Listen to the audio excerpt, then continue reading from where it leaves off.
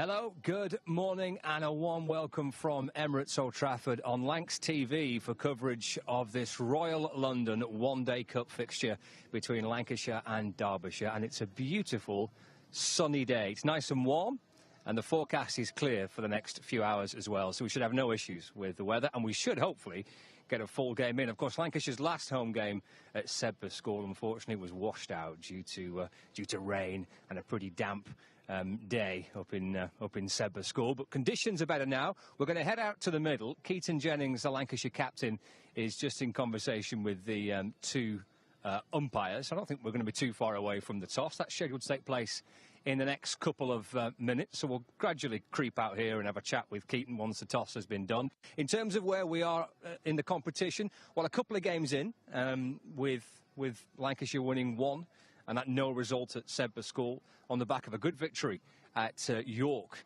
last time out against Yorkshire. It was an excellent win for Lancashire, their first of the competition this season, with some runs for Luke Wells and some wickets for Luke Wells also as well. It's a long competition. There's still plenty of games to go, and we're back here on Wednesday for a day-night match against Worcestershire. I think we're still a couple of minutes away from the toss. So we'll confirm the team news for you in just a second or two when we speak to Keaton. So yeah, Wednesday evening for a day-night match against Worcestershire is the next home match, and a couple of away trips on the back of that. So in the next kind of 4 or 5 days, we'll get a clearer idea of things, how the group stage is looking, and whether or not Lancashire are in prime position to try and qualify for the next stage of the competition. And of course, Keaton Jennings, who's out there now chatting to our two umpires, he's just received an England Lions call-up as well this week, so that's great news for him. Here's the pitch that we're going to be playing on over the course of the next few hours. We'll see what Lancashire's team is and what they think this pitch will do. There are good surfaces here at Emirates Old Trafford. I'm sure it'll produce a really good game of cricket as well.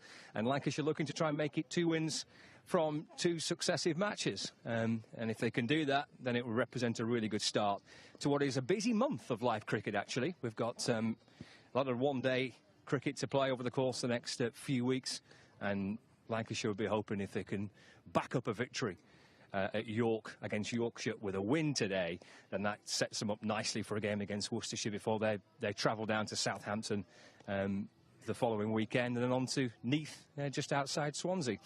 Mentioned the conditions, it is really good. The crowd's just starting to slowly filter in. Lancashire's first game in the competition here at Emirates Old Trafford, with that game scheduled at Sundar School just a few days ago rather, which was postponed. So hopefully we'll get a decent crowd for this Sunday fixture. If you're in the area and fancy coming down, then you should be in for some good cricket as well. And of course, 1 or 2 players playing in a Lancashire shirt in a one-day match for the first time here at Emirates Old Trafford, having featured for Lancashire at York, and of course that washout at Sundar. So the 2 captains are just meeting out in the middle. We're going to find out details of the toss and Lancashire's team in just a moment. As for Derbyshire, well, Derbyshire have won 1 and lost 1 so far. So again, it's difficult to kind of make an assessment as to how 2 teams are performing when you've only played a couple of games. It's hard to make a bit of a judgment. Billy Godleman is the Derbyshire captain there, and the 2 skippers just exchanging team sheets as well, with confirmation of both sides' teams. And we'll find out how Lancashire are lining up in just a second or two. So the umpires will orchestrate the toss, and we'll get details as to whether Lancashire are going to bat or bowl first. Always interesting when you look at the pitch as to what you think it's going to do. There's also, everyone has their opinions on a playing pitch and how it might play and whether or not it'll take some spin. Of course, a lot of cricket played here at Emirates Old Trafford over the course of the last few days, and indeed few weeks. They're playing host to 100 games here as well. They've got international cricket as well as all the domestic games involving Lancashire. So Matt and his team, the ground staff, do a fantastic job producing pitches, and it will be interesting to see how this all plays out over the course of the next few hours, whether you want to bat first, whether you want to bowl first. We'll find out who wins the toss and what their views on this will be. So just a minute or 2 away, I think the umpire is just having a conversation with both captains and making sure that the game obviously played in good spirits, as it tends to be, and then we'll have the flip of the coin and find out exactly who's going to bat first and who's going to bowl first. Just on Keaton Jennings, he's been called up for that A tour, England Lions tour, to take on South Africa. So he's due to miss actually one game. We think it will just be the one fixture, the game here on Wednesday against Worcestershire. But it's a great chance for him to play for the England Lions. Of course, he was a test match player up until recently. He's had a fantastic season, hasn't he, with Lancashire? And of course, we were watching that brilliant triple century at Southport against Somerset just a few weeks ago. And I think that, as well as his performances in the Blast and early on in this competition, has got him back involved in the England setup. So fantastic for Keaton to be involved. Here we go. We're having the toss now. Flick of the coin from Keaton Jennings. And we'll find out exactly what they've done in just the next minutes. We'll creep across, have a chat with Keaton. I'll hand him this microphone. Keaton, what news from the middle? Sorry, give me 1 sec. We have won the toss and we will bat first. That's the universal sign. That's the universal sign to the rest of the squad. So, yeah, we will bat first. Go. And your team news, Keaton? We have one change. Blav misses out and Hurty comes in. OK. And on the back of a great win at York last time out? Yeah, 100%. Yeah, guys performed beautifully. Big Rose's game. So, look, hopefully we can back it up today here at Emirates Old Trafford. That's the key thing, isn't it? Try and make it 2 from 2 if you can. 100%, yeah. At our home ground. Surface looks decent. Obviously, we saw the 100 played on it the other day. So make sure we guard and kind of, I suppose, for lack of a better cliche, take the first step and actually throw the first punch. Cool. Good luck. Thank you very much, Scotty. Cheers. Let you go. Keaton Jennings will be opening the batting for Lancashire. Join our coverage in the next few moments. Hello. Good morning.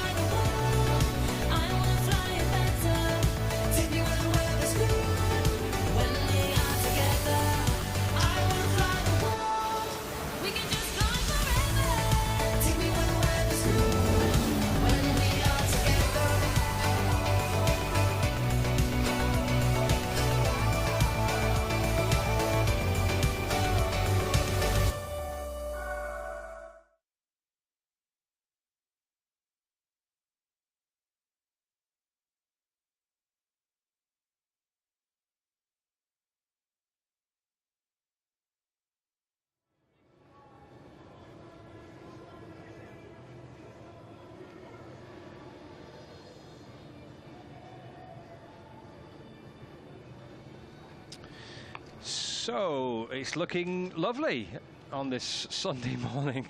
What is it?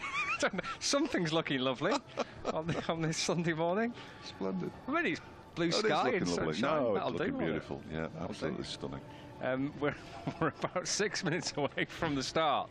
Scott Reed and Dave Fletcher with you for the next few hours. We'll try and keep ourselves sane through the course of this. Yes. Yeah.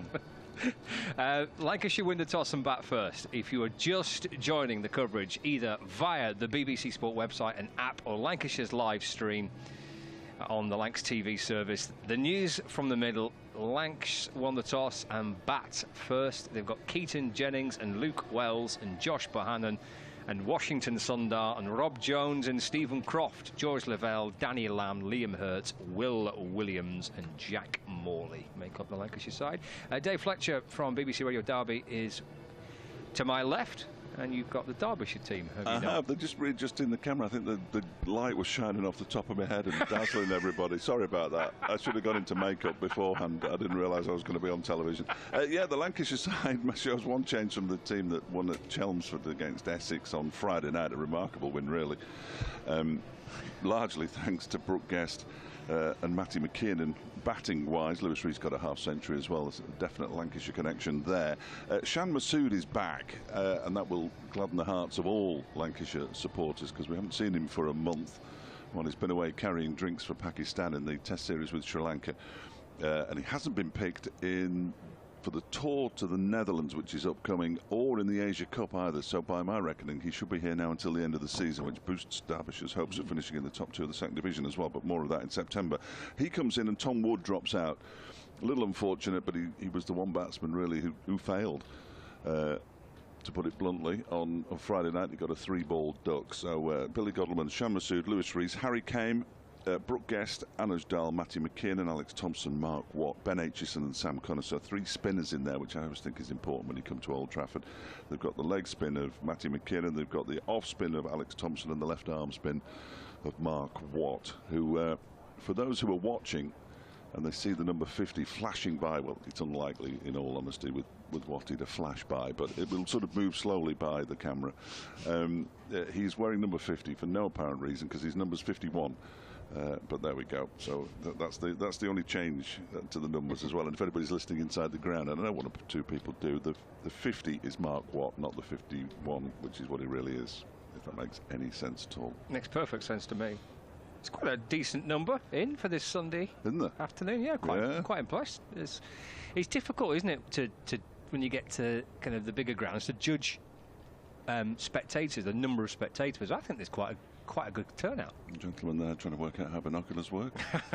Excellent. Good to see. Good to see. Crowd, yeah, look through the little ones and out through the big ones, and you'll be absolutely fine. Absolutely fine. Yeah, there was a terrific crowd at Chelmsford, much bigger than anybody had been expecting. I think I mean, again, a smallish county ground, but it was packed. It was packed, and they were saying that the Essex commentators were saying that it was as big a crowd as they could remember for anything other than a knockout stage of one of these one-day cup competitions. So that's very encouraging. Yeah, fantastic. Of course, people have to go and see their county side play when they possibly can in August, don't they? Because well, you've got 4 home games, and that's your lot. So make the most of it. Derbyshire had 1 home game, so they've still got 3 to come. So that's good. We had there's a good crowd at York on Tuesday for the game against York. I think it was Tuesday. Was it Tuesday? Early this week for the game against Yorkshire. Kind of. No, it wasn't Tuesday. You were at Sedbergh on Tuesday. Thursday. It was like just under 5,000 on. Well, they'll have a big crowd when, again, it's nothing to do with Yorkshire, clearly, but Derbyshire play Yorkshire at Chesterfield soon. Not next Sunday, the Sunday after. They're at Worcester next Sunday. So there'll be a big crowd for that as well. They always tend to take the Yorkshire games to Chesterfield to give those in South Yorkshire the opportunity to see their county rather than having to travel all the way to Leeds. So they take advantage of that. And the Derbyshire supporters, I know, enjoy going to Chesterfield. Who doesn't? Beautiful little ground, and we will be there for that. So yeah, that's all I've got to say, really. I completely lost the thread there. Completely lost the thread. The umpires are coming out. I know Richard Illingworth. I haven't come across umpire Peverell. No, he's a new name to me as well. Yes, and I've been desperately searching on the internet to find out what his first name might be. Yes. And have failed. Right. I'm going to go Barry. Ben. Oh. Is it? How have you found that out? It's on the BBC Sport website. Yeah, that'll be the best place to look then, wouldn't it? If you need to know the umpire's name, look on the BBC Sport website. The 2 opening batters are heading out to the middle. Well, they're not at the minute. They're stood just at the edge of the boundary rope. Keaton Jennings. I think they're thinking about it, aren't they? I think they're pondering a move over the rope towards the middle. They have to wait till. Do they have to wait until the fielding side comes on? I don't know what the protocol is. The umpires go on first, obviously, and they're out in the middle now. Ben and Richard, as I like to call them. But Derbyshire are just in a bit of a huddle, and Alex Thompson's only just arrived, so they might have to do the huddle again. He's just a little tardy there, Alex Thompson. So. Now we're moving. Now we're moving. There we go. So we're going to start late. Because they come from different areas, don't they? The changing rooms and the steps are at either side of the pavilion here. They do. If this is what it isn't really the pavilion, it's the changing rooms. Yes, the Brian Statham end of the ground. Brian and the James Anderson at the other, isn't it? Indeed. I'm going to write that down because I'll forget now. I tell you what, this Derbyshire kit's quite bright. Do you like it? I like it. Yes, I like it. Liking it a lot. Yeah. It's a kind of, if you're not with us on Lancs TV and you're with us on the BBC Sport website and app, it's kind of like, what shade of blue are we talking here, Fletch? Well, everybody seems to have gone for duck egg blue. Duck egg, right? Okay. Yeah, they've got the 3 stripes down the front of the shirt, which is chocolate, amber, and blue. Yeah. I think it's a Cambridge blue, but I'm not sure. Right. And then they've also got it on the back of their right legs, which makes them look like they've got their trousers rolled up. I'm a big fan of that. Yeah, I like it. I like it. It looks, the more you look at it, the whiter it gets, by the way. So by the end of the day, if the sun stays shining, it will look like they're wearing whites. But yeah, I like it. Right. There's a lot of like dark blues and navy blues, isn't there? So it's quite nice to see something a bit different. Well, Lancashire have a different colour every year, don't they? Yes. I'll be back. Okay. There was a lovely year when Lancashire were playing in lime green. That was lovely. Right, here we go. Derbyshire bowling, Lancashire batting. That's Luke Wells on strike. Short sleeves for Luke Wells. 2 slips in place. Oh, and they run straight away. Little nudge out towards mid-wicket for a single. So the first run on the board for Lancashire. And Wells on the back of a good good performance at Yorkshire. I keep saying York. Well, it was at Yorkshire, but it was York Cricket Club on Thursday against Yorkshire. But he batted beautifully. Picked up some wickets as well. Lancashire's top 3's in fine form. Wells, Jennings and Barnum. Wells gets his day up and running with a single. We've got Connors bowling for Derbyshire from the Anderson end. And now Keaton Jennings on strike for the first time. Just pushed defensively out into the offside. And there is no run. So we're into the power play, so fielding restrictions for the first 10 overs. So just a couple of fielders allowed outside that little circle that runs around the batter. Yeah, Lancashire batting first into the first over of the match. Luke Wells and Keaton Jennings opening the batting for Lancashire. 1 without loss against Derbyshire. They made 1 change from the team that beat Yorkshire last time out, with Liam Hurt replacing Jack Blatherwick. So Lancashire batting first, 1 without loss.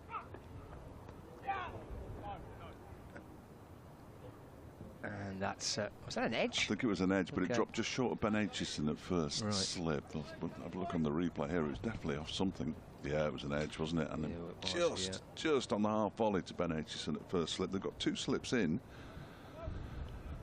which is good to see. Very much a Lancashire slip cordon. Brooke Guest, Ben Aitchison and Matty McKiernan. Lancastrians all. One born on the in Formby. I think it's classed as Formby. Ben Aitchison. Lee for Matty McKiernan and Manchester for Brooke Guest. They've all seen sense and are now wearing Derbyshire kits. Here comes Connors, balls to Jennings, who works the ball away back with a point, and there's no run. We're very grateful. We are very, very grateful that all 3 of them are with us, and Lewis Rees. In fact, we're grateful to a number of counties, because Harry Kames from Hampshire, Alex Thompson was at Warwickshire, Anuj Dal started at Nottinghamshire, Shan Masood obviously is the overseas. Billy Godleman started at Middlesex and came to us via Essex. Sam Connors, local product. And here he is, bowling to Jennings. Once a single just dropped into the onside and they get through for 1. So it's 2 without loss. Yeah, unfortunately in recent years, I'm sure the club won't mind me saying this, and they probably will, the production line hasn't been what it might be. But it's just starting to bear a bit of fruit now. 2 of the players who aren't playing today, Nick Potts and Mitch Wagstaff, have come through the ranks as well. Tom Wood was originally a Derbyshire youngster, then was released, but is now back. Unfortunately, they're the 3 players who aren't playing. Final ball of the over. Connors to Wells. Oh, it's a good ball. Beats Wells and through to the keeper. There's no run. So interesting first over. 2 runs have been scored. Connors has ended it with a really good delivery to Luke Wells. He's found the edge of the bat of Keaton Jennings. So a bright start by Sam Connors. 1 over gone, 2 without loss. He's just been picked. I think Keaton Jennings is Keaton Jennings in the Lions squad? Yeah, Sam Connors is in the Lions squad to play South Africa this week. So this will be their last game for a few days. Derbyshire play again on Friday, but I don't think that game starts until Tuesday, so I expect him not to be available for the Hampshire game unless they polish off South Africa in 3 days. Yeah, I think Jennings is going to miss 1 match. Friday night, I think. Wednesday for Jennings. Oh, Wednesday, yeah. I would definitely miss that. They won't be over in 2 days. Definitely will not. No, he should be back for the trip to Hampshire on the Sunday. Oh, I bet he's looking forward to that. He might as well, well, he's in Canterbury, isn't he? I think. Is that where it is? I think it's in Canterbury, so he might as well stay down there. Aye, sounds nice.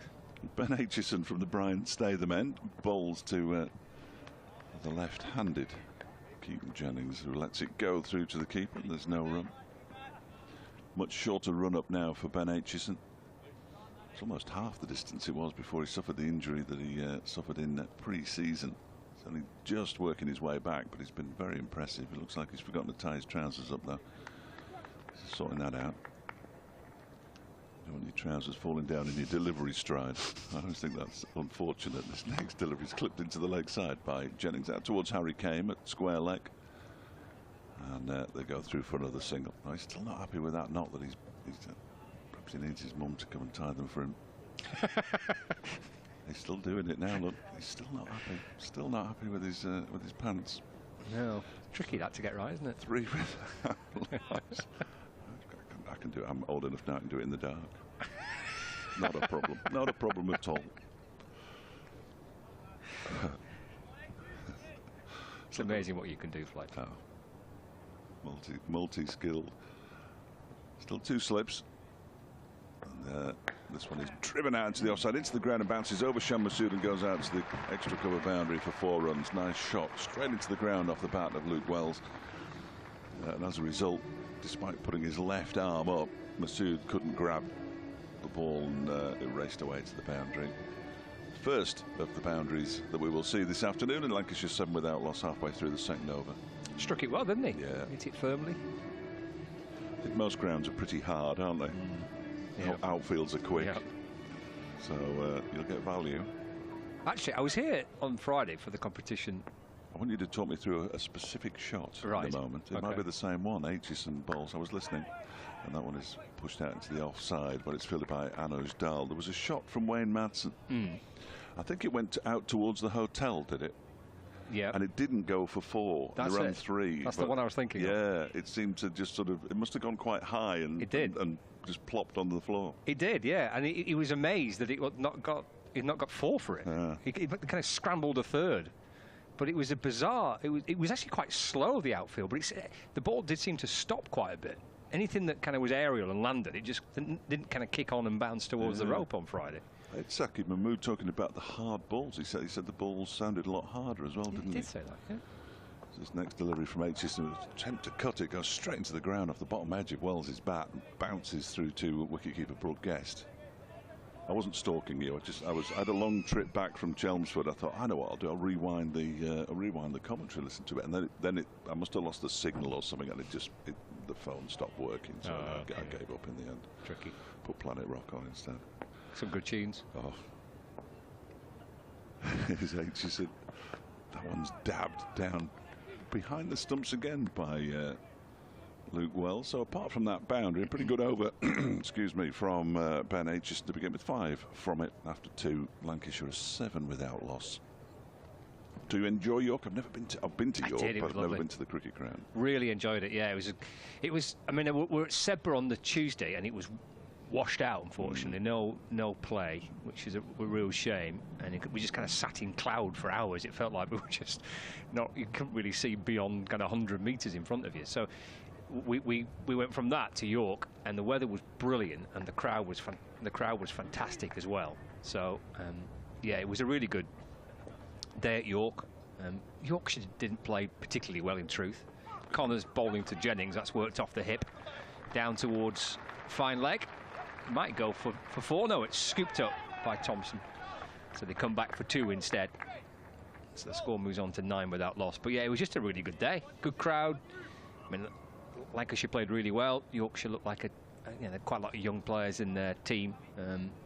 But yeah, good day, good trip, lovely event, lovely ground as well. Really nice. Do you have to hold that microphone for the entire day? No, I'm Radio Manchester. I want to test the levels. Oh, right. So, it's Connors bowling to Jennings. It's left and through to the keeper, and there's no run. I want another mic. Where's my second microphone? Why have you got 2 and I haven't? Yeah, it's just slight technical issues with BBC Radio Manchester. So I'm having to talk. Sorry about this. I'm having to talk down a second microphone just so they can make sure they can hear me coming through. So very high tech in the commentary box. Yeah, isn't it? I look to you, Fletch, for technical assistance and help. I'm not sure that's a good idea. There's a bit of movement behind the bowler's arm. Who's wandering round? Someone sit down. Top deck. Ah, there it is. Yeah, just above the side screen. Got a lovely hat on though. Very nice hat. Here's Connors in and bowling to Jennings. That's carved away through the offside and out towards the boundary. And 4 runs for Keaton Jennings, and that takes the total on to 13 without loss. Yeah, I don't think he's quite quick enough to bowl there, basically. Short and outside the off stump, it's easy for Keaton Jennings just to dispatch it, isn't it, really? Yeah, meat and drink that, wasn't it? Halfway through the third, Connors bowls. This brings Jennings forward. They've just played inside the line. Ball kind of slithers through into the keeper, and there is no run. But the perfect example of how to play one-day cricket on Friday night, I thought, compared to how Derbyshire played their first game against Glamorgan when they were in complete disarray inside 5 or 6 overs and they'd lost 3 wickets. You don't need to go hard in these first 10 overs. Let the ball lose whatever it's got and then build an innings from there. Connors over the wicket bowls and Jennings drives. Takes a horrible bounce just in front of extra cover. One of those used pitches, but well stopped. And there's no run. Because these balls do occasionally do something, don't they? And if they're going to do anything, it's going to be in a different ball at each end as well. It's going to be in the first 5 or 6 overs. So just be watchful. Derbyshire did lose 3 wickets in 5 balls down at Chelmsford, but managed to recover. Final ball of the third over. It's driven straight by Jennings, and just a little bit of the pace taken off the ball by Sam Connors, and then picked up by Lewis Rees at mid-on, and there's no run. So 3 overs into the game, 13 runs on the board. Wells 5 and Jennings on 8. Worm's on the move. Look. Worm is on the move, yeah, pointing in the right direction. That could only really go in, yeah. So it's the first time Derbyshire will have chased in the competition this season. They batted first in both matches they've played so far, with differing results. Well, Lancashire have won the toss in their last 2 games, which is extraordinary run for Keaton Jennings, because prior to that, Dane Villas was having the shocker. It's just around the wicket to Wells, who just clips that into the leg side out towards Harry Kame. For a single, he moves on to 6. He'd lost every toss this season, apart from the first championship match of the season in April. Just statistically, that's ridiculous. It isn't it? Yeah. Yeah. You wouldn't think that would be possible, really. No, you wouldn't. I'm just trying to get my head around it. Aitchison in and bowls to Jennings, who slaps this into the ground. It goes backward and square on the offside over the fielder there, who is Anuj Dal, Sam Connors, whose cap falls off, but his cap always falls off. He does the fielding, and they pick up 2 more. Jennings moves it to double figures. He's on 10. I've never seen a fielder whose cap falls off more often than Sam Connors. He obviously has an idea in his head how big his head is, but it's slightly smaller than that. Because all his caps in all forms of cricket fall off. Aitchison cuts that backward and square on the offside straight to Anuj Dal, and there's no run. Currently focusing in on one of the former Lancashire men, Matty McKinnon. He's at mid, no, he's at extra cover really. Billy Coleman's at mid-off, he's always at mid-off. Lewis Rees at mid-on. Harry Kame down at square leg. Mark Watt at short fine leg. No chance there. This next one is driven up towards Godalming at mid-off. And there's no run. In fact, no, I've got it wrong. Mark Watt's at slip. And Alex Thompson won't thank me for thinking that he was Mark Watt. For which I apologised. If the Thompson family is listening, I meant nothing by it. They're just a long way away. Shan Masood's at cover. Dahl at backward point, and Sam Connors down at third man. As Aitchison is in over the wicket, and that one is chopped away again. He's tried that shot a number of times. It's worked occasionally, but straight to Anuj Dal again. It was the pick of the Derbyshire fielders by some distance. He's also having a magnificent season. Although this competition is his first taste of white ball cricket. He didn't play a single game in the T20 blast, which was remarkable. Absolutely remarkable. Aitchison's in again, and he tries to cut it again and goes past the edge of his bat through to Brooke Guest. So the over comes to an end. You see, I start off with great intentions. I'd written 2 off the first over. Now we've had 4, and I've not filled one in since. I do it every single game. End of the over, 4 gone, 16 without loss. Every single game, I think, oh, Phil, oh no, I'll do that. Then we could do a comparison, but the computer does a comparison, so yeah. I don't need one really. Yeah, don't worry about it. Let the computer do the work. Do it every game. I mean, at least you started with good intentions. I didn't even bother. At Essex, I put it on the wrong side and thought, well, I'm going to stop doing that now. Dear. They're moving again on the top deck of the pavilion. Sit down. Keaton Jennings is waving his bat around. They're a long way up, though, aren't they, to be distracting the batsman? I suppose they're right above the sight screen, though. Yeah. Oh, is it the level above that? I don't know. Oh, perhaps he wants that door closing. It's been closed now. Anyway. There's a door being closed. Oh, it's the door. It's a tricky door.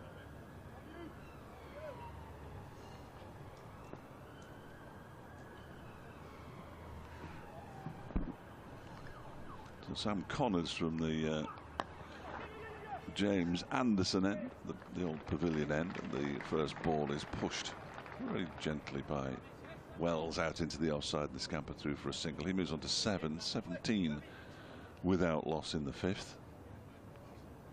As ever, gloriously sunny here in the northwest. People will know that it's always sunny up here. It is when I'm at home. It's a bad rap, the northwest. Doesn't it? Does I agree. I think so. Connors bowls to Jennings, who pushes it up towards Billy Godwin. Have a shot at the stumps and misses, and Jennings gets home comfortably enough in the end. Well taken, quick single on that occasion. That's the first sharp single they've taken, really. The first opportunity a fielder's had to shy at the stumps. Billy Godwin picking up nicely, but probably missing by about 8 to 10 inches, I would have thought. Could have been more. It's a long way away, and I've got to get used to looking at the screen, because we don't have this very many grounds where you have the screen. I like it. Wells waits, and Connors bowls to him, just squares him up a little bit as he pushes it out towards Harry Kane coming in from cover. It's obviously an important pitch being prepared, just 2 to the right as we look out. Oh yes, yeah. The big green mat on it. In fact, there's another 2 pitches further to the right of that. We're back here on Wednesday for another one-day cup game against Worcestershire. And then on Saturday there's 200 matches here. How many? 200. This one's turned into the leg side. Luke Wells. See, I knew that would be an issue with the camera, because it was getting feedback off the. The camera was looking at the screen, which was going back to the camera, and we were just in this world where we were like infinite. We could actually have imploded. So I'm glad they fixed that. I'm glad they fixed that. I have no idea what you're talking about, but I'll take your word for it. Well, it's just tilted my TV screen. I can't see it now. I'll have to look at yours. Here's Connors again. He bowls to Wells, who edges, does he? And he's caught. Yes, caught by Brooke Guest. He just played tentatively at that one, really. And Sam Connors picks up the first wicket. Wells goes for 7. Lancashire 18 for 1. Yeah, I think that description of tentative is perfect. You can see how frustrated Wells is walking back towards the dressing room. He just didn't really commit to one way or the other, did he? No. And little flick through to the keeper. It's a good catch. I think reward for Collins. I think he's started really well. And gets the wicket, and they could have had one before that with the edge of the bat of Keaton Jennings. So reward for the Derbyshire bowler. Yeah, I think Luke Wells would be. Well, you could tell how frustrated he was. It's a poor shot, really, isn't it? If you're going to play that shot, you've got to sort of go hard at it, and he's sort of just dabbed his bat towards the ball. And call it what you want, a prod, whatever, but it was just a nothing kind of shot. Nothing kind of shot. That's a good catch, wasn't it? I tell you what, he's having some season, is the kid. He's an astonishing athlete, because he bats in the Championship at 3. He's got 4 centuries batting at 3 and keeps wicket. I mean, that's a great effort. He's on the pitch virtually the whole time, and this isn't meant to sound nasty. Billy Godolphin, the opener in the Championship, has had such a poor season. He's averaging 15 that he's been out there really early in most innings. He's batted an awful lot with Shan Masood, which I think can only help a young batsman. And he's certainly benefited. He scored 2 centuries in one game. The first Derbyshire wicketkeeper to score 2 centuries in the same Championship match since 1896. And Bill Storer is like an icon of Derbyshire's history around the turn of the 19th, 20th century. Averaged 50 with the bat, also bowled and kept wicket. And Guest is not threatening his career records yet, but threatening some season records that Storer set, which is remarkable. Remarkable. New batsman is Josh Bohannon. Always good to see somebody from Bolton batting. And he's going to be facing Sam Connors, who first delivery is pushed out into the offside, picked up by Shan Masood. And that's the end of a successful over. A couple of runs from it, wicket in there as well. And Lancashire after 5 are 18 for 1. Well, it's great to see Brooke Guest doing so well. I mean, obviously started at Lancs, and you mentioned already, Fletch, there's a few former Lancs players here, but you know, if it doesn't work out at one county, having the option to be able to have a professional career and have a really good professional career, and sometimes you need to move away, don't you, and get given a chance elsewhere, and that's fantastic to hear that Brooke Guest is having such a good year. Long may that continue. Of course, there was Matt Critchley, who left Lancashire as a youngster, ended up at Derbyshire, and now is playing back in the First Division with Essex. Exactly, yeah. Jennings on strike. That's defended up towards mid-on, and there's no run.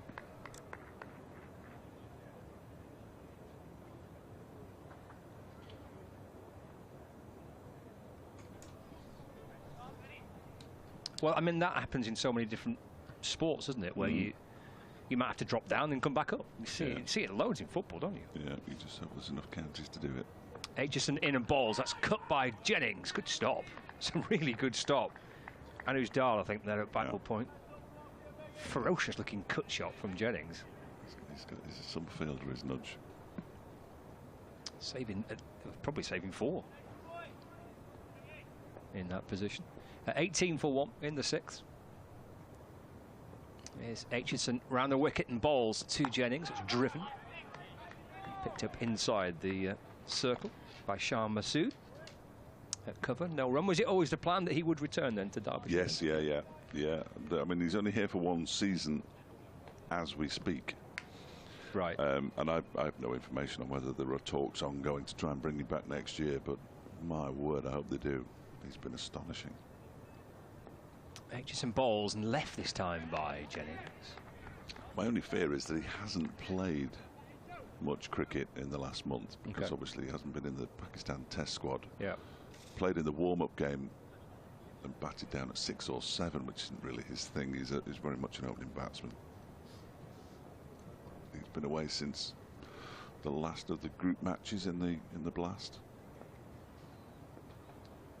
Aitchison balls. It swings a little bit that as well as Jennings drives back down the pitch, fielded off his own bowling, and there's no run. Was he captained the Derbyshire T20 Blast team this season? Billy Godolphin not involved in that competition. And gave up the captaincy when he left, obviously. It would be tricky to captain the side from Gaul. And Leas Deploy took over, won his first game against... Did he play against Durham? I can't remember anyway, but poor old Leas was in charge when they played at Taunton. Slips come out. Mark Watts now at extra cover.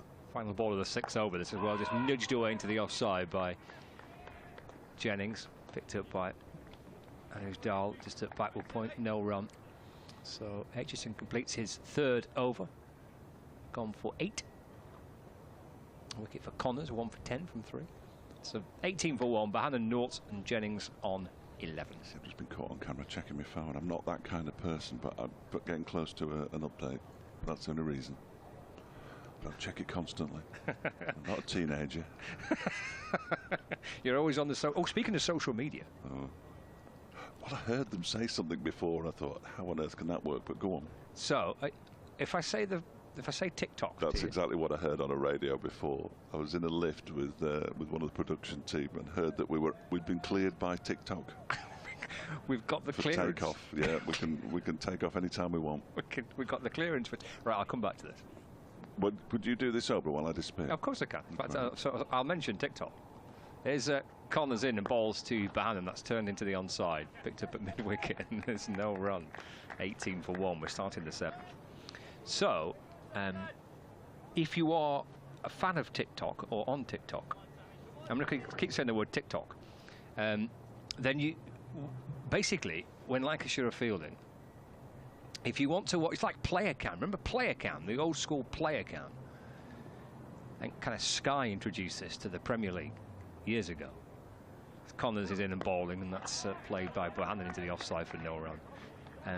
And that's basically what you can do. So if you want to watch how one player is fielding, it could be the bowler running in, it could be the keeper, it could be a slip fielder, wherever you want. It could be your favourite player.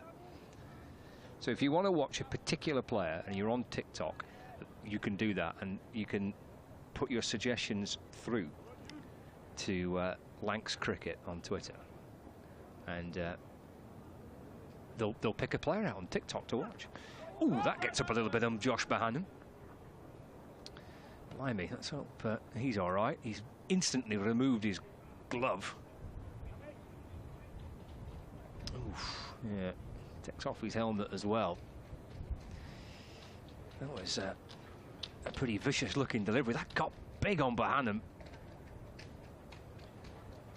Oh, let's hope he's okay. It doesn't look particularly good at the minute. Keaton Jennings crouching down to have a word. Sam, here comes the 12th man and the medical staff. But yeah, that kind of got up big, didn't it, to Bohannon? It's a horrible delivery to face. And let's hope he's okay. Hit him, I think, somewhere on the hand or the glove. There we go. Let's look at the replay of this. Oh, goodness me, yeah. Takes his bottom hand off the bat. Pretty clear where that hit him. Let's hope he's not done too much damage to his fingers there. But, yeah, that's a pretty horrible delivery to get. Let's hope Josh Bohannon's okay. So yeah, just if you're on TikTok and fancy when Lancashire are fielding, you can make a suggestion. Who do you fancy watching? The player you want to watch. Tweet Lancashire at Lancs Cricket for viewers on Lancs TV. Of course, you don't need to be with Lancs TV. You could be listening on the BBC Sport website and app. But if you're on TikTok, then you can have a little look on that as well. So put your suggestions in at Lancs Cricket on Twitter. And I think basically, if you kind of get a few suggestions for one particular player, then we'll focus in on that one particular player. So the concern at the minute here is for Josh Bohannon. I can just see him popping a pill, so a bit of painkillers required for the Lancashire batter. This will take a bit of time for him to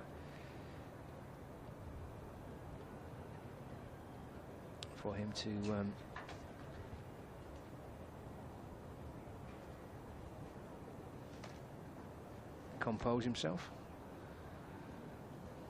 I feel really bad now because you've had to commentate on absolutely nothing, have you, for the last 2 or 3 minutes as Bohannon has some treatment.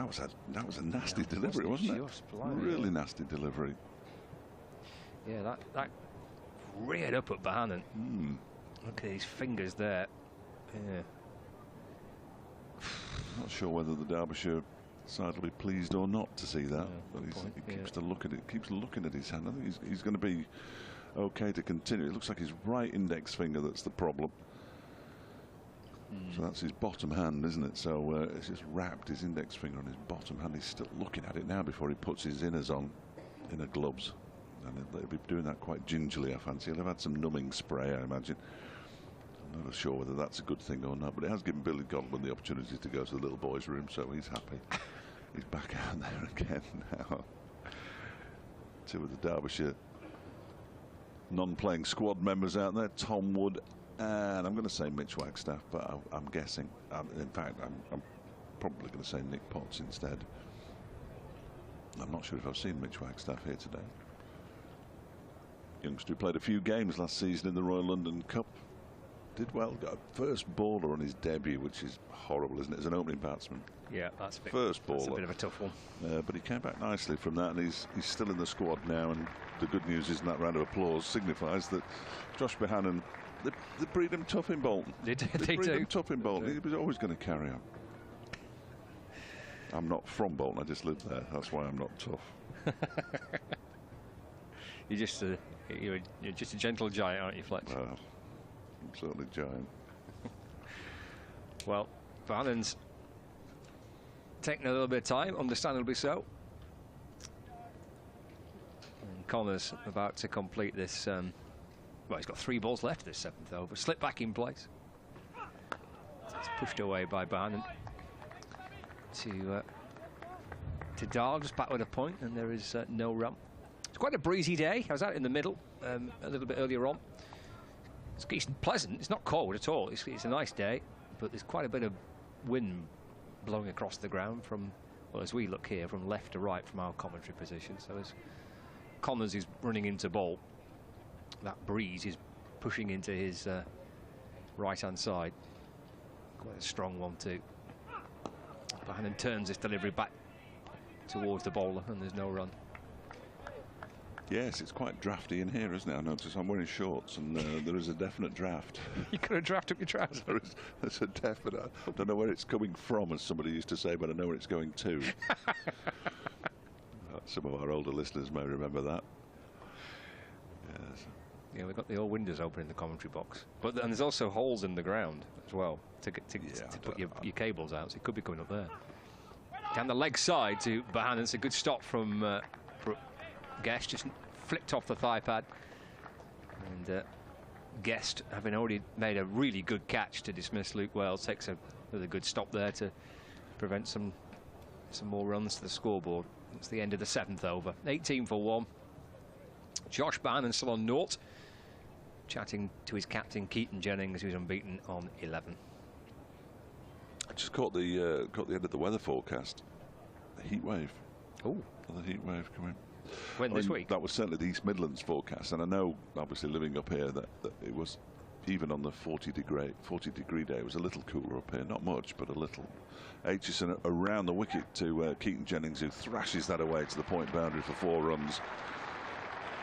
Shan Masood gave up the chase of that one fairly early and wisely to conserve his energy as it went out towards the covers away to our right-hand side. 22 for 1 at the start of the 8th over. And it's similarly to Connors. Van Aitchison is a skillful bowler, but he's not an out-and-out quick. And therefore, if you bowl short and wide on a good pitch, that's going to happen to you, I'm afraid. And he'll learn. This next one's pitched up a little more, and that's a good diving stop by Mark Watt. Excellent work from the Scotsman, diving to his left. Oh, he's looking at his elbow now, though. Yeah, he's almost... That's his bowling arm as well. He'll be all right. Aye. He'll be all right. It's tough feeling there, isn't it, these used pitches? Yeah, yeah. It'll be very hot for him, I would have thought, being from Edinburgh. Next delivery's wide of the off stump, and it's a swing and a miss from Keaton Jennings. It goes through to Brooke Guest on about the 3rd bounce. Just have taken a bit of pace off that one. Aitchison, who's looking around to Mark Watt and laughing at him. Not getting much sympathy, No, there's no sympathy at all, no. No.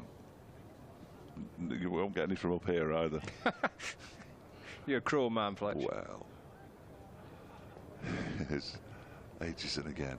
This one is just guided down the 3rd man. Connors is down there. Jennings will pick up another single. They move that dot quickly, don't they? He moves on to 16, and it's 23 for 1. I know they're right and left-handed now, which makes it slightly easier, but it still doesn't mean I'm going to identify them correctly at any stage. Sadly. I just thought accuracy is very overrated. I couldn't agree anymore. Very overrated. Could not agree anymore. As long as you're roughly right, that's the main thing. Yeah, well, we're at a cricket ground. I can't be any more certain than that. Those flags really are fluttering, aren't they? They are, on yeah. top of the old pavilion. It's an over the wicket now to Bohannon, who guides this out to cover where Harry Kane does the fielding. Lewis Rees just stretching out a bit. We'll see him bowl at some point. They've got a lot of options actually, bowling wise. Derbyshire and Dahl as well, and then obviously the spinners McKeon and Thompson and Watt. Will Rees open the batting?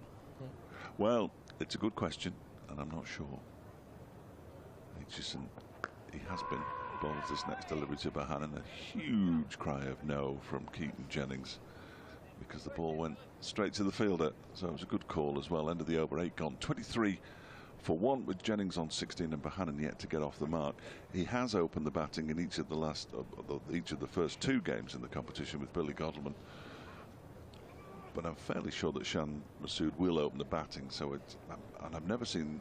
Well, no, that's not true. I have seen Billy Godleman bat slightly down the order in T20 cricket, but they've got 3 openers. And in the Championship, when Godleman and Masood were playing before Godleman lost his place in the side, he was coming in about 4 or 5. Okay. Yeah, it might even have been 6. Blimey. Guest has been coming in 3.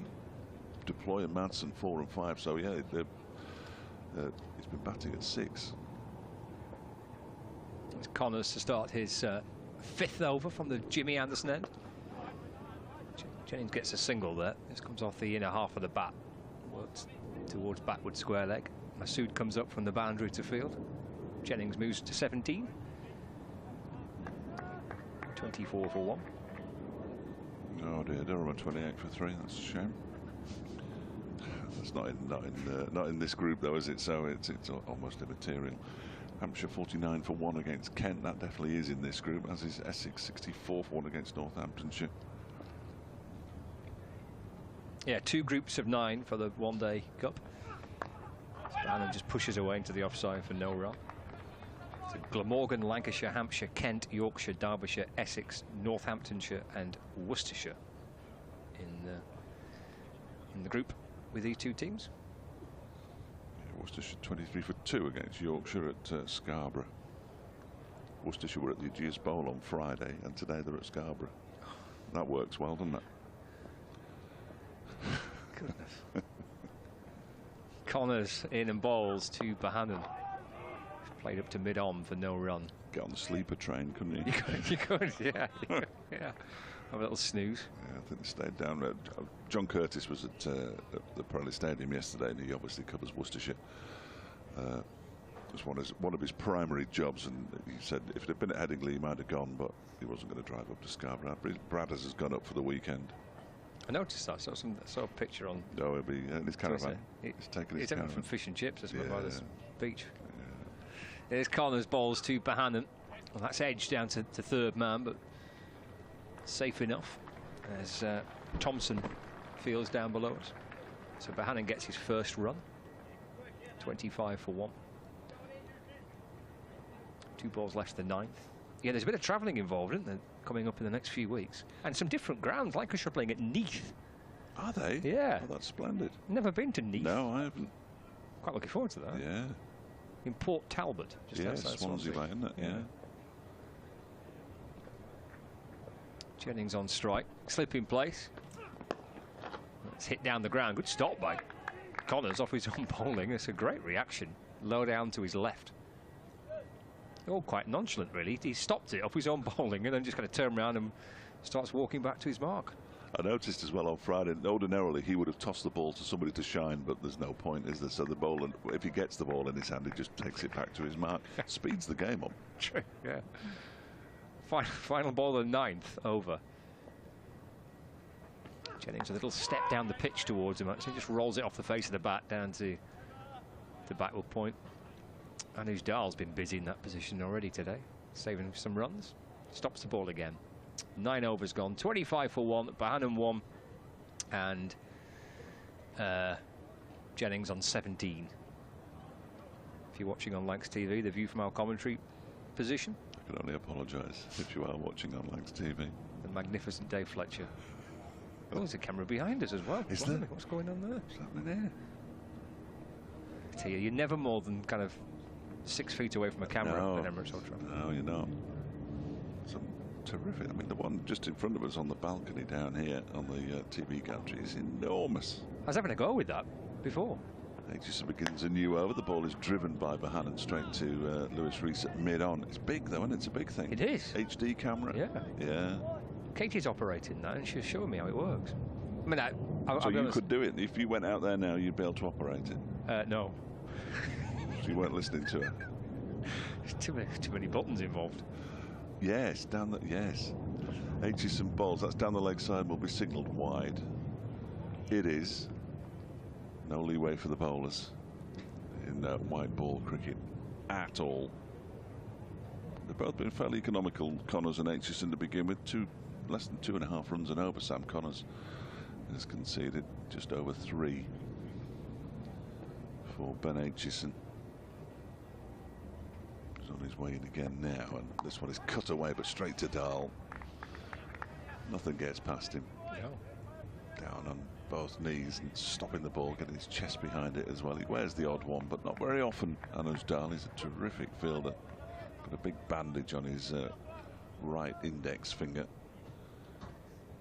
I'm assuming that's a fielding injury rather than a batting injury, because I don't recall him being hit. He was hit somewhere very unpleasant at Worcester and took a while to recover, but it was nowhere near his finger. The extra covers come out again. It's Mark Watt.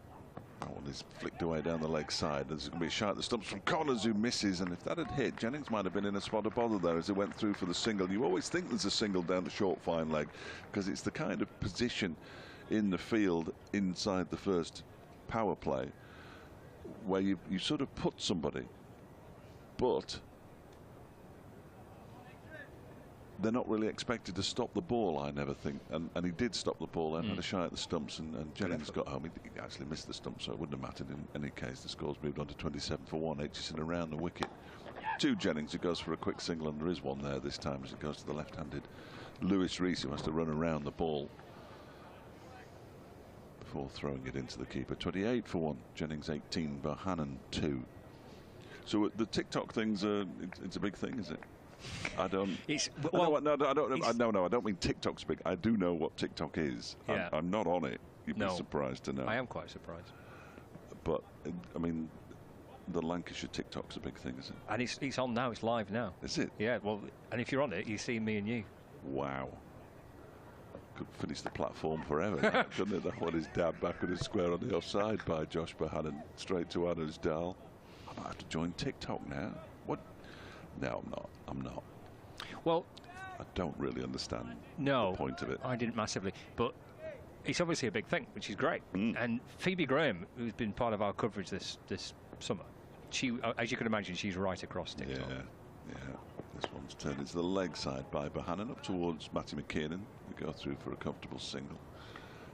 30 for 1. Bohannon moves on to 4 potentially. No, he's moved on to 3. They've already moved the dot because it was the end of the over, and it's 29 for 1. That's ridiculously quick. Well done, the scoreboard. They're quick. Done me. So Phoebe was saying it's all about dancing or something. You do some dances on TikTok. I don't think me and you should dance. We don't have to dance. No, we don't have to dance. No, we don't have to dance. Goodness for that. But that's the thing that you do. You do a bit of dancing on TikTok.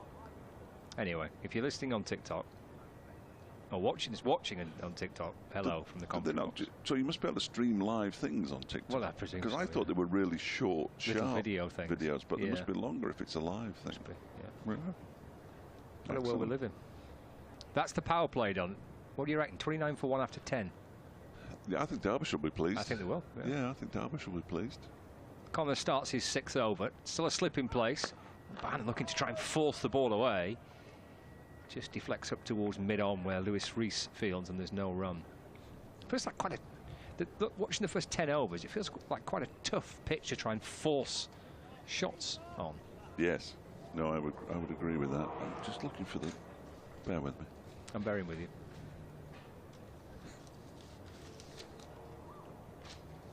So now the power play's done, there's slight relax of the fielding restrictions if required or if needed. That's turned to mid-on. He wants a quick single here. Could be close. Rees with the pick up and throw. And looking at the reaction of Rees, maybe a direct hit would have been tight. Bohannon is through for 1, so he moves on to 4. 30 for 1, 2 balls into the 11th over. I was just looking. It was something that Brooke Guest said to me after the game at Essex, when he said we want to be 60 or 70 at the end of the power play. There was 69 without loss at Chelmsford at the end of the power play, Derbyshire. But they were hitting just about everything. Connors to Jennings this time. It's just defended to mid-off. There is no run. Godleman had got in his time machine and went back to 2019 when he was charging everybody. He was charging Jamie Porter, who was quite economical, but I mean he's sharp. He's Porter. He's a good bowler. And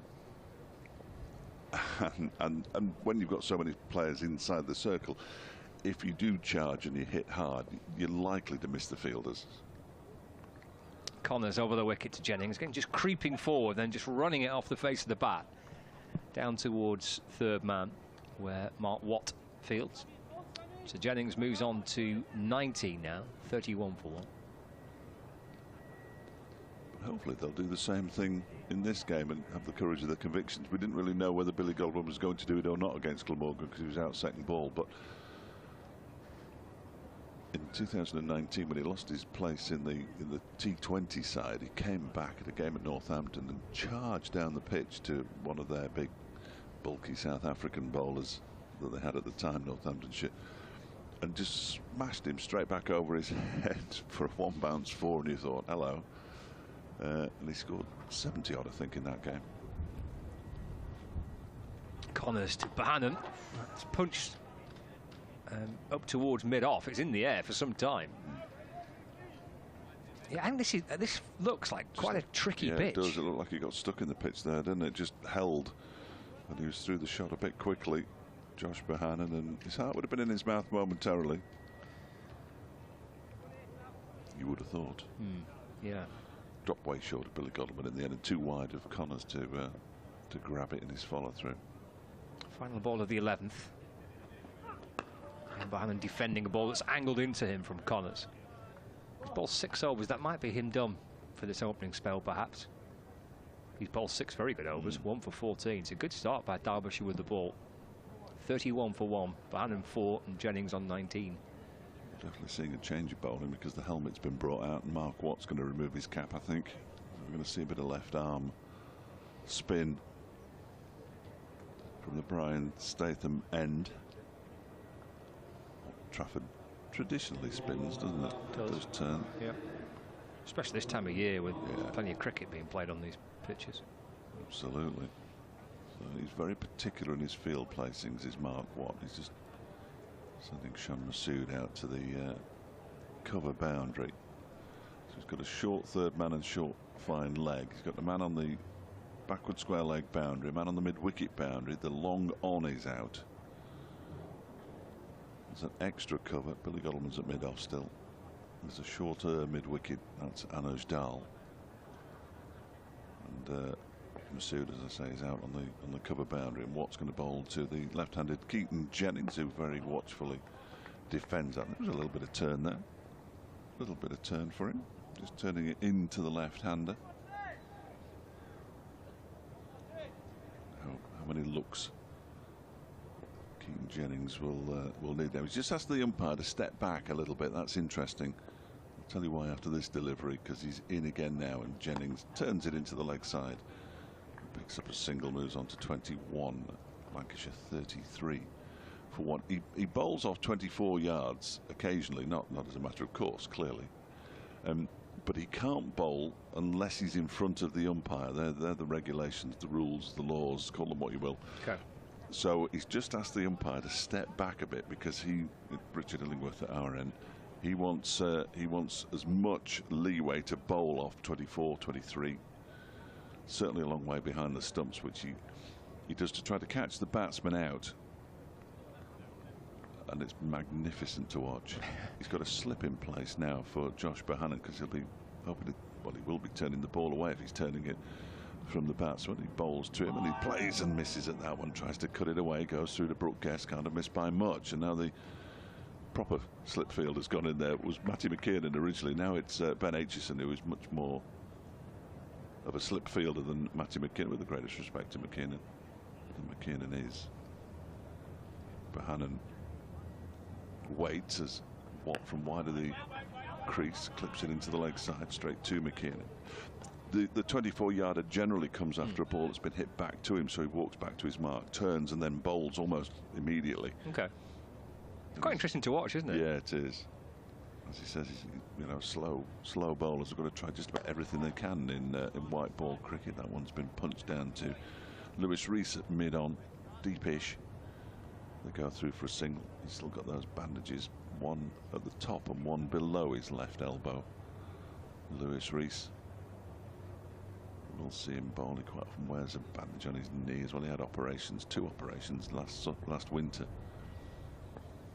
Watts in again, bowls to Jennings, who plays it straight back to him. Now then, oh, that's a shame. It was the last ball of the over. 2 runs conceded. I thought, oh, he's going to walk back and do a 24-yarder, but you can't bowl a 7th delivery. Sadly, that form of cricket hasn't yet been invented, but if anybody at the ECB is listening, it was my idea. 33 for 1 after 12. Lancashire. Keaton Jennings has 20. Josh Bohannon has 5. Lewis Rees going to have a bowl here, perhaps? Yep, looks like it. Absolutely. Absolutely. So that strapping on his left arm there, that's because of the operations? Well, no, because he had his operations on his shoulder and his knee. Oh, right, okay. That strapping's just has been there for the last couple of matches. Okay. And I'm slightly concerned because we saw Saranga Lakmal, who was here at the start of the season with Derbyshire and sadly now back in Sri Lanka recuperating from an operation on his elbow. He started with bandages, one above and one below his elbow, and then they started to be joined together and all sorts, and eventually had to have an elbow operation. His elbow just crumbled, so right. He's back next season, the Sri Lankan. Here's Rees then replacing that opening spell from Connors. His left arm over the wicket, Lewis Rees. And Bohannon takes a single off the first delivery, just pushed up to Billy Godalman. And Bohannon moves on to 6, so it's 34 for 1. Derbyshire skipper, Billy Godalman, with his sunglasses on. And the long sleeves. Always wears the long sleeves. He'll bat in a sweater, even in this weather. Did he bat in this sweater when it was 40 degrees? Well, no, it was a championship and he wasn't playing in the match. I mean, that was the first game. Was it the first game he'd been dropped? Right. The second, but he wasn't playing it. I think he was probably pleased not to be playing it. Yeah, good one to miss. Yeah. Jennings on strike, unbeaten on 20. Rees to Jennings, which has been signalled as a no ball. Jennings turns it to mid-on. So he gets a run, and it's a no ball as well. He would have batted in a sweater had he been playing in it. Derbyshire actually lost the toss in that game. Lears deployed, captain the side again immediately. No, not immediately after the T20 game, but not far off it. Lost the toss, not decided to have a bat first, and made 432 for 1 on day 1 in the 40-degree heat. That was great. That was great fun. I've just seen the umpire do a very late signal for a free hit. I thought it was a free hit, then he didn't signal. He didn't. It took a long time. Yes, it did, didn't it? But I'll be honest with you, you have that many different rules for free hits in the blast and then the 100 and then this one. Yeah. I wasn't sure, but this is a free hit for Josh Bohannon. So he swats the ball away through the onside. Bounces in front of the man at deep midwick. I'm not sure what the moans and groans were from the supporters inside the ground, but Keaton Jennings is having a giggle at that. I have no idea what that was about. Anyway, he gets 1 run for it, Bohannon moves on to 7, 38 for 1. That went out towards the point, didn't it? And it's called the point, isn't it? It is, Thank goodness for that. And that one seemed to stop, didn't it, in front of the field of Matty McKinnon. It hit the floor and there was just nothing there. We saw that, yeah, that's what we saw quite a lot on Friday. Yeah. There's Rees back into Jennings. It's played away into the offside, but for no run. It was a very, very late signal for no ball, that. For a free hit, sorry. It was. I reckon the umpire maybe just needed a bit of clarification himself. I don't blame him. There's that many different kind of what's a free hit for a no ball in one competition isn't in another competition? Is it front foot no ball gets a free hit? Is it a ball over? It's just. Why you just have why you have a free hit for every no ball? Yeah. Just leave it at that. In all forms. In all forms. Yeah, yeah. Why not? Why not? Be well in favour of that. Rees bowls again, and that's that's cut away by Jennings out towards the cover boundary for a single. Jennings moves to 22 now, 39 for 1. Harry Kane coming up there from the rope to field. Although there was very much confusion in the T20 final, wasn't there, at Edgbaston with the no ball and the free hit and all the rest of it. Oh, so I'm not quite got over that, really. I mean, that was absolute carnage, that, at the end. Yes. I mean, it was quite funny when he signalled a no ball when Hampshire were celebrating and the fireworks were going off. They'd already ripped the wicket, the stumps out. Yeah, it was quite amusing, that. This is Bohannon working the ball away backward of point, but for no run. It was Graham Lloyd who signalled the no ball then, and it was like kind of a headmaster telling off a group of naughty schoolboys, because he signalled the no ball and they're all in a huddle celebrating and jumping up and down, and he just called them back. Come here, boys. Not quite yet. You'll go when I say you can go. Exactly, yeah. Fair play to Nathan Ellis. He then sent down a terrific slow ball to win it for Hampshire. But it was slightly chaotic. Final ball of the over. It's pushed into the offside by Bohannon. And there's no run. So Rees sends down his first over. 6 runs have been added to Lancashire's total. 39 for 1. And we've had 13 overs of the Lancashire innings. Partnership here worth 21 between Jennings and Bohannon. The Worm's taken a bit of a nosedive. Yeah. I think Derbyshire bowled really well. Yeah, no, it's been good, hasn't it, so far from Derbyshire? Just 29 runs off the power play. Further 10 added since then in the subsequent 3 overs. Mark Watt's going to bowl his second over, just 2 off his first. So if we can extract a bit more turn from this pitch, he's into Jennings, who uses his feet nicely, punches it out square into the onside when it's fielded by Matty McKiernan. And Kiernan was fielding out on the boundary down at Chelmsford and went to pick the ball up and almost, well, he did, he threw it over the boundary, one of those where you sort of pick it up quickly and it went over the boundary, and he got ribbed for a bit. Then he got removed from there by Godwin, and Tom Wood was put out on the boundary, and the crowd jeered Tom Wood everything. They didn't realise it was a different fielder. Remarkable. No, different bloke. Still a different bloke. Slip in place for Bohannon as Watt bowls to him. He pushes it out into the offside, past Anuj Dal, but straight to Billy Godleman. The dot ball from the arm of Mark Watt,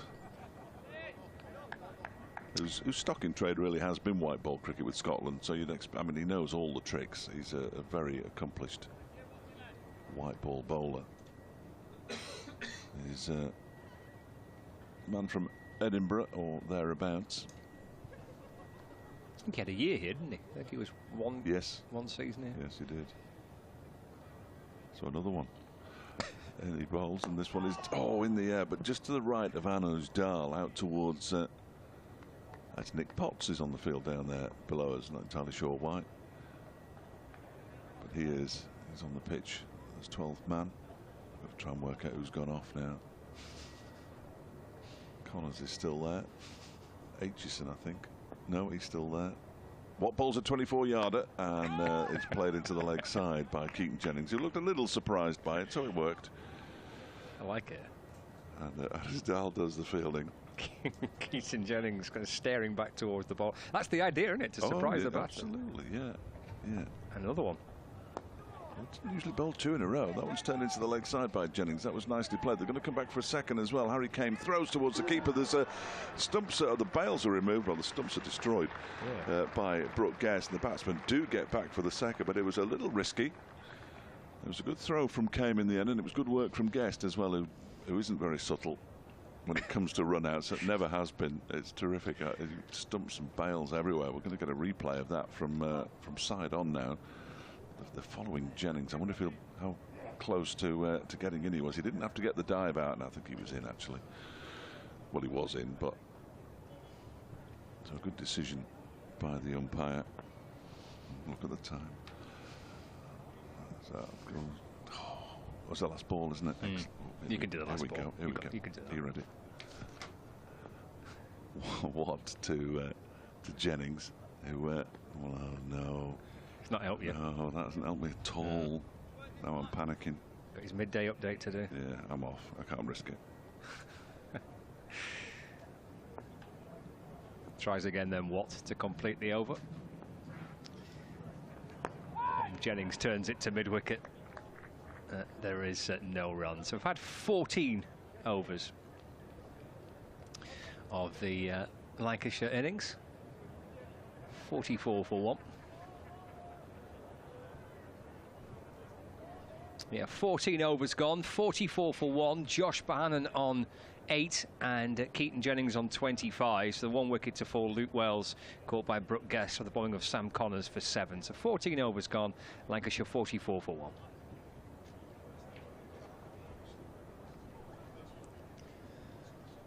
Slightly hazy on the live pictures, but it's bright enough and warm enough and enough blue sky for us to be enjoying a good game. And you can see quite a good crowd in as well today. There's Rees bowling to Bohannon. It's nudged away into the offside. Anuj Dahl fields at point. It's been busy. He's in the game at backward point. He's a key man in that position, key fielding position, backward point. Lots of runs scored in that region. You want one of your best fielders, just where Anuj Dahl is currently. Could have made it easily, couldn't I? Yeah, time to spare. Rees bowls to Bohannon. Again, Dahl fields and there's no run. 44 for 1. Starting the 15th over, live from Emirates Old Trafford on the BBC Sport website and the app, and Lancs TV. For Lancashire against Derbyshire in the Royal London One-Day Cup. It is Group B, a Group B fixture. And honest with you, I wasn't aware that this was Group B until... No, I wasn't until you just said it then. Just the other day. It's Rees bowling to Bohannon. That's nudged out towards mid-wicket, and there's no run. Matty McKinnon fields. So if you finish top of the group, then you're straight into the semi-final. Yeah, yeah. And if you finish second or third, you play a kind of eliminator playoff type thing. Yeah, yeah. They sort of call it quarter-final, but there's only 2 of them. Here's Rees coming in and bowling to Bohannon. Oh, he's reaching for that and edging it beyond the keeper, down along the ground towards third man for 4 runs. It was a bit of a slash from Bohannon, but he gets 4 for it. And boundaries have been pretty hard to come. In fact, that's just the fourth. Just yeah. the fourth, yeah. 15 yeah, overs. Wells got 1, didn't he? So Bohannon moves up to 12 with that. So 48 for 1. That's an occupational hazard for a bowler, getting edged down at third man. Rees to Bohannon, who drives into the offside and takes a single to mid-off. Billy Godalman fields. 13 to Bohannon, 49 for 1. It was a bit of a slash, wasn't it, from Bohannon, but 4 runs nonetheless. If we got behind the keeper, we've got a third man, we've got a fine leg. There's a deep point and a deep and square leg. 4 fielders outside the circle. Rees bowls again. Little flick away off the hip by Keaton Jennings. And Potts comes up from deep square leg to field. And that brings up the Lancashire 50. It's a 50 for 1. With Keaton Jennings on 26 and Josh Bohannon on 13. Bohannon, in the minute, showing no ill effects from being struck on the hand earlier on in the innings. So plenty of time left, 35 overs remaining.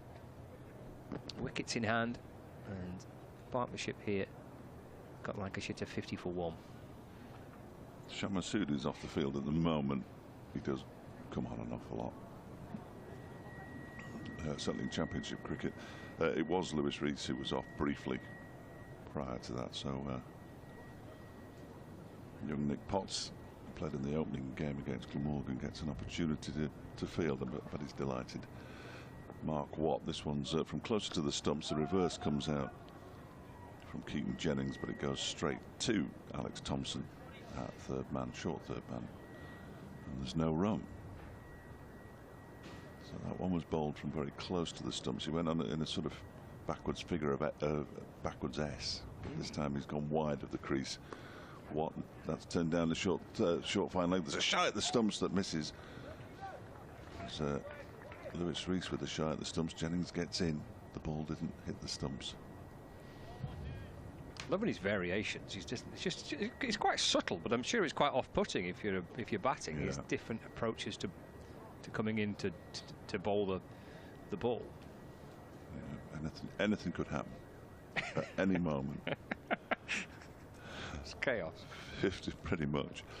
51 for 1. Watt's in again. Balls to Bohannon, who pushes it to Anand, who sticks out a right hand and prevents the ball from getting through to Sam Connors, who's at mid-off.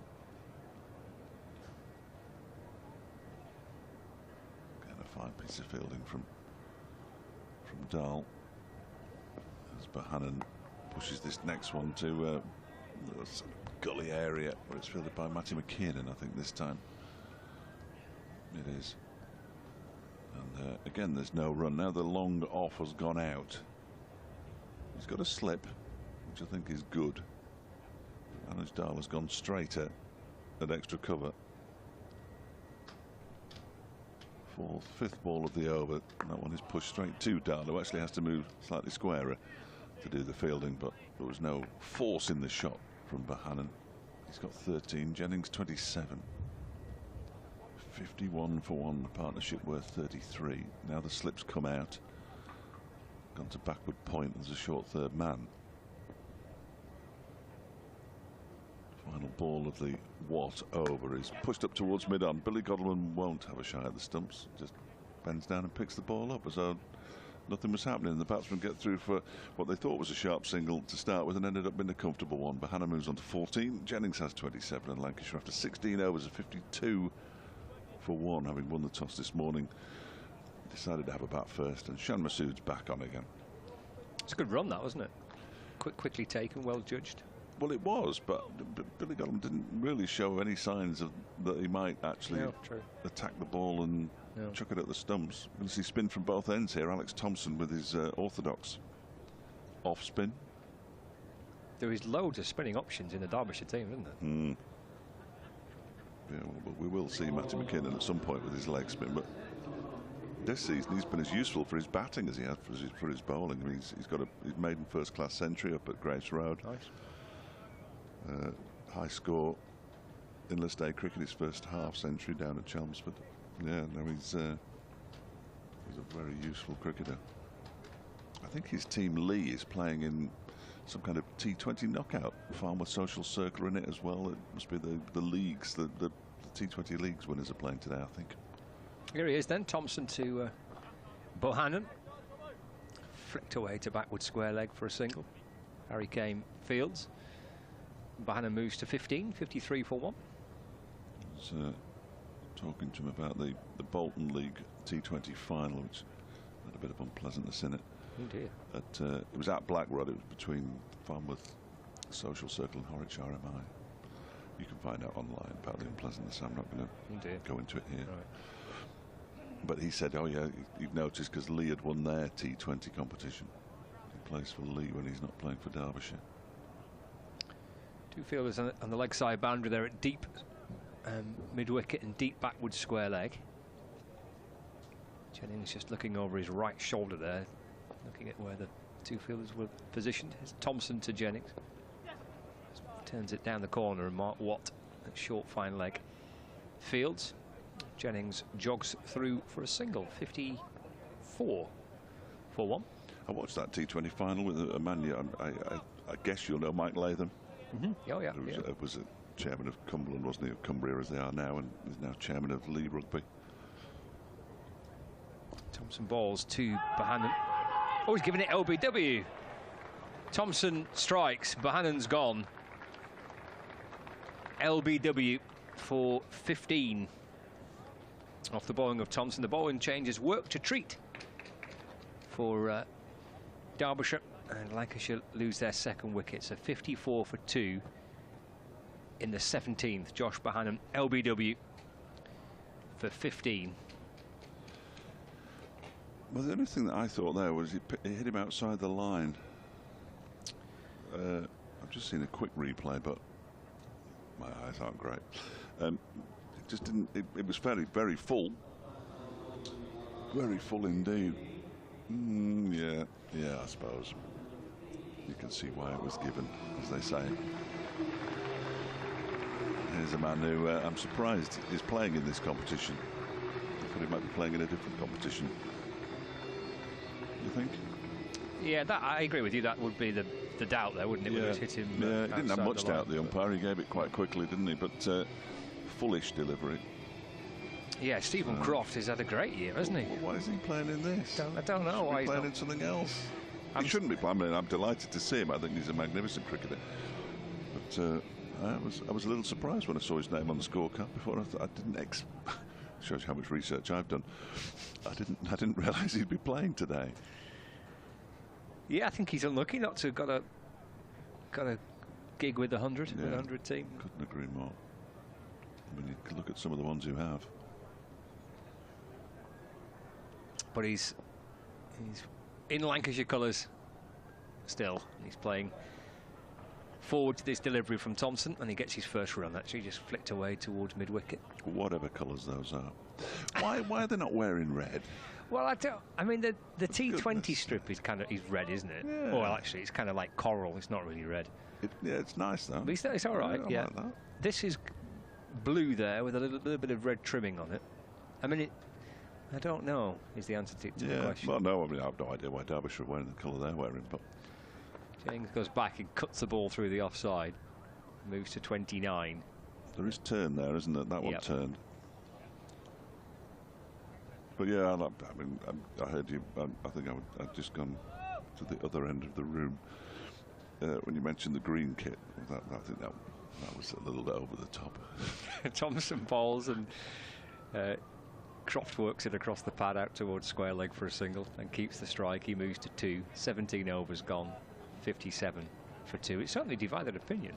Well, we all know that the Bolton-based company that was sponsoring them at the time, they're very much that colour, aren't they? So it was entirely understandable that they wore that colour, but it was a little bit much, I thought. Well, they blended in with the grass, which didn't help. Yeah.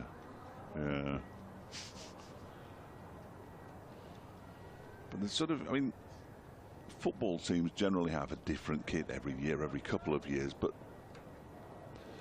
it stays pretty much the same, doesn't it? You know, if you wear red tops, you wear red tops, but they have a different design on them, or there's a little extra white flashing here, or a red or a orange flashing, or whatever.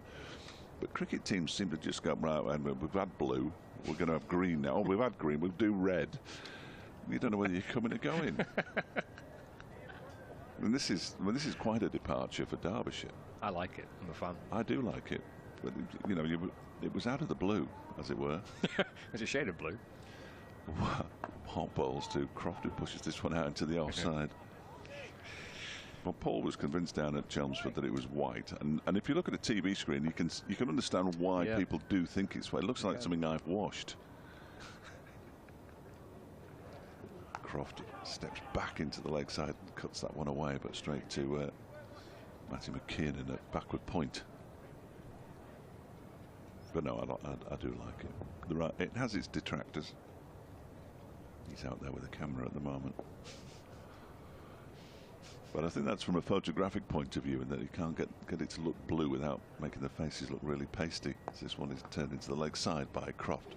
He thinks about 2, but then he realises there are at least 2 fielders, if not 3, all within picking the ball up distance. So he sticks to the single, moves on to 3, 58 for 2 in the 18th.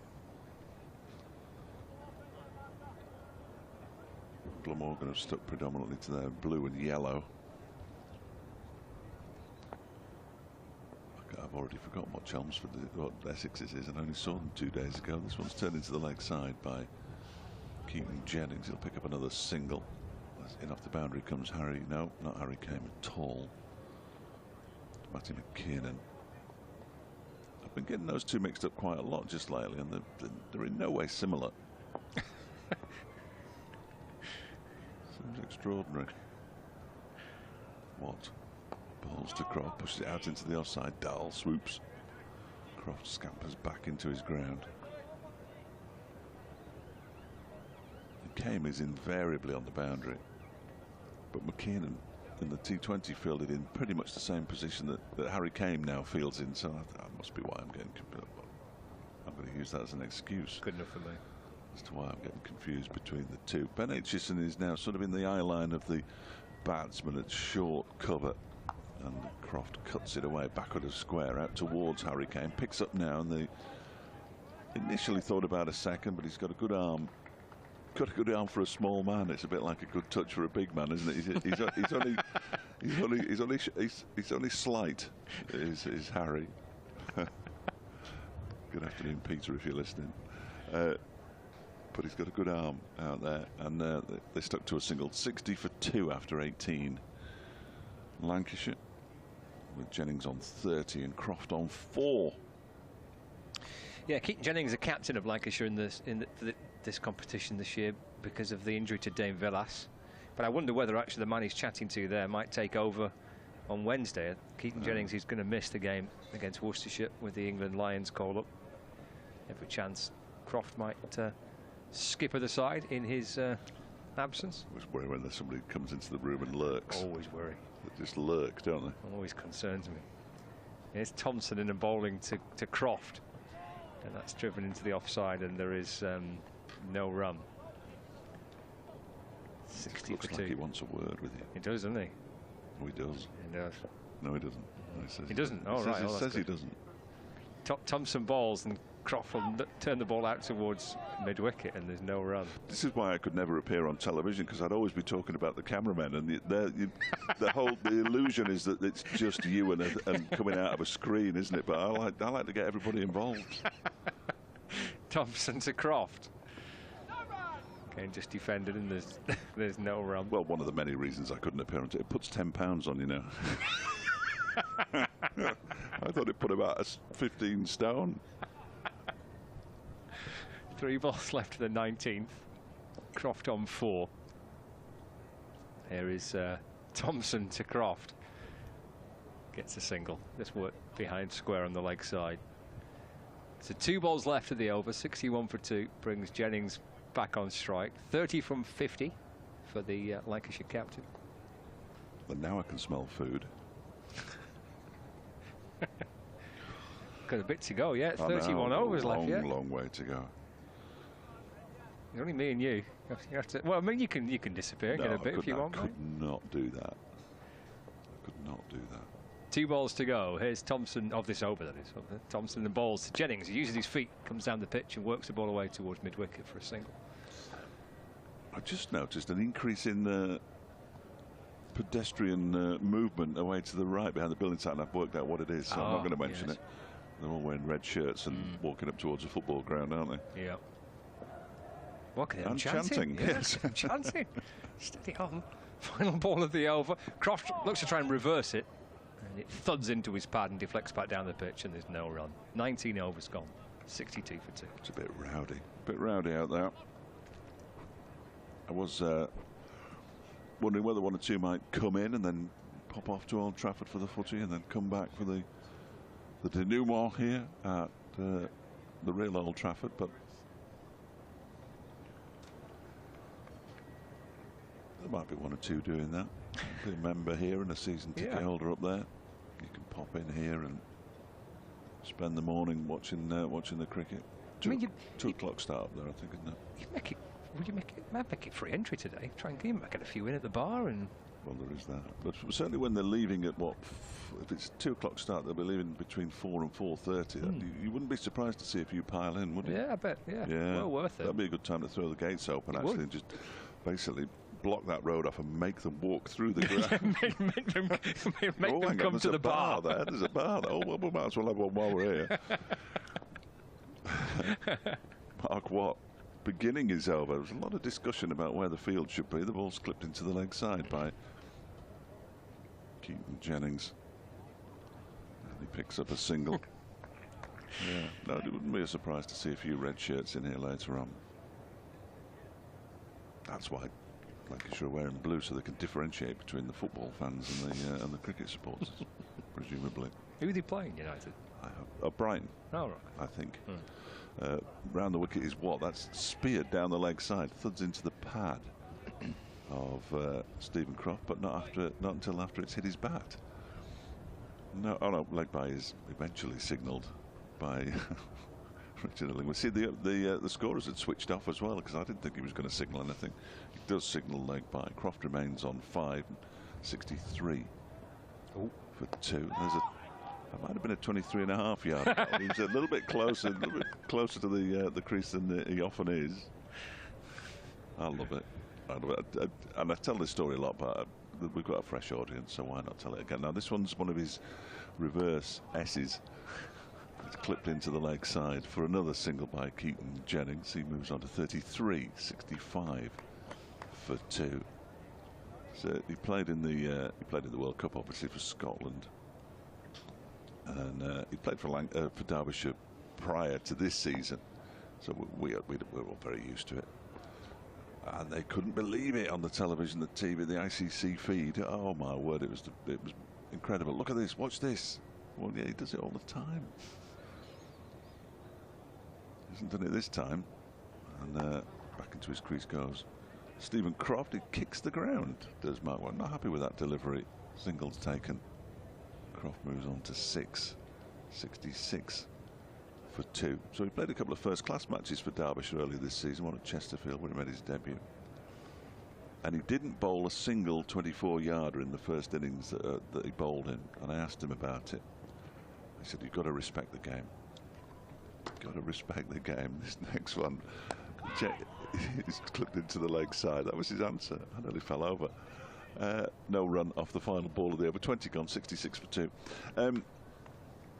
But in the second innings, he was back at it. 20 and for respect. What are you talking about? Wonderful. Respect. Yeah. So he's done it in first-class cricket as well. He's a character. It's quite a difficult skill to do that. It must be. If you're so used to bowling, running up, bowling. To put it where you want to put it. Yeah. Absolutely. You've got to give bowl it 2.5 yards back. You've got to give it. To land it where your normal delivery, you'd have to give it a bit more oomph, wouldn't you, to get it down there? Yeah. So yeah, no, it's an art. He says, I haven't seen one, and I wouldn't know one if it hit me in the face. He says he's got a leg break as well. What a guy! Here's Thompson in and bowling to Croft, and that's driven along the ground through mid-on for a single. Croft moves to 6.66 for 2. Matty McKinnon didn't have a googly until January, apparently. Right. I haven't seen it, but apparently he's got one now. So well, we're all working hard. You've got to work on your variations, yeah. Working hard, especially when you're back in training in October or November or whenever it is they start. You've got to do something. Croft to 7 actually with that single. Oh, and Thompson's bowled Jennings, and he kind of slumps on his back. Keaton Jennings. Derbyshire pick up a 3rd wicket. Jennings gone for 33, and Thompson strikes. The ball breaching bat and pad and through into the stumps, and makes a bit of a mess of them too. Middle stump uprooted. Didn't seem to do an awful lot, did it? I think that's probably why Keaton Jennings is reacting like he is. Just seemed to try to flick it into the leg side. Has completely played all around it. But you're right, the stumps were everywhere, weren't they? Quicker delivery possibly from Thompson, I don't know, but he looks quite pleased with himself out there. Don't blame him. That's a big breakthrough. That absolutely. They've now got through Lancashire's top 3, who've all been in terrific form this season. Wells, Jennings, and Bohannon. And Lancashire have lost their 3rd wicket. It's a 67 for 3, and Washington Sundar is the New batsman coming out to join Stephen Croft. So he's got Washington on his back. Excellent. I'm fascinated by what people put on their backs. I don't know why. The one thing that Alex Thompson's got, he's picked up 2 wickets in here, but he's 6'5", which is very tall, I think, for a spinner. So he's coming down from quite a height, because he's very upright as well when he bowls. He's really upright, and I think that's a huge weapon for him. Obviously, he's got to use his variations and everything else as well, but this will be doing his confidence no end of good. Yeah, 2 for 8. 2.2 overs. LBW Bohannon, bowling Keaton Jennings. 2 big wickets for Alex Thompson. Washington Sundar, then the new batsman, slip in place. 67 for 3. Oh, he's going for it. He might be caught. He is. First ball gone. Gottleman takes the catch. Thompson's on a hat-trick. Washington Sundar out, first ball. Having a little go at the bowler here and chipping it up to Gottleman at mid-off. Takes a good catch, actually. He's a tall man, Gottleman, but still had to jump for that. Both feet off the ground and his hands above his head, but a good catch. And, well, Alex Thompson having an afternoon to remember. 2 in 2. Sundar's gone. Lancashire are 4 down, 67 for 4. It was a good catch. What an awful shot. Dreadful. Yeah. A really, really poor shot. The last thing you want in any form of cricket, but especially in white ball cricket, I always think, is to lose quick wickets, to get wickets together. And, well, and you're overseas as well. Very strange, but Derbyshire will take that. 67 for 4 is probably beyond their wildest dreams, I would suggest, as Rob Jones, who'll have happy memories of playing Derbyshire from the T20, of course, up at Derby when he couldn't lay bat on ball when George Scrimshaw bowled that final over, which was just the most remarkable piece of cricket I think I've seen all season. Tim David taking a single off the first ball of the final over with 11 needed and leaving poor old Rob Jones at the other end to see it through. Dot, dot, 4 off the top edge down to over the wicketkeeper's head. Yeah. Wicket, dot. I mean, it was just a mad over. Yeah, He'd gone for 48 in his first 3 overs at Big George as well. I mean, when he came back on, I think most of the crowd left. I groaned. I told him afterwards, though, and I did say, you know, that showed a certain amount of whatsits to bowl that final over. And he's subsequently gone on to play for the England Lions in the one-day games against South Africa, and he's got himself a job in Cardiff for the month. So fair play to him. Fair play to him. Look at the time. Hat-trick bowlers, Fletch. You go on, old. Well, they'll know I'm not there because I'm here. So hat-trick ball. Have to delve into the record books if he gets it. Jones on strike. Thompson on a hat-trick, and of course he doesn't get it as it's turned into the leg side. There's no run. But he'll get an applause for not getting a hat-trick. I've never understood that. Well, he's following a beauty of a spell here. 3 for 8 for Alex Thompson. 67 for 4. Wasn't a great shot from Washington Sundar, in truth. So Rob Jones waits for this delivery from Thompson and gets a run. Actually just turns the ball out towards square leg. Chucks through for 1, so Jones moves to 1. 68 for 4 with 1 ball left of the 21st over. I mentioned with Fletch before about if you're a TikTok fan, you can access some footage and watch some live coverage on TikTok. We'll show you that in a second as Thompson's in to Croft. That's pushed away just backward a point, and there's no run. End of the over, so Croft remains on 7 and Jones on 1. 21 overs gone. Excellent over that. 2 wickets in it, 2 runs, a couple of dot balls. Brilliant stuff from Alex Thompson.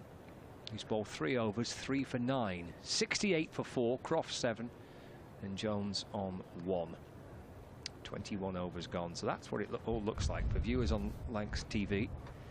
If you're into your TikTok, and that's the image you can you'll be able to see the kind of split screen. Oh, it looks very fancy, doesn't it? So give it a go if you fancy it. And when Lancashire are fielding, you'll be able to watch a player as well. You can select which player you want to watch by tweeting Lancashire at Lancs Cricket. And they'll pick that up for you. The spin continues from both ends. It will be Mark Watt to start his 6th over. Still a slip in place. Jones on strike.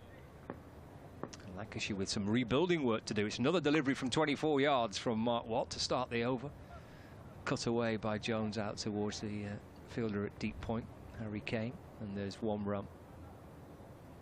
So Mark Watt, yeah, with this quirky ability to bowl from some distance behind the stumps, rather than kind of getting up to the crease and bowling it from the usual position. He just sometimes just holds back and bowls it from like kind of 24 yards back. So it there, first delivery of that over. This one back to that regulation. 22 yards as he's bowling to Croft, who's forward in defence. And there is no run. Croft on 7. Slip's gone now. Another forward defensive by Croft. And Billy Godleman fields at mid-on. Again, no run. Left arm around the wicket balls, and Croft up onto his toes, trying to chop the ball away. Runs out just to backward point. Aitchison fields. No run. Got some fancy blue-looking boots on. Oh, very nicely colour coordinated. Here's Mark Watt. Croft trying to chop the ball. Sorry, Jones trying to chop the ball away through the offside. No, it was Croft, sorry. And there's no run. So remains on 7. Final ball of the over coming up. 22 this will be gone for Lancashire.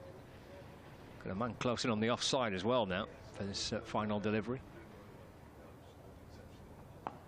Croft just smothering the ball away into the offside for no runs. And just the 1 run off it. Pressure being built from both ends. Spin from both ends for Derbyshire. A couple of quick wickets have fallen.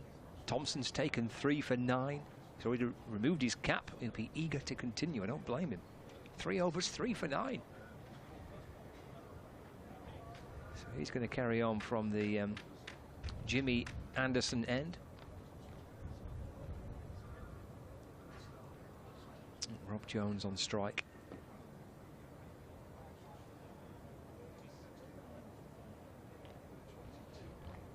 Jones looking over his left shoulder there towards that leg side boundary. There's a deep mid-wicket, 1 fielder out on the rope.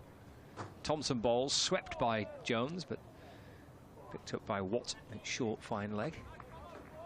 And there's no run.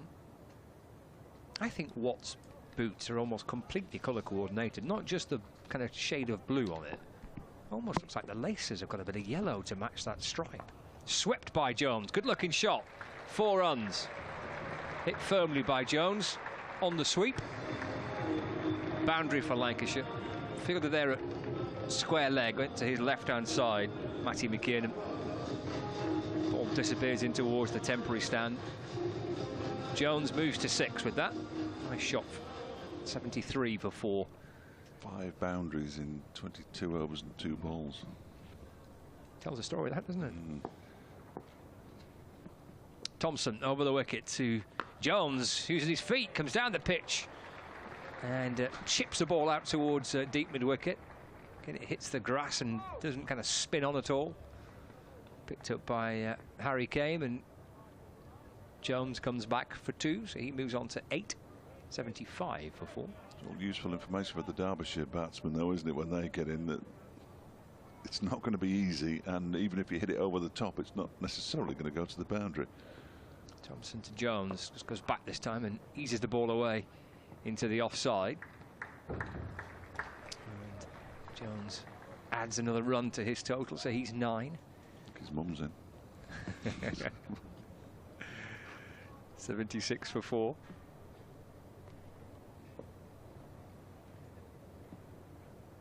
Croft, a little tap of the bat, and Thompson balls, and they take another single to square leg.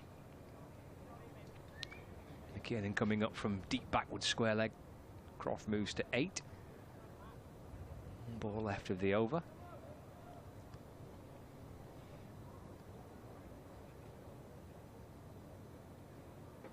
Change in the field. Offside strengthened, so there's a mid-off cover. Backward point, short third man. Played uppishly, but safe enough by Jones, just where that fielder had been moved from. So he just works it out towards mid-wicket and jogs through for 1. And that completes the 23rd over. 78 for 4 after 32. The one standout partnership is the Keaton-Jennings-Josh Bohannon one, making 36. A couple of quick wickets, and Lancashire trying to counter-attack. Time for leg spin. The albatross. I think I'm going to call him the albatross. Just came to me then. You talk about Mark Watt's shoes. They look a bit like Converse that he's wearing. I know that's a brand, and I apologise. I'm not working for the BBC, but they look like Converse to me. Not that I've got any, but they've sort of got white soles and a white ridge around them as well, haven't they? They're remarkable things. Quite smart looking, I like them. Look at there we go. And they're just a little, they're kind of perfectly colour coordinated, aren't they? Yeah, he's worked hard on that. That's what you get for being an international, isn't it? Clearly is. He's got pink socks on there as well. Oh, I'm liking the whole look. Glasses perched on the back of his cap. Yeah.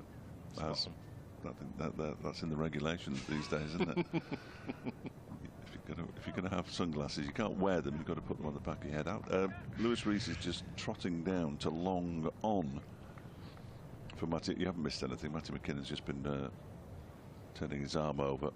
Now he's blowing into his hand, as he does about 38 times before every delivery. He's on his way in. Balls. That was pushed into the leg side by Rob Jones. Straight to Billy Godalming, who for the leg spinner goes into a sort of straightish, shortish mid-wicket on the mat. Not sure I'd want to field there necessarily, but that's where he is, the Derbyshire skipper. So McKiernan's in again, and Jones goes back into his crease, just pushes it out towards Harry Kame on the cover boundary. And they go through for a single. Jones up to 11. 79 for 4. Unsurprisingly, Matty McKiernan is known as Macca. Did you hear this thing about George Lavelle's nickname? No. Okay. I'm excited though. McKiernan bowls, and that one is defended straight back to him. So Lancashire, we had a player mic'd up in the warm-up match at Sedbergh School. So they had George Bell mic'd up in the field, and I could speak to him. And he said, Kiernan bowls, and Croft goes back into his crease and pushes this up towards long off, where Sam Connors comes in off the boundary to do the field, and Croft moves to 9, 80 for 4. We're making reference to George Lavelle, who was keeping wicket for Lancashire. He'd taken a catch, we'd done something, and George Bell said Spizzer did really well there. Spizzer? Wow. McKiernan bowls, that one is defended straight back to him by Jones. So I said, first I was slightly concerned as to where that the origins of that nickname was coming from. So I tentatively asked a follow-up question about the nickname. With your fingers crossed. Oh, please, please. Here's McKiernan. Final delivery is over. It's a full-length delivery. Jones defends it. 24 gone, 80 for 4. So say, can we go on with this, George, or is it going to be a little bit kind of dodgy? Well, no, it's fine, it's fine.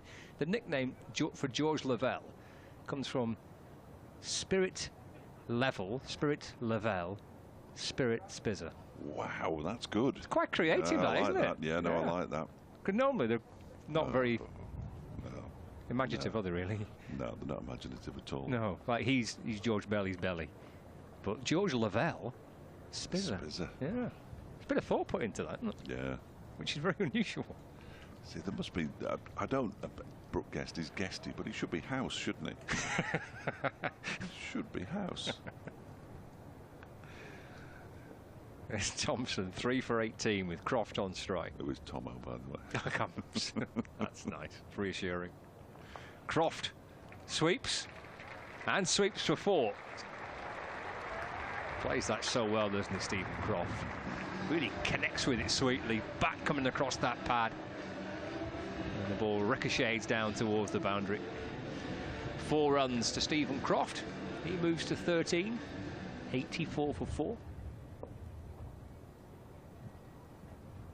13 off 25 now. It's dropped into the onside. Jones wanted 1. Croft sends him back. And his Giles frantically chasing after the ball, but couldn't seem to at all pick it up cleanly. But no additional run scored.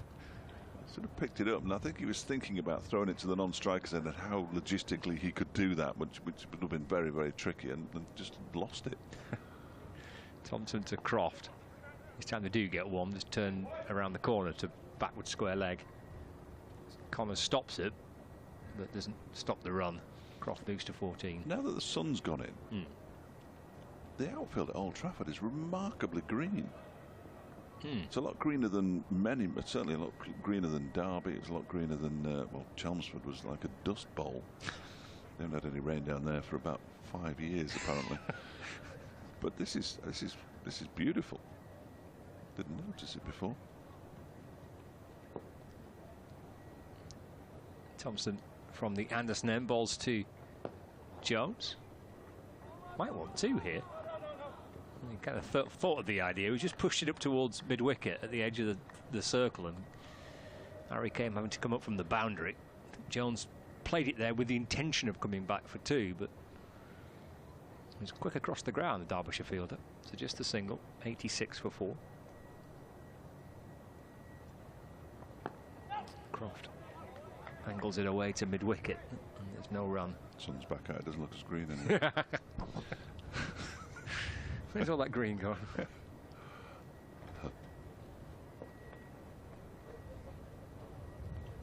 Final ball of the 25th over. Then at the halfway stage, Lancashire.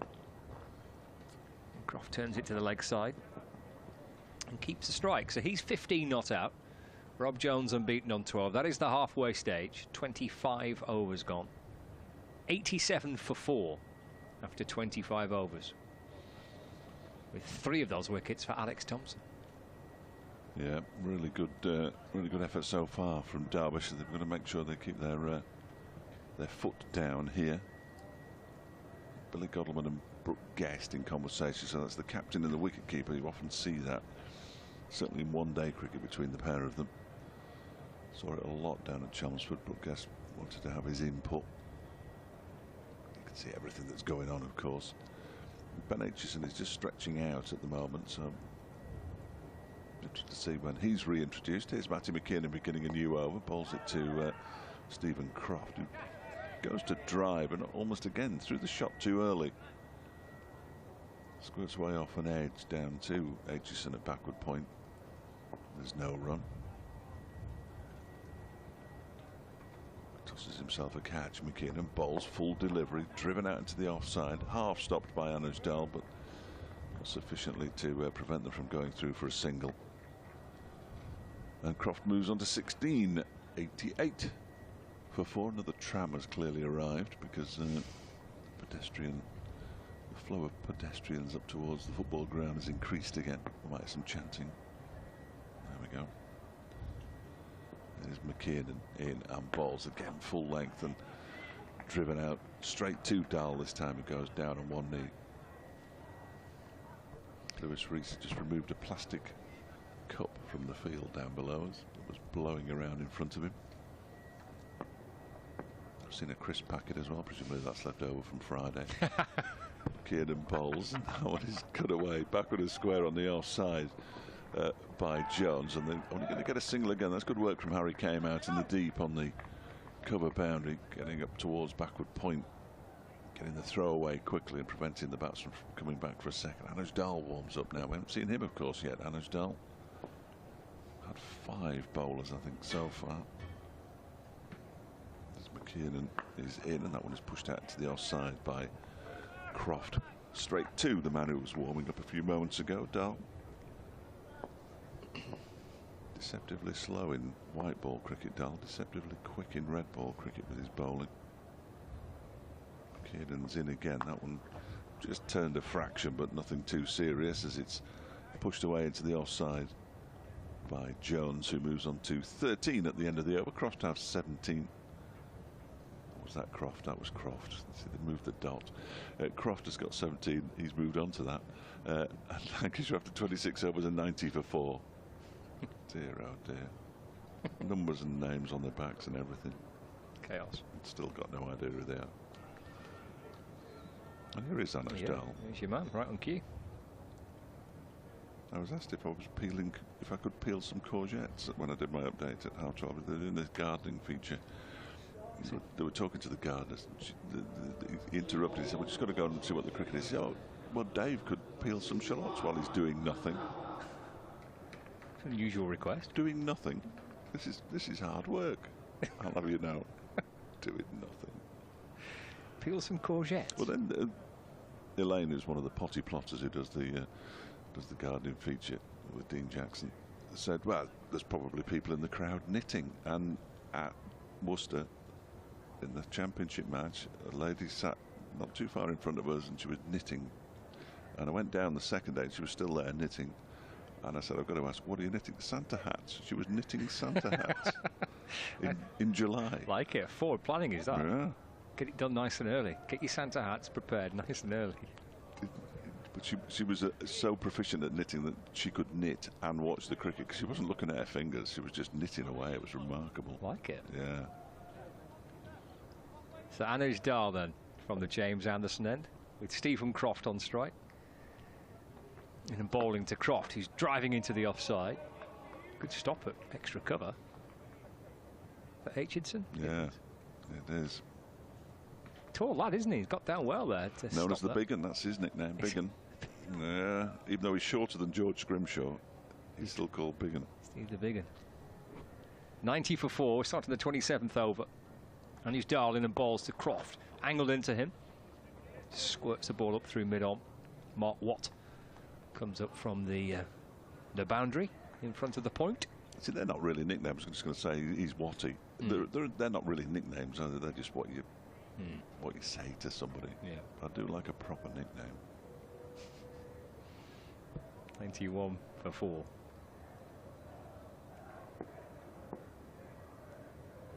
Tap of the bat from Rob Jones. Anish Dahl's in and bowling. He plays forward and defends. And there's no run. Who was the the footballer who played for Everton? Was it Graham Stewart? Might have been. They called him Jigsaw because he went to pieces in the box. That's a great nickname. That's a proper nickname, isn't it? Not very complimentary, mind you. No. I'm sure he'd have massively appreciated that nickname. Dahl to Jones. Just drops it into the offside. Just along the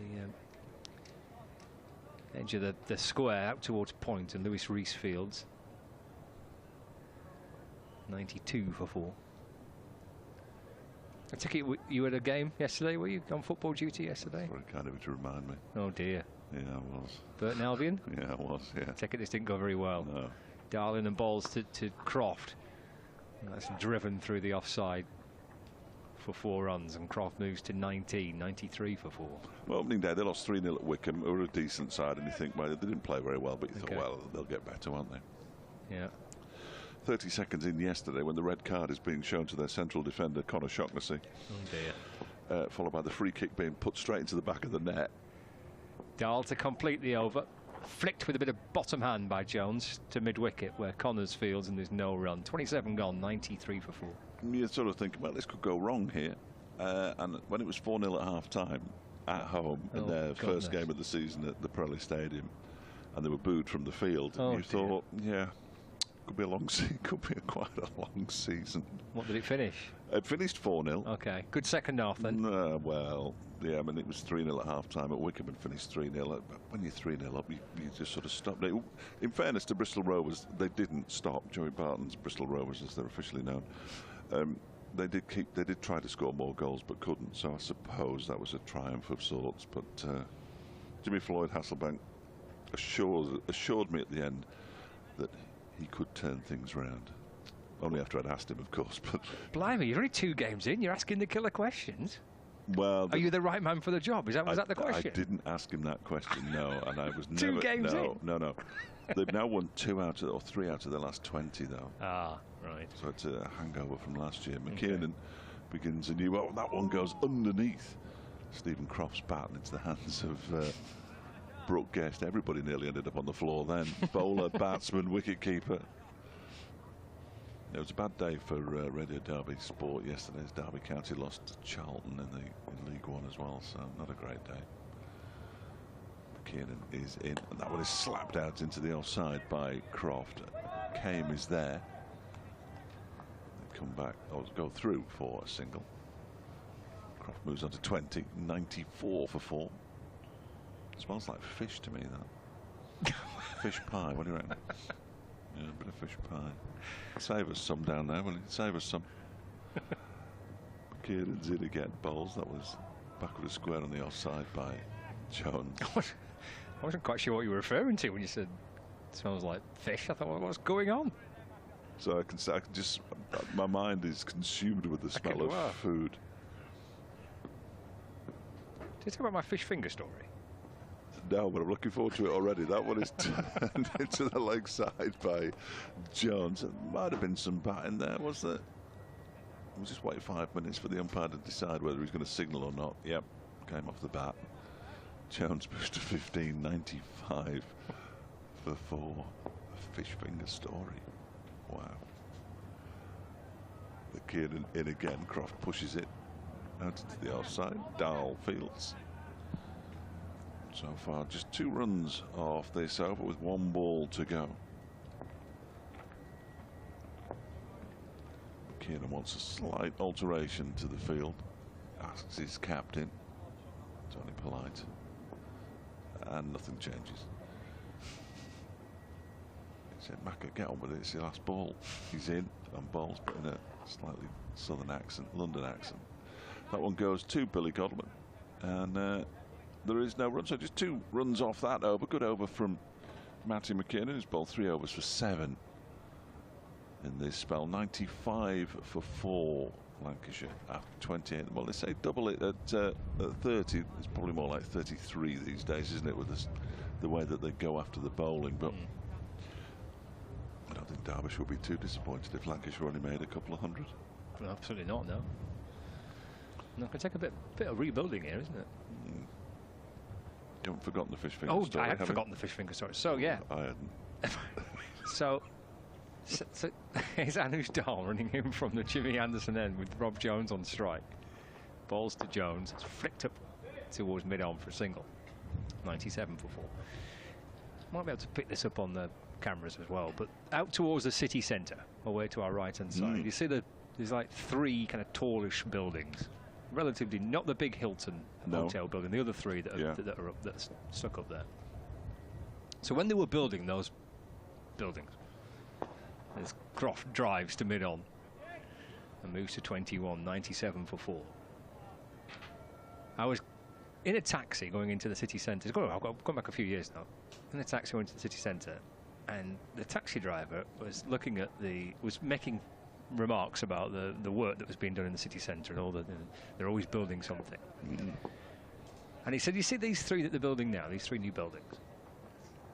Again, Croft will nudge it to Jones to mid-on for 1 run. He moves to 17, 98 for 4.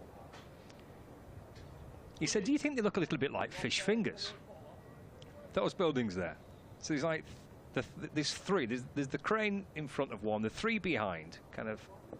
Do you think they look a little like fish fingers stood up? A slightly unusual thing to say. There's Dahl bowls and Croft drives and there's no run. So I was telling this story to Kevin Howells on commentary. And we were just going up towards the top of the hour and a report into the Radio Manchester news bulletin.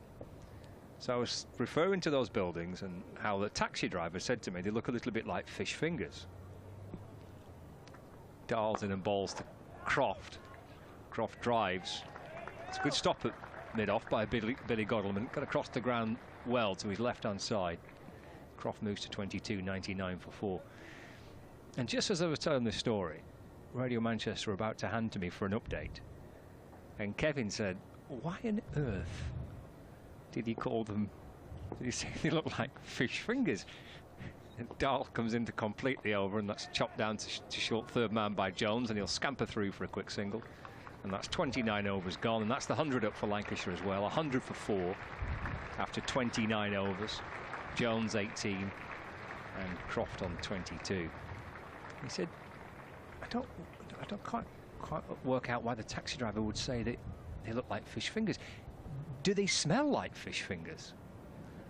And right on cue, Radio Manchester came to me for the update. So all you heard on the radio was, let's cross to Old Trafford, here's Scott Reed, and Kevin Howells went, do they smell like fish fingers? Marvellous. I don't think he was impressed. Absolutely magnificent. Well, if he thinks they look like fish fingers, I'm not going around to that taxi driver's house for tea. They shouldn't be that colour, should they? No. Fish fingers. If they are that colour, I would urge you to throw them away. I think there's something wrong. There's nothing wrong with a fish finger, but not that colour. Here's Matty McKiernan, 100 for 4 in and bowls, and that goes through everything. Actually hits the wicketkeeper, Brooke Guest. Jones trying to play quite a forceful shot out into the offside. That went through the lot. I'm not sure how it managed to do that, but it did. Brooke Guest couldn't take it cleanly. Was perhaps as surprised as I was. McKiernan is in again. That one played off the back foot out into the offside. Running around is Aitchison. Just gets a right hand on it. Stops the ball from going anywhere, but can't prevent the single from being taken. Jones moves to 19. 34 from 53 deliveries this partnership. 101 for 4. McKiernan's in again, and this one is swept nicely backward of square. Shan Masood running around, can't get there. That's a really nice shot from Stephen Croft. Picks up a boundary, moves to 26. Only his second boundary in the 44 balls that he's faced. 105 for 4 now, Lancashire, as we approach the point at which we used to double the score as a rough guide as to where the batting team might get to. As I say, I think it's moved up to about 32, 33 now for no apparent reason. Because 30 clearly wasn't working. But I think most of what they say in cricket is nonsense. We've got to talk about something. Here's McKiernan in again, and that is swept once again backward of square, and that's 4 more. Yep. 2 really good sweep shots. That one was even further backward of square, giving Shan Masood absolutely no chance, even if he had moved a little squarer. 109 for 4 now. Croft moves to 30. Closing in on Keaton Jennings, who made 33.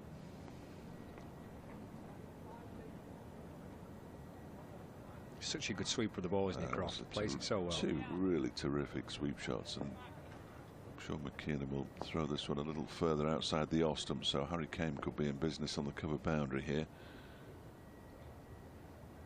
This one is it's on the stumps again. Fair play to him, and he turns it into the leg side. Croft, Billy Goldman gets around towards square leg to do the fielding, so a couple of boundaries and a single. That's the way to do it. 10 off the over so far, with 1 ball to come. 110 for 4. So relatively expensive in terms of the context of this match and in the context of McKiernan's spell. He's in and bowls. That one is pushed off a bit of an edge. That's a nice stop by Ben Aitchison again at backward point, but he can't prevent them from getting through for the single. So after 30 overs, Rob Jones has 20. Stephen Croft has 31. It's 111 for 4. These two have put on 44 for the 5th wicket so far. 20 overs to go. So we discover if it is indeed fish pie, or indeed was fish pie, which is more concerning. Ooh.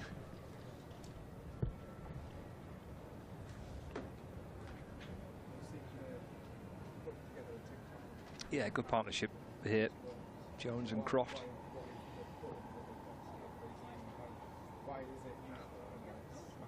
$111 for 4. And who's Dahl to continue?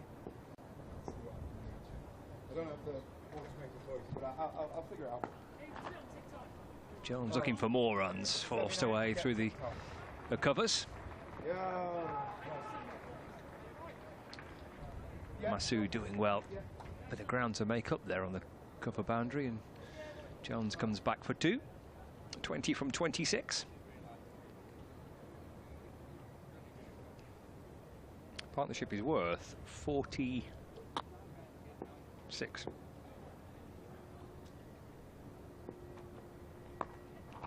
He wants to add to it here. Jones scampering through for his first. Again, Masood comes up from the boundary. Jones moves on to 23 from 28.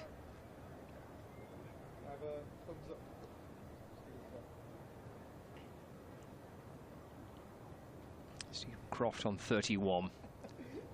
Looking like one of third of everyone. He's Dahl in and bowls. It's driven. Oh, okay.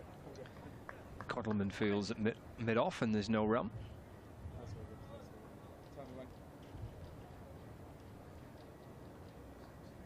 Derbyshire skipper Billy Godleman.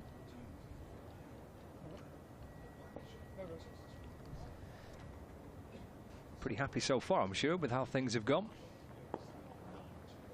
The flick away towards mid-wicket for a single. 115 for 4.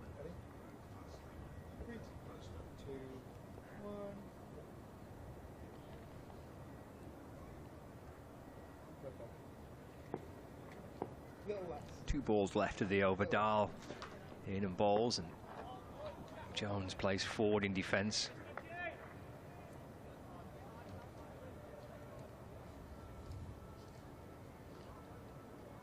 And again, there's no run. 48-run partnership between Stephen Croft and Rob Jones. Have Lancashire 115 for 4 after losing 2 quick wickets. Croft on 32, Jones on 23. Partnership now worth 49, with Lancashire 116 for 4 after 31 overs.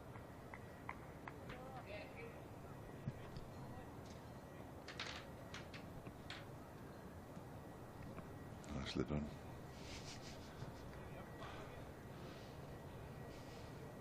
Bitten by, I assume, midges or something.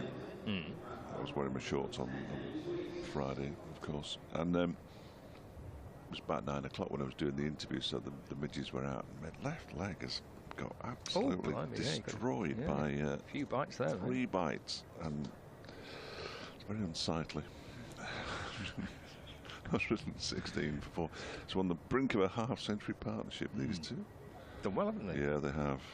They've had to rebuild. The conversation there between Billy Godleman and Brooke Guest. Lengthy-ish, and Lewis Rees is back. This time bowling from the Brian Stathermen. His earlier spell was from the Jimmy Anderson end. Matty McKinnon, 4 overs for 18 in that spell.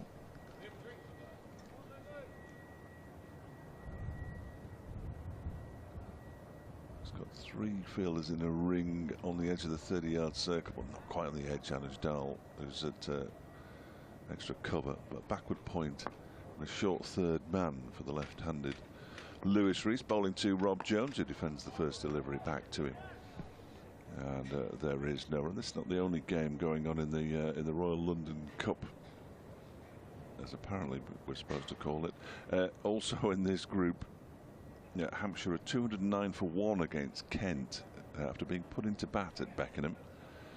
That hasn't gone according to plan. Essex are 216 for 3 in the 32nd over after choosing to bat at Northampton, as Rees is in again, and that one is off an inside edge out towards Billy Godleman at mid-wicket. And again, there's no run. And in the other game in this group, which has been played at Scarborough, Worcestershire 116 for 4 in the or after 32 overs now. Yorkshire put the visitors into bat there. Leicestershire 110 for 9 against Sussex at home. That's a long way to go for a one-day game, and to fail with the bat, I would suggest, as a fuller delivery missed his Yorker there, turned into a full toss, and that's the 50 partnership between Croft and Jones. Jones has 25 of them. Croft has moved up to 30 2, and as you can see there, just 66 deliveries for the 50 partnership. Good effort by these two. Came together with the score on 67 for 4. And in a little bit of bother, they're steering Lancashire into calmer waters. Here halfway through the 32nd over. This next delivery is pushed out into the offside. Dahl fields on the bounce, throws the ball in on the turn, but that's well run by Jones, who gets up to the non-striker's end.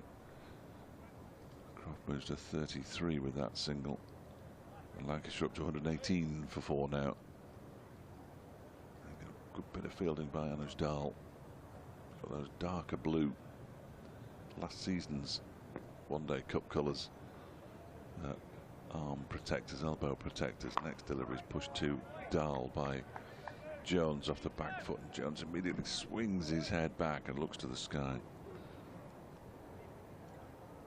Give you the scores from the other games in the competition in the other group. Warwickshire are 140 for 3 against Surrey at the Oval, having decided to bat first in that one. There's a West Country derby going on as well, as this next delivery is full outside the off stump and driven away out towards the cover boundary by Croft. By Jones rather. No, who was that? That was Croft. That was Croft. He moves on to 33. It wasn't. It was Jones. He moves on to 26 and he keeps the strike. That's why the dots moved. 119 for 4 after 32 overs. Rees has now bowled 3 overs for 15. Somerset 143 for 7, having decided about first at Bristol, and Durham 132 for 5 up at Chester Street against Middlesex, having decided about first in that one. It was definitely Jones who scored that single. He moved to 26. Croft has 33, 119 for 4. They're not even the same size, these batsmen, let alone anything else. Here's Anuj Dahl into ball to Jones. Oh, nudged down the ground by Jones, and good reactions from Croft to jump over the top of it. Jones gets 1 run, moves to 27 on 20 for 4. Nifty footwork by Stephen Croft. Yeah. He was apologising for something. I couldn't quite work out what he was apologising for, but Dahl in the balls to Croft. That's turned to mid-wicket, and there's no run. So having used 6 bowlers, of course, Derbyshire, we may not see everybody bowl 10. I don't see anybody bowl 10. Well, we won't see everybody bowl 10, of course, because you can't. What am I talking about? Connors there's bowled 6 overs, hasn't he? 1 for 14. It's a good start. Thumped towards long on for a single. Croft moves to 34, 121 for 4. Yeah, H's and 5 overs for 17, so good economy as well. And Mark Watt 6 overs for 16, so you'd expect those 3 to go on and complete 10, wouldn't you, really? Dahl into his 4th over, balls to Jones. Again, just worked away to the offside for a quick single. 28 to Rob Jones from 37. 122 for 4. So that would account for 13 of the remaining overs. 17 overs and 2 balls left of the innings. Croft waiting for Anuj Dahl, who's in again. Again, he takes 1 down to Mark Watt at long on. 123 for 4. Brooke Guest having to pop the bails back on. Crouching down behind the stumps. It's turned into the onside by Jones, bouncing in front of Sam Connors at short mid-wicket. And there's no run. 4 off it. Off that over. 33 gone. See Connors there twirling his arms around, so he made me thinking of bringing him back into the attack. You wonder whether it might be worth, actually, with partnership now 56. He used to look quite settled. Maybe even just an over or 2 from Connors still keeps him still have a couple up his sleeve for at the death. Definitely warming up, isn't it? He's just been told he's going to bowl the next over at the James Anderson end. That's my prediction. Having seen him point to the far end and then start windmilling his arms around. All the clues were there. There are no secrets in cricket. Here's Lewis Rees around the wicket, bowls as an inside edge into the pads of Stephen Croft, first delivery. Again, further evidence that this is not an easy pitch on which to score runs.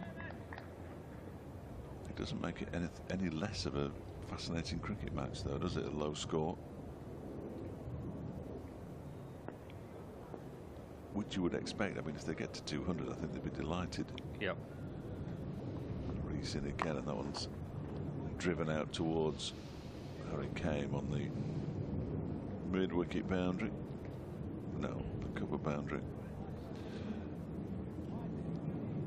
Picks up another single as Croft moves on to 36, 124 for 4. Still plenty of blue sky around as we head towards another heat wave. Not quite as dramatic, I don't think, as the one we had a couple of weeks ago, from what I can gather. Slower delivery from Rees is defended by Jones. He ran his fingers over the ball for that delivery. He walks back to his mark and does a strange thing with his shoulder. That might have been a one-off. And again, he holds his arms very low as he runs in, does Lewis Rees, and that one is driven nicely by Jones, only for another single though out to Kame. 25 for 4. Well done, Harry. Is the cry. Not seen much of him, Harry Kame. He played a game here. He has played here certainly in the past. I remember commentating on him, but not seen too much of him bat. No, well, nobody has really. He's good cricketer. This one is cut out towards him again by Jones. It moves to 30. Did he play in the Blast game here? He might have done, actually. I'm sure he's played here. That was early, wasn't it? Because he got COVID and lost his place in the side and never regained it. So he could have done, yeah. Yeah, good shout. Rees is in again and bowls. That one is Jones pushing it out into the offside. And there's no run. End of the Rees over, which cost just 3 runs. Lancashire 126 for 4 after 34 overs. Now Croft has 37. Jones has 29. He did, yeah. He got 21 in that Blast game here. 21 from 15. Yes, he was in the side to start with, and then caught COVID. The only person who was affected by, the only person so far, touch wood, that's been affected by COVID this season in the Lancashire squad. Certainly during, the Derbyshire squad. Certainly during the time that they've been playing, and yeah, never got his place back. It was a little unfortunate for him because he didn't do much wrong. But they had quite a strong finish to the group stages of that. They won something like 8 out of 9 or something. It was remarkable. They won 9 games this season. That's the first time they've won 9 games in the group stages. And it all went wrong. Well, it can happen. Lancashire went to Taunton last year in the quarterfinals, and they're lost. I mean, it's a pretty difficult place to go in it under the lights. Saturday night. Yep. 7 o'clock start. Yep. People having had refreshments. Yeah. Tricky ground to go to, isn't it, to win the knockout match. So it is Connors to return, as predicted, to start his 7th over.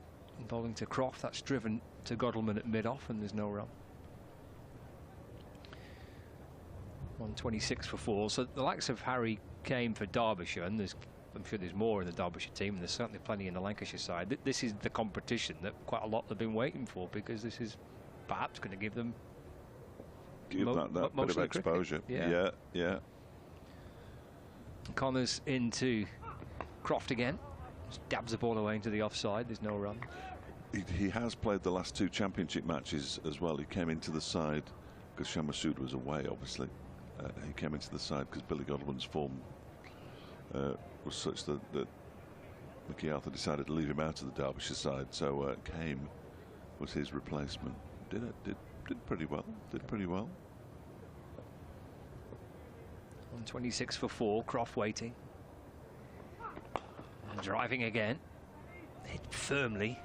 And Sundar stopping it with a wry smile on his face, because it's a pretty horrible place to field that.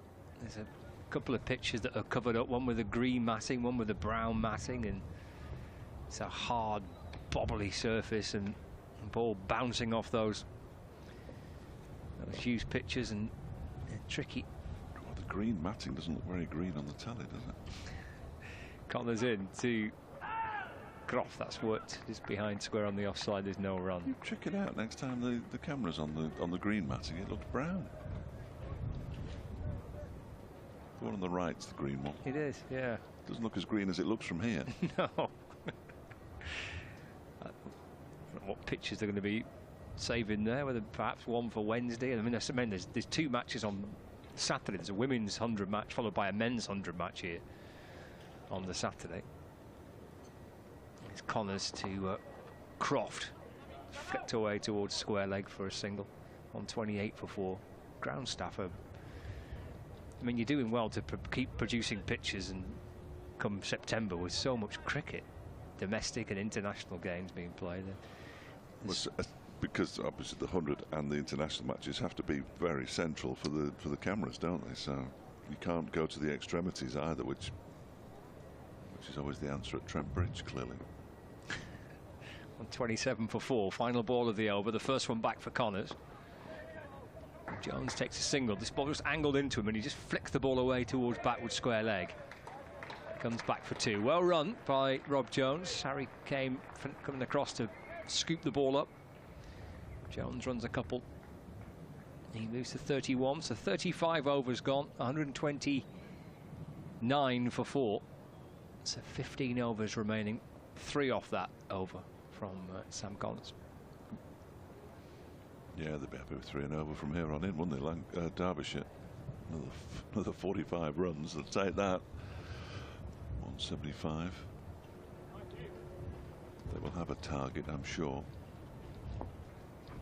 That's with the Lancashire batsman. Stephen Croft on 38 from 60 deliveries. Reese begins a new over. That one gets past Sundar in the offside, and off comes the cap of Sam Connors as he does the fielding. Is he constantly picking up his cap? Oh yeah, it falls off every time he runs. His cap falls off. I don't know whether it's the way he bobs his head, or whether his cap's too big, or his head's too small, or a combination of all 3. I think he got his cap when he had before he'd had a haircut, and since then he's gone a bit shorter, and now his cap's far too small. 130 for 4. Reese bowls, turned into the leg side by Jones. He'll only get a single. Billy Godleman runs around to do the fielding. 131 for 4. Yeah, it does make me chuckle. It's the kind of thing you only notice when you watch them week after week after week, and every time he runs, because he runs with quite an upright style as well, so his head's sort of tilted back a bit, and I think the wind blows the cap off quite a lot. Of the wind that's caused by him running blows the cap off. It is very funny. It amuses me anyway. This one's driven by Croft up towards Connors, whose cap doesn't come off this time, rather disappointingly. Croft moves to 40, 132 for 4. That was disappointing. But she wasn't running very quickly. And there's Lewis Reese, who often doesn't wear any form of headgear when he's out in the field, which I think goes against all the best advice from the medical staff. This next delivery is pushed into the offside, fielded by Dahl. Jones remains on 32, 132 for 4. A couple of balls left of the 36th over. Derbyshire in danger of completing their overs way ahead of the cut-off time, which is 2:37. Fuller delivery, in fact a full toss, and that's nicely stopped by Billy Godleman as it was flicked into the leg side by Jones. He'll be disappointed he missed out there, Rob Jones, because he could have hit that just about anywhere he wanted. Just to the right of Godleman, who dived and stopped it at full stretch. Jones remains on 32.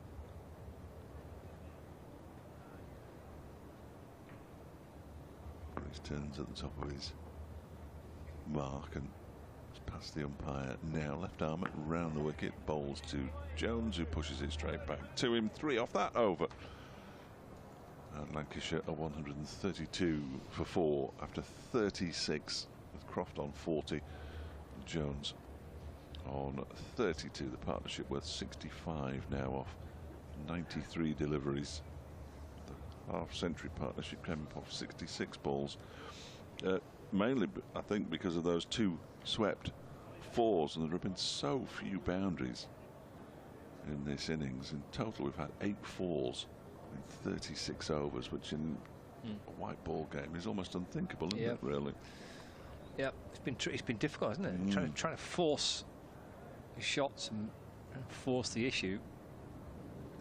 It's been quite hard. They've worked really hard for the runs that they've got. 6 batters to come. They've got certainly a platform here where they could try and accelerate if they can get to the final 7 or 8 overs, and these 2 are still batting together, for example. Connors to Croft, that's a good ball, that beats him. Taken by the keeper. And there is no run, so 132 for 4, start of the 37th over. You've not got the app? The aeroplanes? I haven't got the app. Good, no, that's good. No. Good. There's a noisy one above us somewhere, isn't it? Yeah, they can get an app that tells you where it's gone from and going to, and all that malarkey. Croft wants 1 to mid-off. Godleman feels they scamper through for a quick single. Croft on to 41. 133 for 4. Croft 41 from 64 balls. Playing in all 3 formats for Lancashire. County Championship, the T20 Blast, and now the Royal London One Day Cup. Stephen Croft. This is short and down the leg side by Connors, but it's okay. Looked like a wide to me. Oh, it's a late call of a no ball. Yeah. That's obviously the square leg umpire who's called that. I thought it looked wide. Billy Godleman's perplexed, but he's had an explanation off the umpire and says, no, that's fine. It's not a free hit because it's for height, isn't it? Yes. Well, I assume it's not. There could be a signal any minute now. I think you're right. I don't think it is a free hit for height. I think it should be. Just make them free hits all round. It'll flick away towards the leg side by Rob Jones. And he moves to 33, 136 for 4. Thanks to Roy. Roy Lancaster's been in touch on Twitter. He's talking of nicknames, so it shows you how long ago he sent the tweet. So in his view, the best ever was the ex-Southampton player Fitz Hall. We know what his nickname was, don't we? Remember Fitz Hall? I think he played for Jamaica as well. Here's Connors to Croft. And that's eased down towards fine leg for a single. Croft moves to 42, 137 for 4. His nickname was One Size. Very good. Yeah. Very good. From Roy at the Vacant Third Man pub. He says that's one of Martin Emerson's. It's very good. He said he's going to open a pub called the Vacant Third Man, because there are the number of times that we say it in first-class cricket these days, they never seem to have a third man in there, and the number of runs that are scored down to the vacant third man area.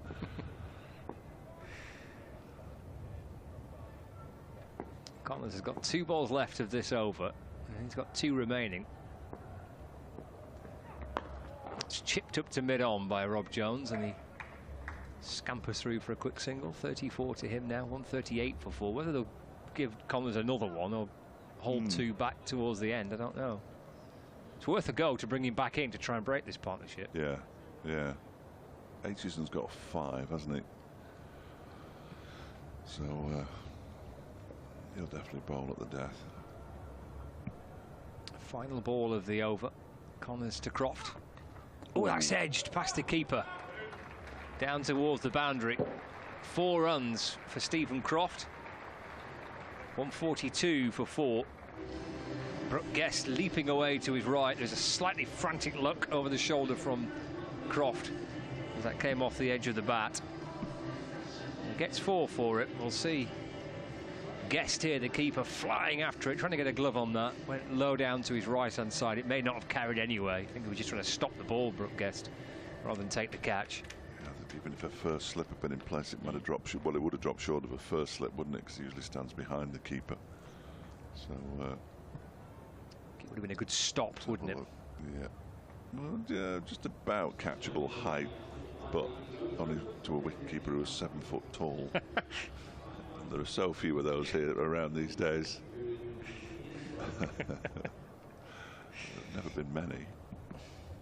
He used to be the shortest person on the field. Seemed to me, not necessarily, of course, but all that bending down.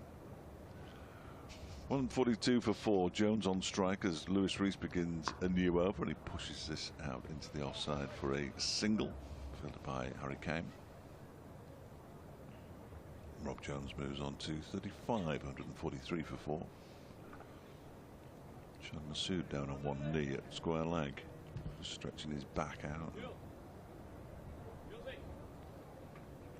And other things, presumably, that I know nothing about. Rees is in. Croft plays it straight into the ground and back to him.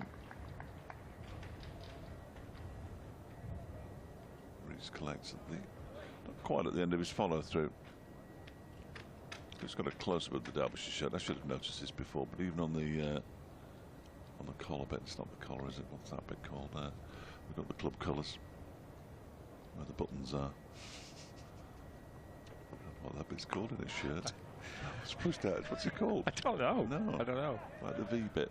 The V bit. I don't know what it's called. No, I don't. It must have a name though. That one was another dot ball. I'd like to help you out, Fletch, but I don't know what it is. There it is. Look. What's that bit? What's that bit called there with the buttons on? It's like the collar, but the collar's the bit round the back, really, isn't it? The collar's anyway.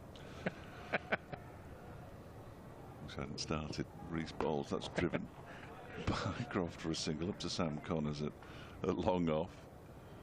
Croft moves to 47 now. 144 for 4. Quite a lot of fours on the board. Yeah, just the buttons. It's just called the buttons. I don't know. I don't know what it's called. Maybe it's all part of the collar. Well, I think, you see, that would be the collar on a t-shirt that I'm wearing, but that's at the front. But yeah, this just goes into the offside square off the edge of the bat of Stephen Croft. Was it Stephen Croft? No, it was Rob Jones. It moves on to 36, 145 for 4. It's a key question to find out, though, isn't it, really? Yeah. It's the most important things that cricket has to solve is... What's that called? What's that called?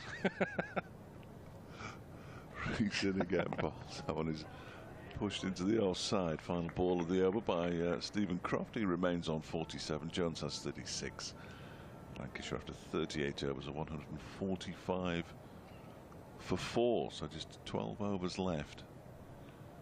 Derbyshire have 50 minutes. No, they've got more than that. They've got an hour and 10 minutes in which to bowl them. I do hope they don't take that long. Plenty of time. What they're going to do here from this Brian Statham end. Sorry, from the Jimmy Anderson end. It's going to be a change of bowling. So it was Connors to come back for 2 overs. So he's got 2 left. He's bowled 8 overs, 1 maiden, 1 for 27. Sam Connors. So 2 available to him to bowl towards the end of the innings, and they're going back to Mark Watt. Very smartly trimmed beard. A chat with his captain there.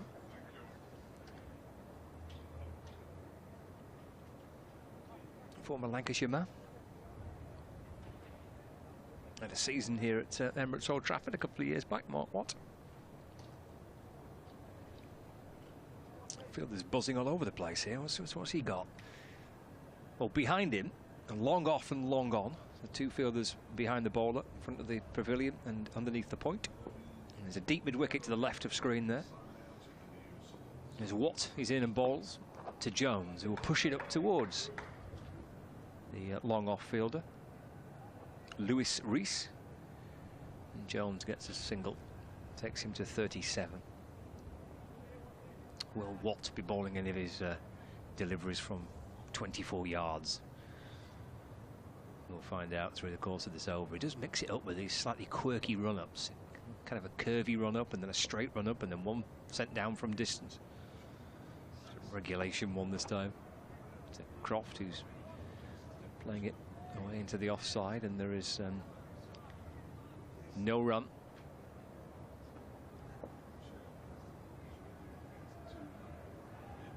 Balls again.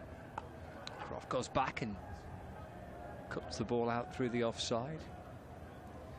Masood fields in front of the building site. Not many teammates there for him to chat to. All by himself is Shah Masood at point boundary.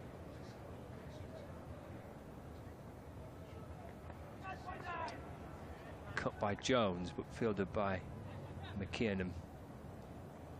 Short third man. There's no run. 147 for 4. Watt balls again. This is a delivery from 24 yards instead. And Jones drives the ball out towards Masood, who jogs up from the boundary to field. 148 for 4. Occasional cries and cheers of football fans heading to the other Old Trafford. Croft works the ball down to third man, just playing forward, you know, just opening up the face of the bat and just steering it down towards third man. He comes back for 2, he gets a 50. Stephen Croft, he's having some season in all 3 formats for Lancashire, is Stephen Croft. Gets a 50 in the One-Day Cup, he's had 50s in the Blast, he's had 50s and centuries in the Championship. He's having some year, is the Lancashire man. 50 from 73, 4 fours. It's 150 for 4 after 39. Yeah, he's batted well, hasn't he, Stephen Croft? Really well. Came in at a tricky time. And the fact that he's only hit 4 fours rather tells you the story of the pitch, and Derbyshire's batsmen will do well to heed that story. Ben Aitchison is going to return. He's got 5 overs still up his sleeve. But that does mean that they'll have to bowl somebody else for the final over from this end if he bowls 5 in a row, doesn't it? With 11 left. 6 from... There'd be 6 from this end and 5 from the other end. So yeah, they'd have to bring somebody else. So he may not bowl straight through. That's a miscalculation. It probably isn't. It's probably entirely in the plan. It's all part of a cunning plan. One thing I haven't seen yet so far today is he does it in T20 a lot, but Mark Watt often has a bit of paper with the where the batsmen like to score and things like that in his pocket. Aitchison begins a new over to Jones, pushes it out into the offside, goes through for a single. So it kind of goes out there with a little bit of a... Yeah, with, you know, where their scoring areas are and all that kind of thing.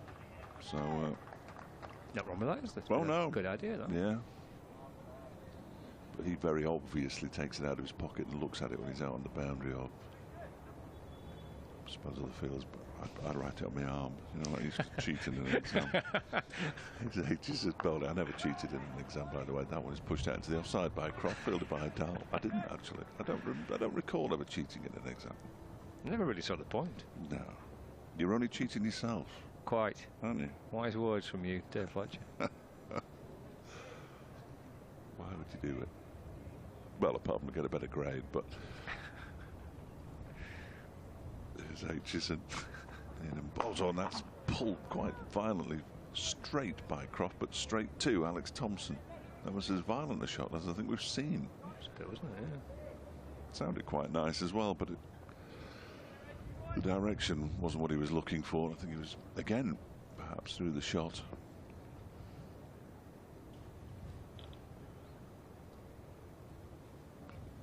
Aitchison once more. This one is turned to the leg side. It's fielded by Matty McKiernan in between the 2 covered pitches. No run. 151 for 4. Just the 1 run off the first 4 balls of this Aitchison over. He's only conceded 18 runs in total. That should put the kibosh on him. He's in on balls. That one is driven straight up to Billy Godleman at mid-off. He'll go down and field the ball without any thought of picking up and shying at anything. There's always someone listening with an answer to the question, isn't there? Oh, excellent. Good. Nikki Thomas has sent me a tweet with what this That's the placket. what the part of the collar, the buttony part of the collar's called. Yeah. Excellent. This one is clipped down towards fine leg. There might have been some bat in there. There's a big cry of no as the ball is fielded there by Lewis Rees. Did take some bat, so it's another run to Jones, who moves on to 40. Croft has 51. There were 3 runs off that over, and Lancashire 153 for 4 with 10 to go. A placket is an opening in the upper part of a trousers or skirt, or at the neck or sleeve of a garment. There we go. There's the placket. There it There's is. Billy Godleman's placket. Who'd have thought? What a way to spend your Sunday. Yeah. Thank you, Nikki. Excellent work. Thank you. Yeah, good stuff. Just remarkable. Anybody could work out what on earth I was talking about in the first place, really. I think it helped with the close-up on the pictures, didn't it? Oh, England haven't even got a medal in the Commonwealth Games. Oh, you're joking. New Zealand have beaten them. Dearie me. That's a shocker, actually, isn't it? Eight wickets. Well, here's Watt to Jones. Down the pitch is Jones trying to force the ball away through the onside. Can't get it past the Derbyshire skipper. Full review of the county championship, it says here, as a result of England women's failure to win a medal at the Commonwealth Games. Well, 5-3 for 4. Watt balls and Jones plays forward in defence, and there's no run. That is a bit of a shock, that for them. Well, it is really. Yeah. I was with Alex Hartley yesterday at Trent Bridge, and she was, she was a bit grumpy with how they went about their run chase. This is cut by Jones out towards backward point, and there's no run. I was watching bits of it at the football yesterday. It just seemed too many that India had got, didn't it? It just felt too many. To miss out on a medal completely. 5-3 for 4. Lost the skipper early though, didn't they? I know Natsi was a fine cricketer, but the Knights led that side pretty well. Rob Jones 40 not out. Here's Watt bowling to Jones. Eased along the ground through the offside for a single. Jones to 41 now. Shamasu threw that ball in and Ben Aitchison ducked. He had his back to him, but he was obviously told, watch out, it's coming your way, because he was immediately behind Aitchison. Shamasu. He generally doesn't do an awful lot in the field, Sham. Just chilled out, isn't he, on that boundary all by himself? Just wandering around out there. Watt to Croft. Bring Masood into the game here, because he's cutting this ball out towards deep backward point. Masood comes up from the boundary to field. Croft gets 1, moves to 52. Score moves on to 155 for 4. The amount of batting he's done, the amount of runs he scored, he can pretty much do what he likes when he's in the field for Derbyshire. He's had some year for you, hasn't he? Or for Derbyshire. What's Mickey Arthur been like? How much of a difference has he made, Fletch? Looking on the outside in, it looks like he's made a pretty massive difference to the club. Here's Watt in to Jones. That's Watt to mid-wicket. No run. End of the over. 41 gone. 155 for 4. Yeah, no, I mean, he's instilled an awful lot of confidence in an awful lot of players who are clearly good cricketers, but have become much, much better cricketers. Without him, Masood wouldn't be here, nor would have Suranga Lakmal. And then when Lakmal got injured, he managed to get Hayden Kerr in, who'd had a pretty good big bash just to play in the T20. Unfortunately, he got injured as well, and he went for Hilton Cartwright after that. He's currently playing in the 100 somebody. Played on Thursday night, so one of the two London teams. But yeah, he's had a major influence on this team, and he's got, it appears, big plans for the next 2 seasons as well. He's on a 3-year contract. Okay. Quite a coup for Derbyshire. He applied for the job, which is remarkable. Wow. Yeah, that's the thing that staggers me most. So kind of, is it something he's always wanted to? So he said he'd spent an awful lot of the last few years living in hotels and all that kind of thing. Right. And was getting fed up with it, really. And he wanted to put some roots down somewhere, so he's got a place in Derbyshire somewhere. Aitchison begins anew over. That one's been pulled into the leg side for 4 runs. That is a very, very aggressive shot from Stephen Croft, and perhaps the way these last 10 overs or 9 overs are going to go. It wasn't a particularly poor ball from Ben Aitchison, but it was pulled away. That's always going to go to the boundary. And Lancashire move on to 159 for 4 with Croft up to 56. I must apologise to Paul Turner, who told me it was a placket, to JDS on Twitter, who said it's also known as a box plate on a shirt or a placket. Yes. The answers are all there for us. I know. This one's pulled again violently into the leg side by Croft, but this time straight to Matty McKiernan, who's out of cow corner. Croft moves to 57, 160 for 4, and good to have Alexander along as well. He lives up, I always get this wrong, Midwest New England. It's one of those two. Sorry, Alexander, but he says he's watching the live feed. Listens in to Derbyshire matches a lot out in the United States. Next delivery, that's just slightly angling towards leg side, and it's turned off a glove by Jones, and a good piece of fielding by the wicketkeeper. You wouldn't necessarily expect to say that. He got all the way to the 30-yard circle and kept them down to a single. 161 for 4. Sorry, go on. I'll say we'll see a bit more of this now, won't we, from Croft and Jones. There's absolutely. 8 overs left. There's 6 wickets in hand. Yeah, it's time to try and accelerate. Got to take 1 or 2 risks, if they are indeed risks, and that one is clubbed into the leg side by Croft for another single. He moves on to 58. 162 for 4. Mick Wood sent me some photographs of those old gloves. You remember? Oh, you're far too young. Do you remember those gloves when you were batting with the green spikes? I do not. No, I thought you were too young. They look great. They weren't. They offered no protection whatsoever. Yeah, looks that way. Unbelievable. And he usually shared them. This next one is pulled around the corner by Jones. He'll pick up another single. Out there in the distance is Lewis Rees to pick up 2. That's good running. That is really well run. I thought they were just going to go for a single there, as they often have, but they came back for the second. And Jones moves on to 44, 164 for 4 in the 42nd over. Final ball of which is about to be bowled by Aitchison, who had been particularly miserly up until this point. He's in now, balls. That one is pushed up to Billy Godalman at mid-on. They go through for another single, so at least 1 run off every ball of that over from Ben Aitchison. And at the end of it, 42 now gone, 165 for 4. Lancashire. Croft has 58 and 45 to Jones. Derbyshire scored the thick end of perhaps slightly more than 100 runs off the last 10 overs down at Chelmsford.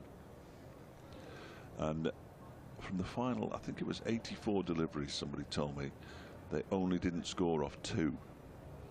And that is the way forward. Yeah. If you can't get the ball to the boundary, at least get a single. That will make all the difference come the final reckoning. They're bringing Sam Connors. No, it's Mark Watt. I've called. Oh no, that's 2 of the Derbyshire players who will never speak to me ever again. I thought it was Sam Connors. He's a completely different shape to Mark Watt. Jones on strike. Here's Watt in balls. Jones trying to find a gap through the offside, but his Dahl is at cover and there's no run. Sorry to the Connors family. He's got 2 overs left, hasn't he, Connors? Mm. So we'll see him again. He's worked along the ground by Rob Jones. There he is, Connors, at long on, coming up to complete the fielding. Jones moves to 46. The partnership now is worth 99. Croft is on 58, not out. Here's Watt to Croft. And up and over short third man. Bring up the century partnership. They'll come back for 2. Jones wants 3. And he's running towards the keeper's end. That's good running by Jones. In fact, they might come back for a fourth. No, they decide against it. So they've run 3, and that brings up the century partnership as well. 102 between Rob Jones and Stephen Croft from 133 balls. 61 to Croft, 46 to Jones. Much needed. Absolutely. Much needed. I'll be enjoying this for Rob Jones, playing and batting alongside Stephen Croft. 46 from 66. Means Watts in and bowls. Jones goes back and flicks the ball off his pads towards square leg for a single. Moves to 47. 170 for 4. He always tells quite a sweet story, does Rob Jones, about how Stephen Croft was his favourite player when he was a younger lad. Oh no, that must be great for Stephen Croft. Used to like watching him bat, he says. Now batting with him. Looking to try and sweep the ball is Croft. Well, sweep in a fashion, really. It's a bit of a hack, trying to get bat on ball. But, there's no run. 170 for 4. Watt into Croft. Shuffles back and tries to force out away into the offside, and he can't get it past Anyus Dal, and that completes the over. So 7 remaining. 170 for 4. And, partnership dominating the innings there for Lancashire. 36 between Jennings and Bohannon, but it's the century partnership, Croft and Jones. Pretty equal as well. They've both faced similar amount of deliveries. 67 Jones, 69 balls faced for Croft. Pretty even partnership. And that run rate's been pretty level through the course of their innings. They'll just try and push that up towards the back end here, Lancashire, with 7 overs remaining. Yeah, just shy of 4 runs and over, isn't it, the overall run rate? So they'd want it closer. They'd ideally want it a lot higher, but they'd probably want it closer to 5 if they can get it closer to 5 by the end of the innings, which might take some doing. But thank you to Hugh. Said who knew that the Great British Sewing Bee crossover with Derbyshire was the content we were all waiting for. Yes, there'll be no further talk of collars or plackets. Plackets, yeah, that's the correct description. Lewis Rees returns from the Brian Statham end of Old Trafford. Around the wicket he goes, and it's clipped into the leg side by Jones.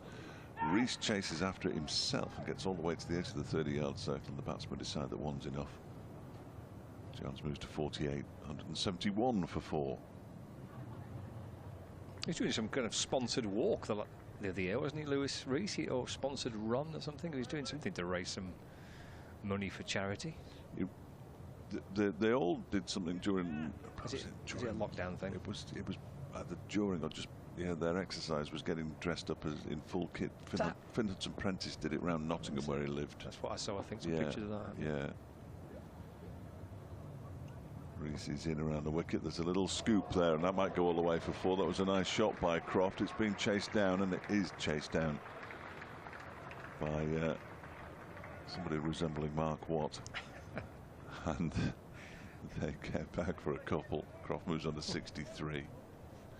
He threw it left-handed as well, which is always a giveaway. Bowls left-handed, throws left-handed, bats left-handed, writes right-handed, and plays golf right-handed. Mark Watt. He's a proper character. Rees, that was a 23-yarder from Lewis Rees. I'm fairly certain. I'd like to see that again. He bowled with his front foot on the back crease, whatever that one's called. They got a single. Croft moves on to 64, 174 for 4. It's all part of Lewis Rees's variations. Yeah, he bowled that from a long way back. He's in again, and that one is chopped down off the bottom edge down towards a fine third man for another single. Jones up to 49 now. 175 for 4. The sinister man has returned. Yeah. We've not been taken off air, are we? It's only a matter of time, mate. That one's from the front of the crease. Now he's definitely varying this, Lewis Rees, and I've never seen this before. Well, I've never noticed it before. Single is taken, brings Jones back onto strike. Croft moves on to 65, 176 for 4. Perhaps the director could get us one up at the end of the over, just to prove that I'm not seeing things. Balls 3 and 4. This is the 6th delivery, and it's pushed by Jones, who almost falls over playing the defensive shot. So he remains on 49. Croft has 65. 176 for 4. Here we go. Here's one of the Lewis Rees deliveries. No, not that one. Not that one. That one looked all right, didn't it? The one, two before. Sorry. Causing chaos, you are. No, I do apologise. It's that little sense of power, isn't it? You can direct the director. I know he's taking no notice of me, and I can't say I blame him. 176 for 4 with 6 overs to go. Can they get? They should get to 200 now, you would say. Well, yeah, that's kind of a benchmark, isn't it? That kind of minimum, really. You hear the background chanting of Man United fans in the distance. Croft looks to try and chop the ball away to the offside, but can't get it past the infield. Fascinating to see if they're still chanting at 3:45. Still feels a bit early, doesn't it? Far too early. Season. Far too early. What balls, and Croft drives up to wide long off for 1 run. Rees fields. Croft moves to 60 something, 66, 177 for 4. Started early this year because of the World Cup, isn't it? They're stopping for the World Cup in November or something, or at least the Premier League and the Premier League and the Championship are, yeah, but League 1 and 2 aren't. What to Jones? That's nudged away to mid wicket and gets through for a single, and that is a 50 for Rob Jones from 74 deliveries with a 4 in that. Excellent stuff from Jones. These two as well have put together a partnership which is a new highest wicket partnership in List A cricket, the 5th, for the 5th wicket, that is. And that's chopped down by Croft to short third man for a single. 179 for 4. So the previous List A 5th wicket highest partnership for Lancashire against Derbyshire was 109 by Stephen Croft and Alex Davis in 2014. So this partnership now is the beats that one. Rob Jones probably bunked off school to watch it.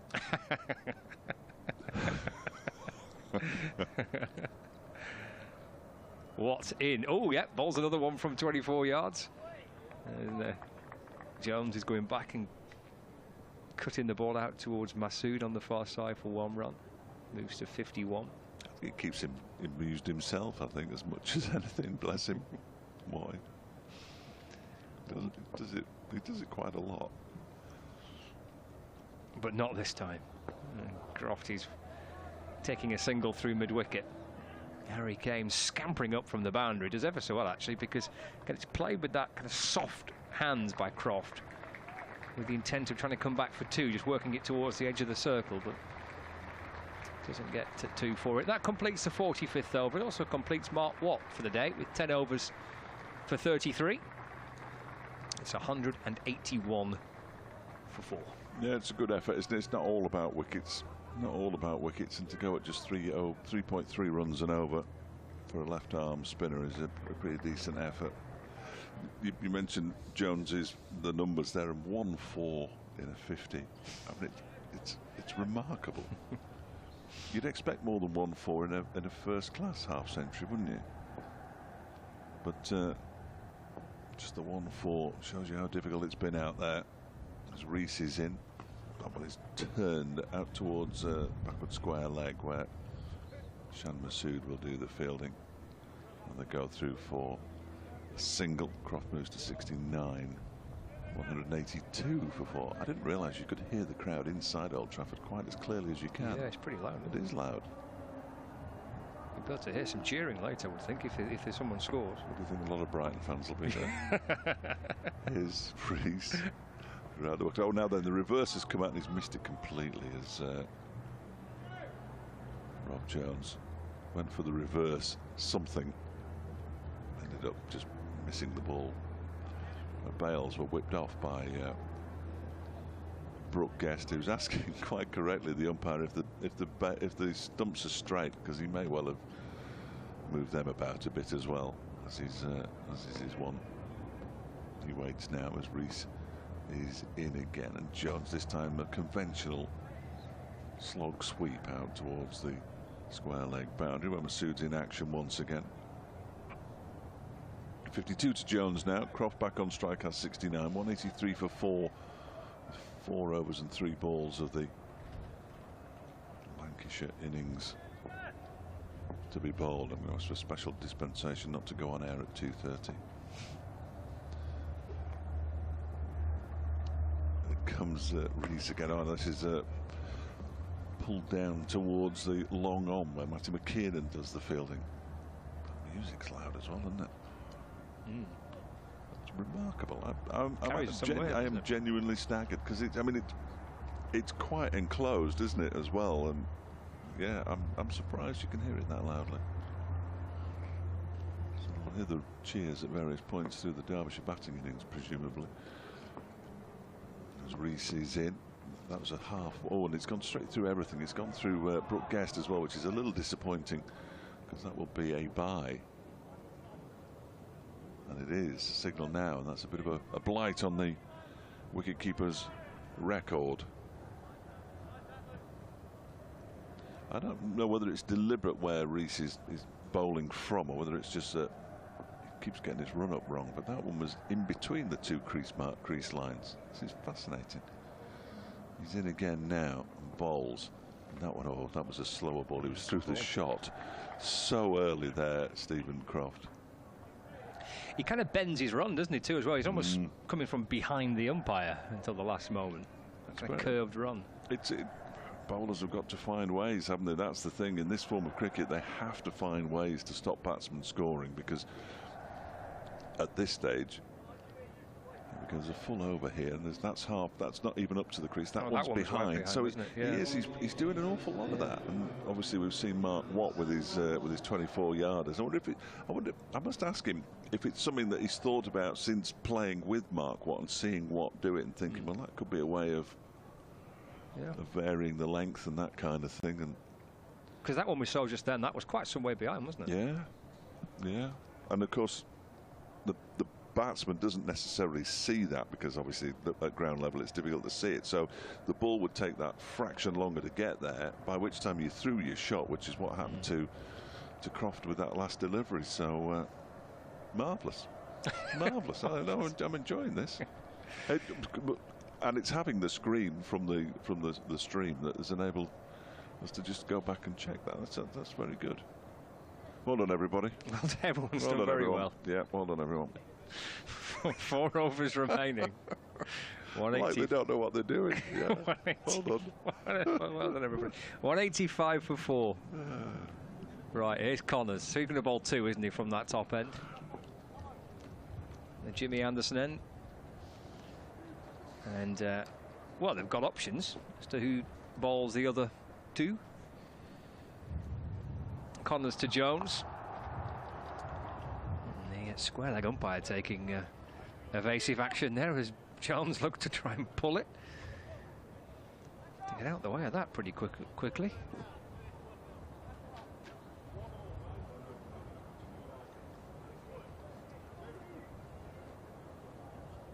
These are square leg umpires. Richard dealing with that, isn't it?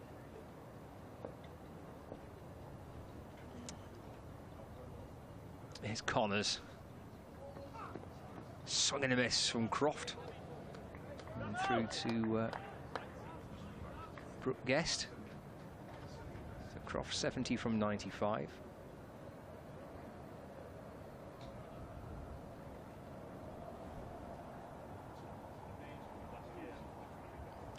186 for 4. Connors picked up 1 wicket. Looking for another here. Again, big heave by Croft. Trying to muscle it away towards the leg side. Brooke Guest, the keeper, takes it. And you got the wicket of Wells, the first wicket to fall, actually. Wells for 7, Jennings for 33, Bohannon for 15, Sundar for 0. And then this excellent partnership between Jones and Croft. Connors does get bat and ball this time. Sends it out towards the leg side. Just for a single. Croft moves to 71, 187 for 4.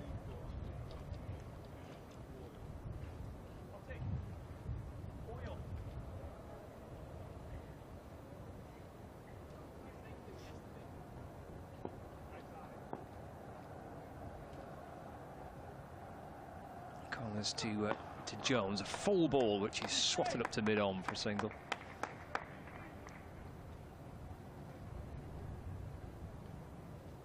.88 for 4, 1 ball left of the over.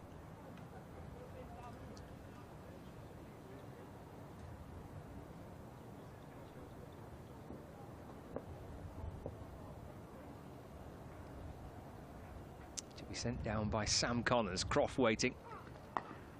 Clubbed back over the bowler's head. Gottleman, who's at mid-off, was chasing after it. Again, the ball lands and doesn't reach the boundary rope. Seen that so much. Saw it on Friday here for the 100 game. Expecting on a quick outfield that would bounce and perhaps spin over the boundary and get 4, but it hits the deck and doesn't really go anywhere. Croft does come back for 2. These two have run superbly because boundaries have been difficult to come by. They've put on 123.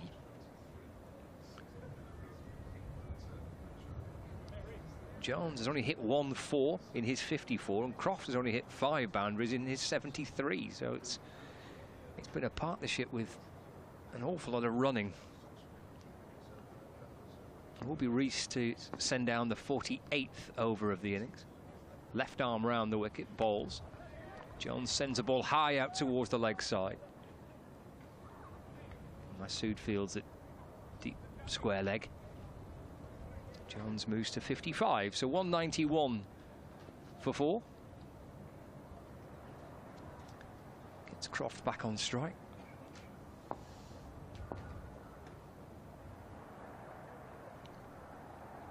Rees again with a slightly curved approach. Ball's left arm around and pushes it wide and outside the off stump, but too far wide. Signalled that by the umpire. Yeah, he wasn't going to go away with that, was he? No. Those blue lines which the umpire uses as a guide. Just pushed it too far outside the off stump. So 192 for 4. Rees again bouncing in, again bowling one from about 23 yards. It's launched away into the onside and it's put down in the deep by Anuj Dal, and they'll come back for 2. Croft sending it out towards deep mid-wicket. Dal running up from the boundary. Put the dive in. It's one of those where sometimes you get to them and it sticks, and sometimes you hit the ground, the ball bobbles out. Occasionally you break your fingers. Oh, yeah. He's okay. 194 for 4. Rees again to Croft. That's cut away through the offside. 76 now to Croft. 195 for 4. It's a long time since Washington Sundar was dismissed first ball, doesn't it? Doesn't it feel like a different game?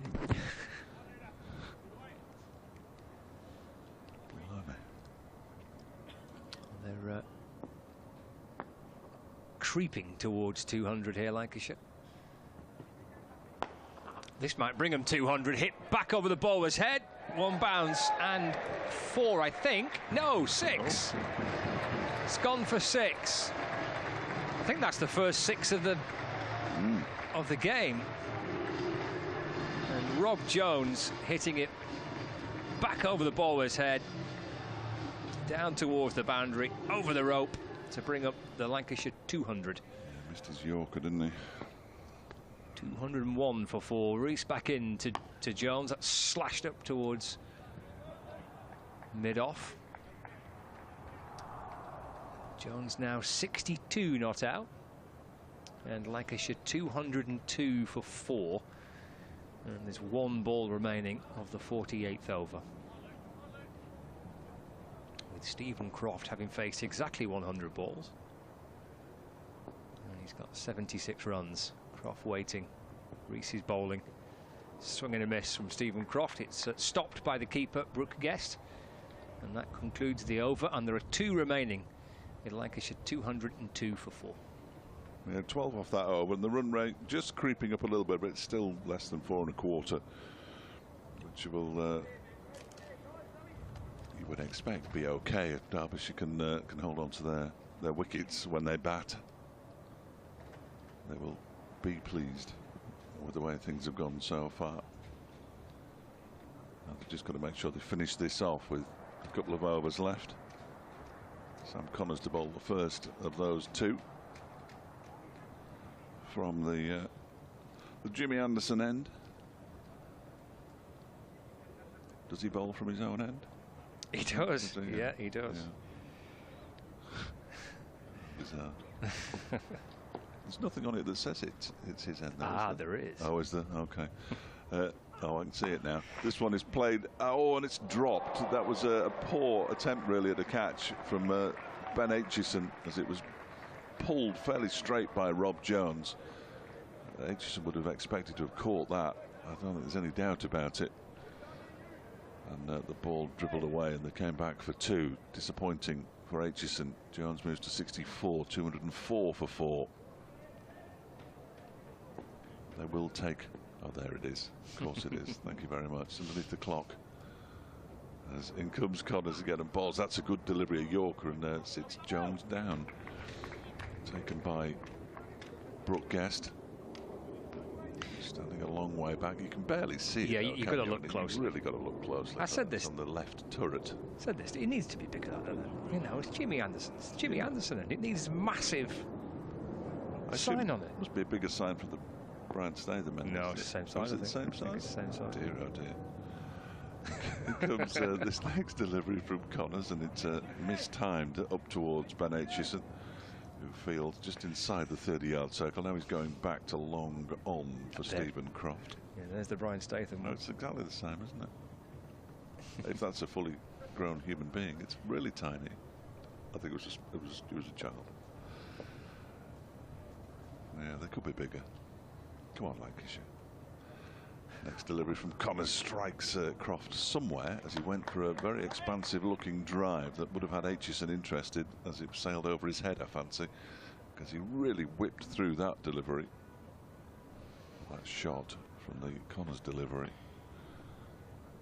Dot ball though, 205 for 4. 8 balls of the innings left. Yeah. Swinging for everything here, aren't they? Yeah, I think they've got to, haven't they? They want to get to 220. Connors is in again. Balls, and that one is driven for 4. Out towards the hotel. A couple of bounces and over the boundary. Nice shot from Stephen Croft. He had a big swing at the previous one, but didn't make contact. Well, he certainly made contact with that one. Should move up to 209 for 4. Good shot, that, wasn't it? Yeah, it was. Big boundary to hit. Plenty on it, Stephen Croft. DJ was pleased because he's been able to play a tune. He hasn't played many. Few and far between them. Almost redundant. We don't need the DJ. Come on, you can have the rest of the day off, mate.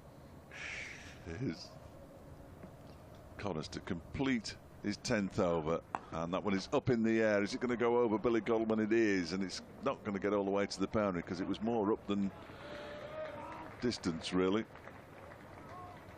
And they come back for a couple, and Connors finishes with 1 for 43. No, 1 for 41. Why did that not move up by 2? 1 for 41 off his 10 overs. So that's a pretty decent effort from Sam Connors in his final game before he goes off to play for the Lions. 211 for 4 with 6 deliveries to go. Croft has 82. Jones has 65. This partnership 144 from 172. Really good effort. Really good effort by these two. It's a proper evenly matched partnership too, isn't it? Yeah. 75 and 65.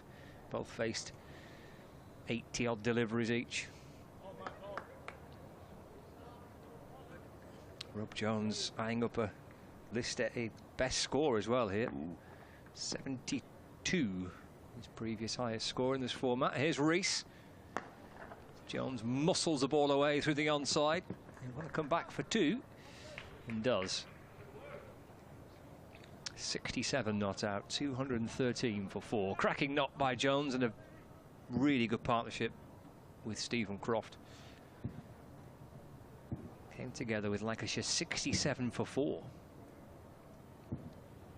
Yeah, they were in a bit of trouble there, weren't they? Rees around the wicket, bowls. Jones hammers it down the ground. Connors comes round quickly. It should only be... Oh, no, they have come back for two. It could be a tight second. Oh. Absolutely terrific running between Croft and Jones. Right at the back end of the innings here.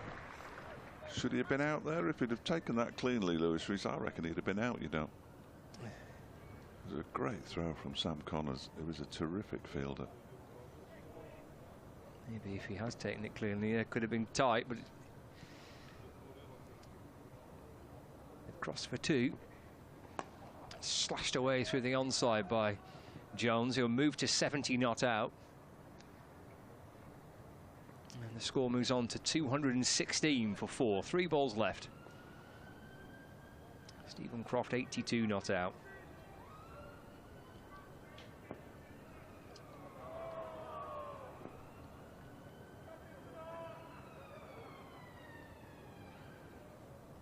Lewis Rees from the Brian Statham end. And that's muscled out through the leg side. Oh, it's a great shot for four. Terrific power on the shot from Stephen Croft. Dragging the ball away through deep mid-wicket. There's two fielders on the leg side, long on and deep mid-wicket. Neither can get across to stop it. 220 for four, but kind of brute force from Stephen Croft. Violent.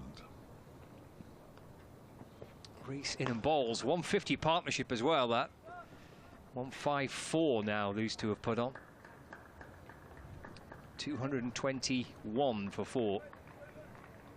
There's 1 ball left, and Rob Jones needs to score 3 to get himself his new career best list A score, or get 2 to match it. He'll try and get bat on ball and run. Either way, in and bowls. It's full of length. It's a terrific ball to finish off with by Rees. Yorker to send down for the final ball of the 50 overs. Really good delivery from Rees.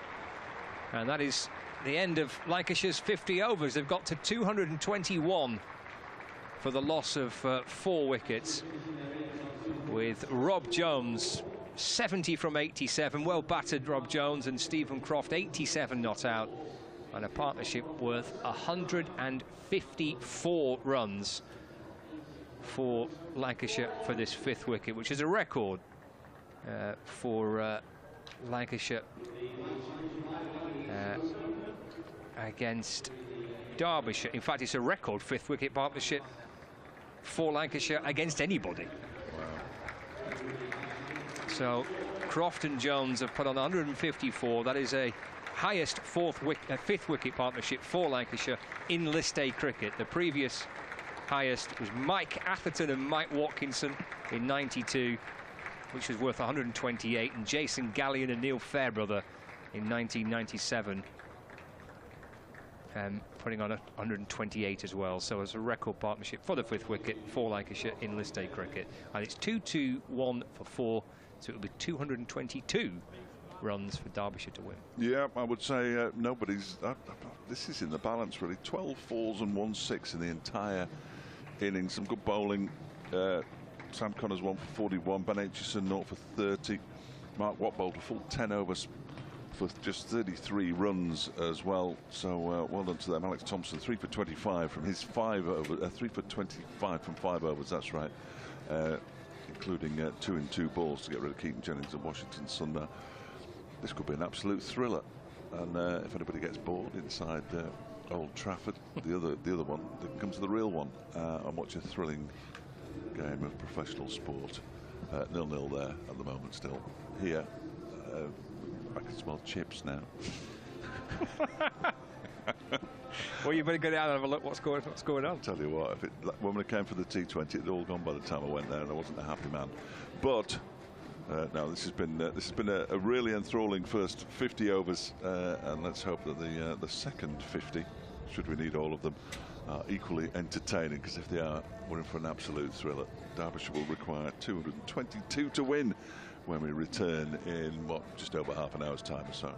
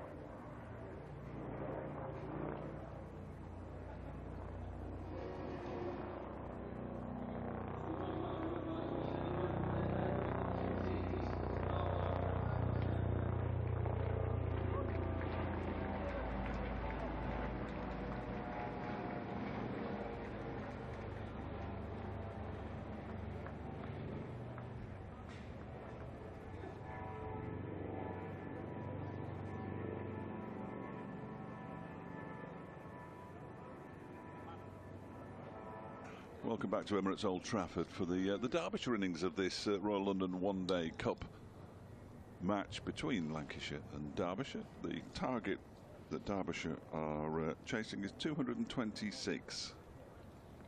No, it isn't.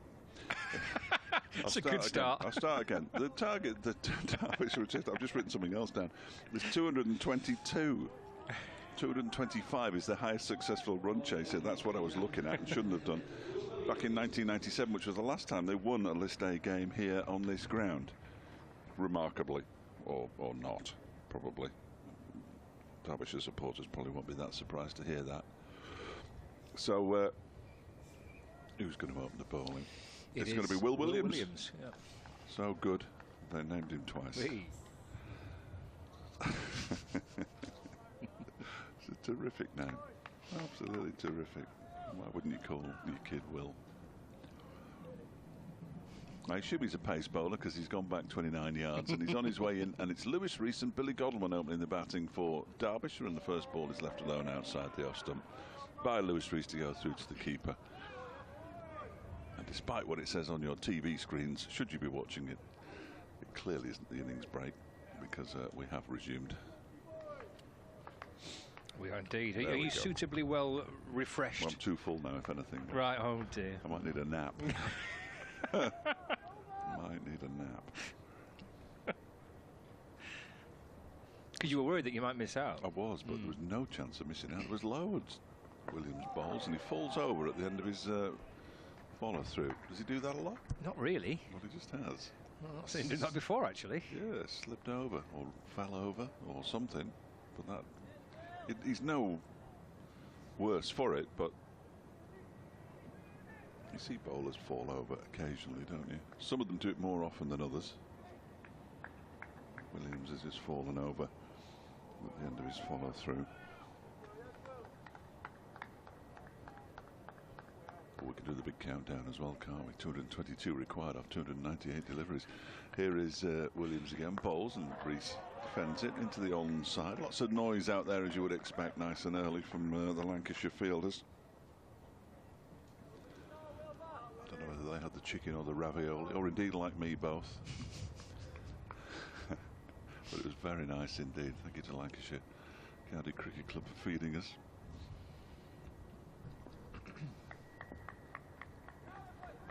But not the soup, Fletch. You didn't fancy the soup? I didn't fancy the soup, no. I didn't fancy the soup. Reminded me too much of Lord's. This next one is edged down towards third man for a single. So Rees is up and running, as are Derbyshire. First run coming off the fourth delivery of the over.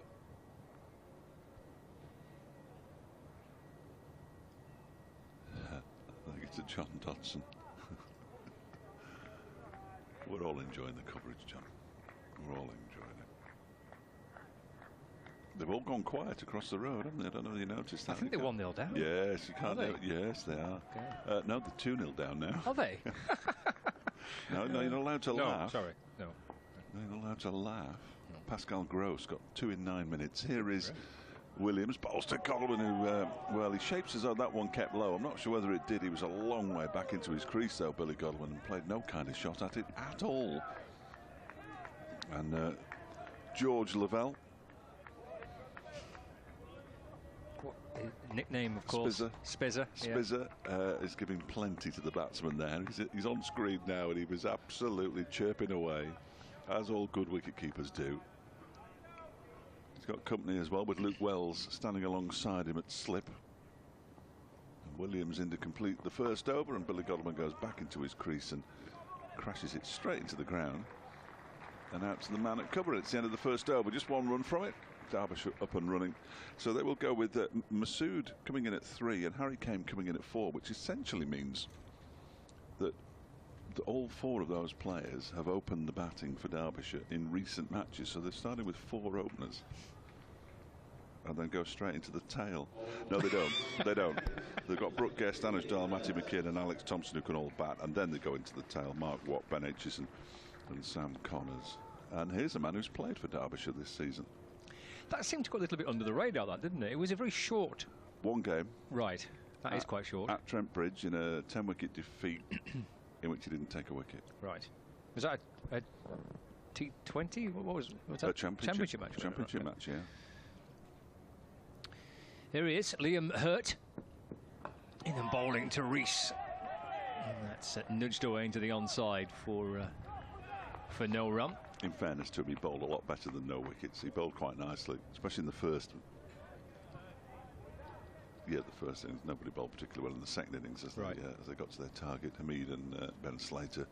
Hamid was the aggressor as well in that. Tremendous. I mean, I love him to bits. I've always enjoyed watching him play. And it was terrific stuff, but they did absolutely thrash Derbyshire in the championship. Here he's Hurt. In and bowls again. And Rees just leans into it and steers the ball away into the offside for no run. We reckon, those of us who watch Derbyshire pretty much every day that they play, one of about 4 bad days cricket they've had in total this season, which is around about 84 less than last season. I know, it's absolutely dire. Everybody stopped talking to me. Well, mainly because I couldn't find anything positive to say about it. It's quite tricky, isn't it? Hurt over the wicket, balls, and again just eased away for 2 actually, down towards backward point by Lewis Rees. He's kind of feathering the ball out towards the backward point region. Bat just a fraction in front of his pad and just uses his wrist to open up the blade of the bat and comes back for 2. He moves on to 3, as indeed do Derbyshire. I hope Mark Watt's all right after Hearts only managed a 1-1 draw at Hibs in the Edinburgh Derby. Wouldn't have been the result he was looking for. He might have to wear an 11 on his back now. It's Hurt from the Statham end, bowls, driven by Rees. Jennings at mid-off fields. Throw in towards the bowler's end. Actually strikes Lewis Rees, but it was all accidental and good-natured. Hit the back of his bat. He just held up a finger to, not that finger, his index finger, to Keaton Jennings. That was best to clarify. 4 without loss. It's George Bell on the outfield there, so he's on as a 12th man for somebody. He's Hurt, bowling, driven, and Rob Jones with an excellent stop. And Stephen Croft comes and picks his cap up for him and gives him a little hug and a flick on the back of the head and says to Rob Jones, "Well done, mate. I've had 15 years of fielding there. It's going to hurt a bit." It looks like what's his name out of Pirates of the Caribbean, doesn't he? Bit of Johnny Depp. It's a great look. He's got the Johnny Depp's feeling at cover. If that's not his nickname, by the end of this match, I want to know why. It's Hurt in and bowls. And Godleman defends just off the back foot. And that's the end of the over. 3 off it, bowling with good pace there, Liam Hurt. 2 overs gone, 4 without loss. Rob Jones just feeling his left side. It's a horrible place to field, isn't it, on those hard pitches and ball bouncing around. And he did really well. He saved some runs. He's lost his parrot though. I don't think you'll find that. See, I thought at first he looked a little bit like a musketeer. No, but I'll give you that too. Yeah, I'll give you that. He perhaps needs a little bit more on the facial hair to look like Johnny Depp in full Pirates of the Caribbean. I've never seen Pirates of the Caribbean. Here's Williams in from the Jimmy Anderson end. That's pushed away nicely by Lewis Rees. He's going to pick up 2 more runs here, and he moves on to 6. Pushed it out into the extra cover region. And they come back for 2 more. It's good running, good intent from the opening pair here from Derbyshire. Looking for 2s wherever they can get them. It is a huge field at Old Trafford. I don't think it's quite as wide as Derby, but it's certainly deeper, if that makes any sense. Straight isn't as short as it is at Derby. Here comes Williams again, and using his feet to advance, Lewis Rees pushes it out into the offside, and Williams fields off his own bowling. And there's no run. The kind of target, 222. If indeed that is the target. It's a kind of target which you think, right, if we bat sensibly, That's the mindset the Derbyshire batsmen have to have. If we bat sensibly, we can get this, and that would be a huge feather in their cap. Rees waits and flashes at that one outside the off stump. Not playing shots like that necessarily, although you can't go completely into your shell, obviously. But Lewis Rees, quite an expansive looking drive, and failing to make contact. Barely seen Billy Godleman face a ball. He's only faced 4 of the 15 deliveries that we've had, so difficult to tell what kind of mode Billy Godleman's in at the moment. Whether he's in a dancing down the pitch kind of mood. As Williams is in again, and Rees defends this one up to mid-on this time. Once again, there's no run. Because when he gets going, he's good fun to watch, isn't he? Billy Godleman. Can be, yes. Yeah, yes. well, if he gets it right, you know. If he's in that kind of mood, yeah, something's going to happen every delivery. Some of it won't look massively pleasant. It's when he goes into his shell that you just think, come on. Especially when they've got Masood and Kame, Guest and Dahl. As Williams bowls, and that one is driven but not timed up to mid-off this time by Lewis Rees. Once again, that's Keaton Jennings, isn't it? It is. Thought it was. He's cunningly disguised himself, Keaton Jennings, as whoever that is at who was it, Danny Lamb, because they're both wearing the elbow protectors. Usually there's only one of those out there, but there's one on either side. They're like the elbow protector twins. As Williams bowls a short ball and it's pulled away, but there is a man down at the backward square leg boundary. That is George Bell, the 12th man. He does the fielding. Single is taken, and we're not going to see any Billy Godleman just yet either, because that was the final ball of the over. 7 without loss after 3. Billy Godleman's only faced 4 of the 18 deliveries we've had so far, so we still don't know what kind of mode he's in.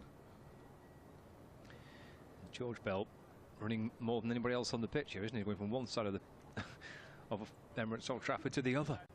There's no way to treat a young man, is there? No way to treat a young man. We had him mic'd up the other week, and I felt a bit guilty because I was chatting to him and he got distracted and was in the wrong position. Oh no. It's hurt.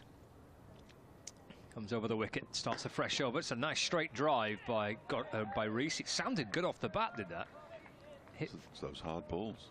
Yeah, Saki Mahmood was talking about this, wasn't he? Just been informed. I hope that Luke's only watching, only got one eye on the 100 game that might or might not be taking place now. He said he's found a worthwhile reason for the 100.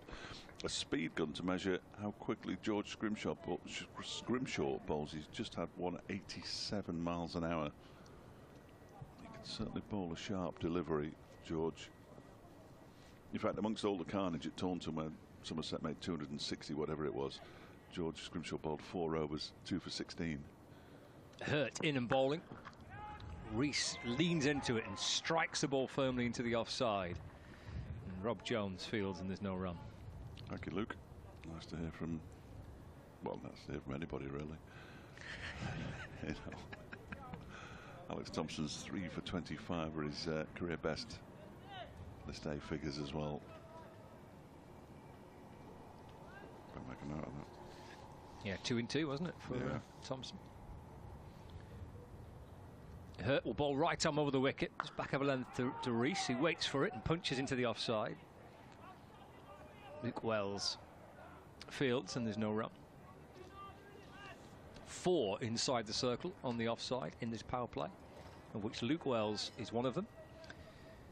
And we can see out towards the left on screen for the viewers on Lancs TV, the 4 fielders inside the circle. Mid-off cover, extra cover, Pikewood point. It's Hurt, he's in and bowls, and that's driven straight and driven beautifully, and driven, I would think, for 4 runs. Jennings will try and catch up with it. Lovely straight drive by Lewis Rees. He moves to 11, as indeed do Derbyshire. He's got all the runs so far. He's faced all the balls. What's he doing? He's not giving Billy a go. It's like it's his bat and ball. My game, I'm going to play with it. Yeah.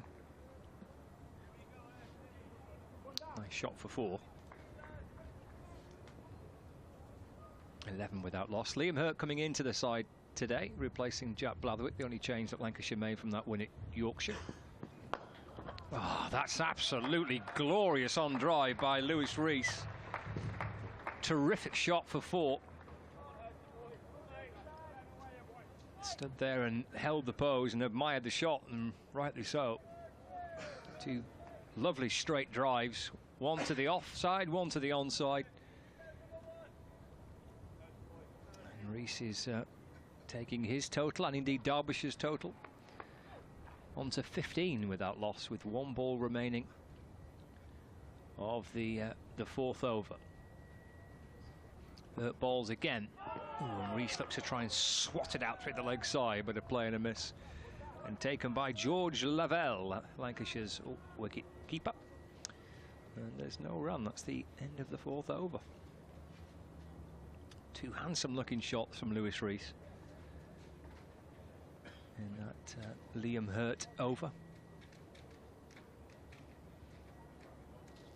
Lancashire's run rate was pretty steady through the course of the innings, just a little below 5 and over.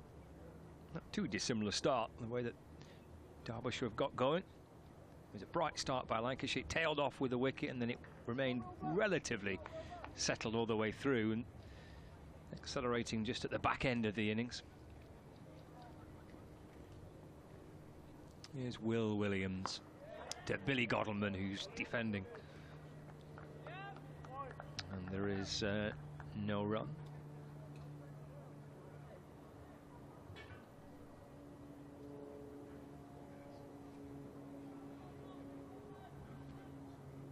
See, quite a blustery day still. You can see the shirts on the umpire and the players in the breeze. If you're just joining our coverage live from Emirates Old Trafford, here on Lancs TV and the BBC Sport website and the app, it's the Royal London One-Day Cup fixture between Lancashire and Derbyshire. And Will Williams is bowling, and Billy Godleman's off the mark as well. His first run cut down to 3rd, where Liam Hurt fields. And the score moves on to 16 without loss. 222 is the target for Derbyshire to win the game. See at the bottom of the screen for viewers watching that the run rate required, just a fraction over 4.5 runs per over.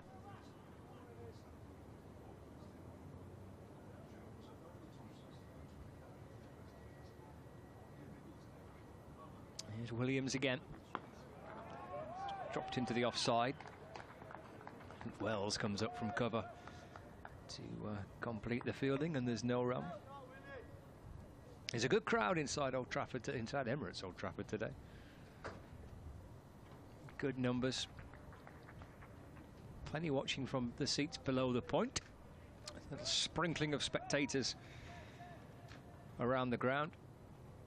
It's always quite hard to tell, isn't it? But I expect in the region of a couple of thousand, maybe. Oh, Rees has come down the pitch towards Williams. He gets enough to clear Danny Lamb, and he comes back for 2. But positive intent from the word go, particularly by Lewis Rees, who's moved up to 17. And the score moves on to 18 without loss. So 69 without loss at the end of the power play down at Chelmsford, and this is how they were batting. They only got 5 off the first 4 overs. Okay. I think they were 10 off 5, and then went mad. Right. So. Clearly some sort of plan. Yeah, well, why not? Shall I just lay it out and then just like... Rees is 17 not out. Here's Williams in and bowls. Oh, he's got a top edge. He's gone high. He might be caught here, Lewis Rees. He is. It's George Bell takes the catch. And the positive start from Rees ends with him falling for 17. Bell took the catch. He's coming a long way. It went a mile. A relief etched across the face of young George Bell, who he's on the field as a 12th man. Not quite sure who he's out there for at the moment, but his teammates appreciate that, because that came off the top edge of the bat, went high. Look at that, went an absolute mile. And Bell coming up in position and takes the catch, and Derbyshire lose their first wicket, 18 for 1. When did Lancashire lose their first wicket? 18 for 1. Yeah, that was disappointing from Lewis Rees. He just didn't quite get hold of that one properly, did he? In the top edge, as you say. Good catch, really good catch by George, but a lot of pressure on him. as a substitute fielder for a start, and the fact that the ball was up in the air for around about 3 weeks. It's up there forever, up there forever. So now we've got a new opening batsman. It's Shan Masood, returning to Derbyshire after his trip to Sri Lanka, which was supposed to be a business trip when he was supposed to play cricket, but he did precious little cricket playing, sadly. But that's all to the good for Derbyshire, because he's back, and this is his List A debut for Derbyshire. He's one of the best List A cricketers in the world, I'm told. I mean, I've no reason to doubt that. He's one of the best red ball cricketers I've ever seen. He's in 98 List A matches, including this one, he's got 4,500 runs at 57. That's not bad, is it? It's pretty decent. Not bad. It's among the higher averages in List A cricket, I'm told. He's going to face the boy Williams. Slip in place. Final ball of the over as well. Here's Williams in.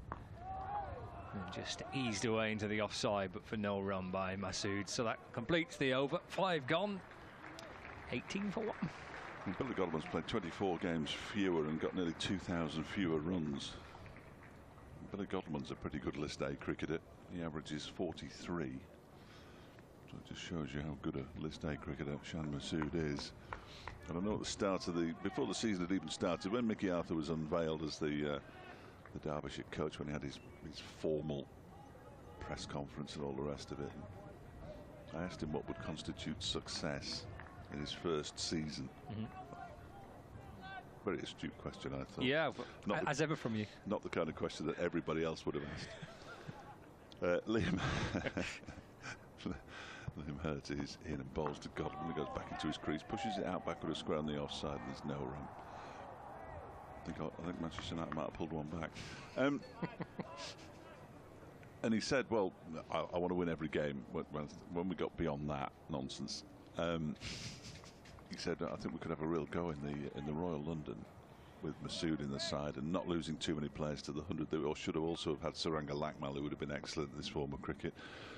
But in the first 2 games they had neither. They won't have Lakmal, but they have got Masood. Here's Godleman facing Hurt, and Godleman drives out into the offside. That's a terrific tumbling stop out there in the covers by Rob Jones. He's doing a terrific job saving a few runs so far. He's hurt some other part of his body. But that was hit with some force, and that's a really good stop. Great stop, isn't right it? on the edge of the 30-yard circle. Ouch. He gets more pats on the back from Stephen Croft. Might get some more bruises too. It's feel like his birthday. In comes Hurt again, and this one's a slower delivery from Hurt, and a well-disguised slower delivery, because Billy Godwin could do no more than push it back towards him, and he thrusts out a left foot to stop the ball from going past him. It remains 18 for 1 in the 6th.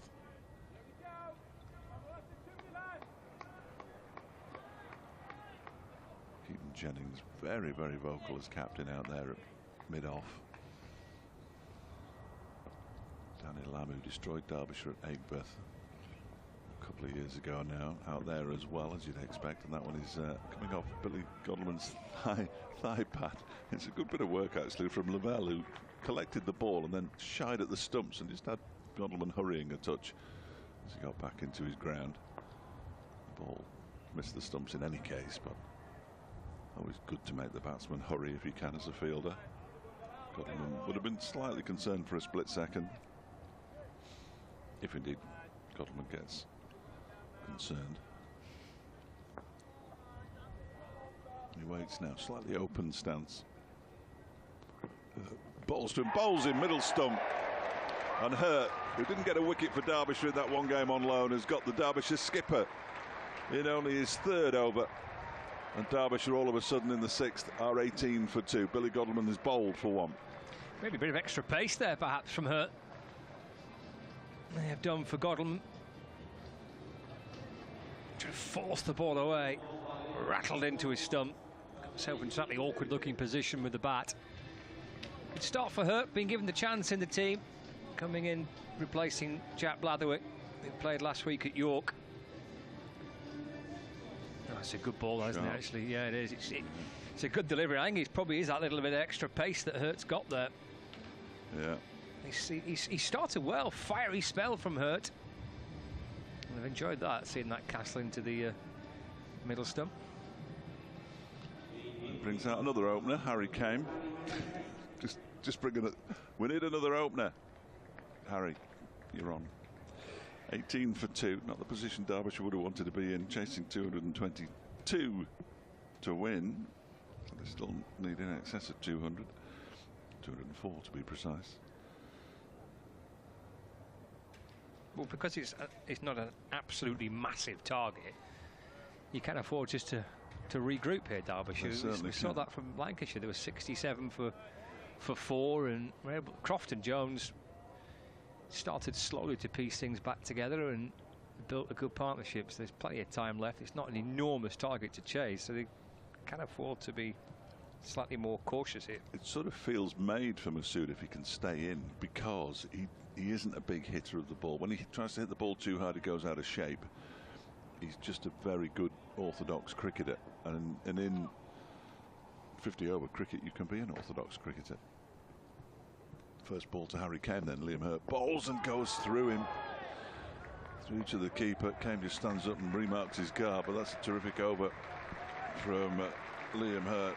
Absolutely terrific over.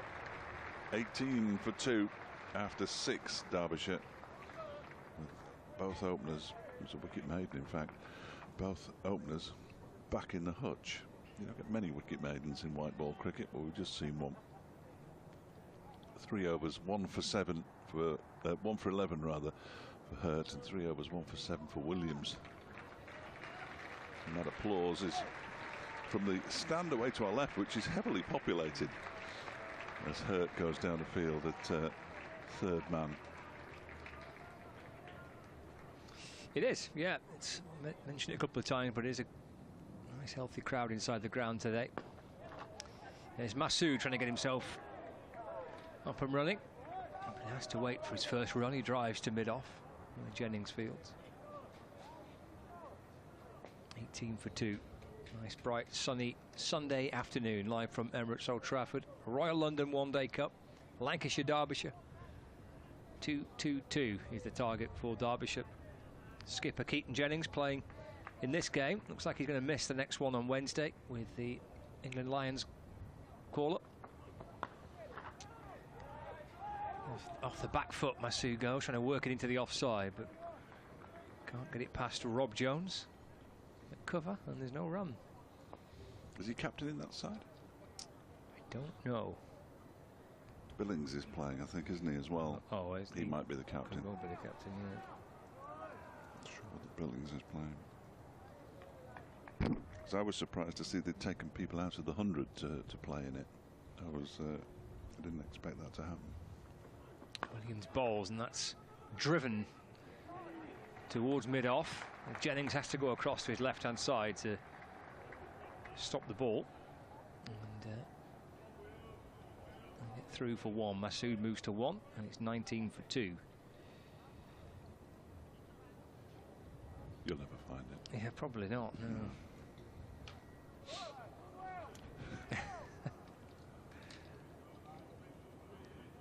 I just submit in from my mind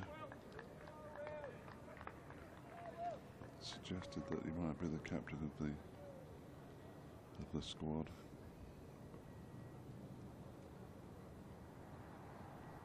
Williams in and bowls, and Harry Kane defends away into the onside, and there is no run. Got the wrong squad in it. I've got the one-day squad, so it's not good to anybody. Oh, no, that's the wrong squad.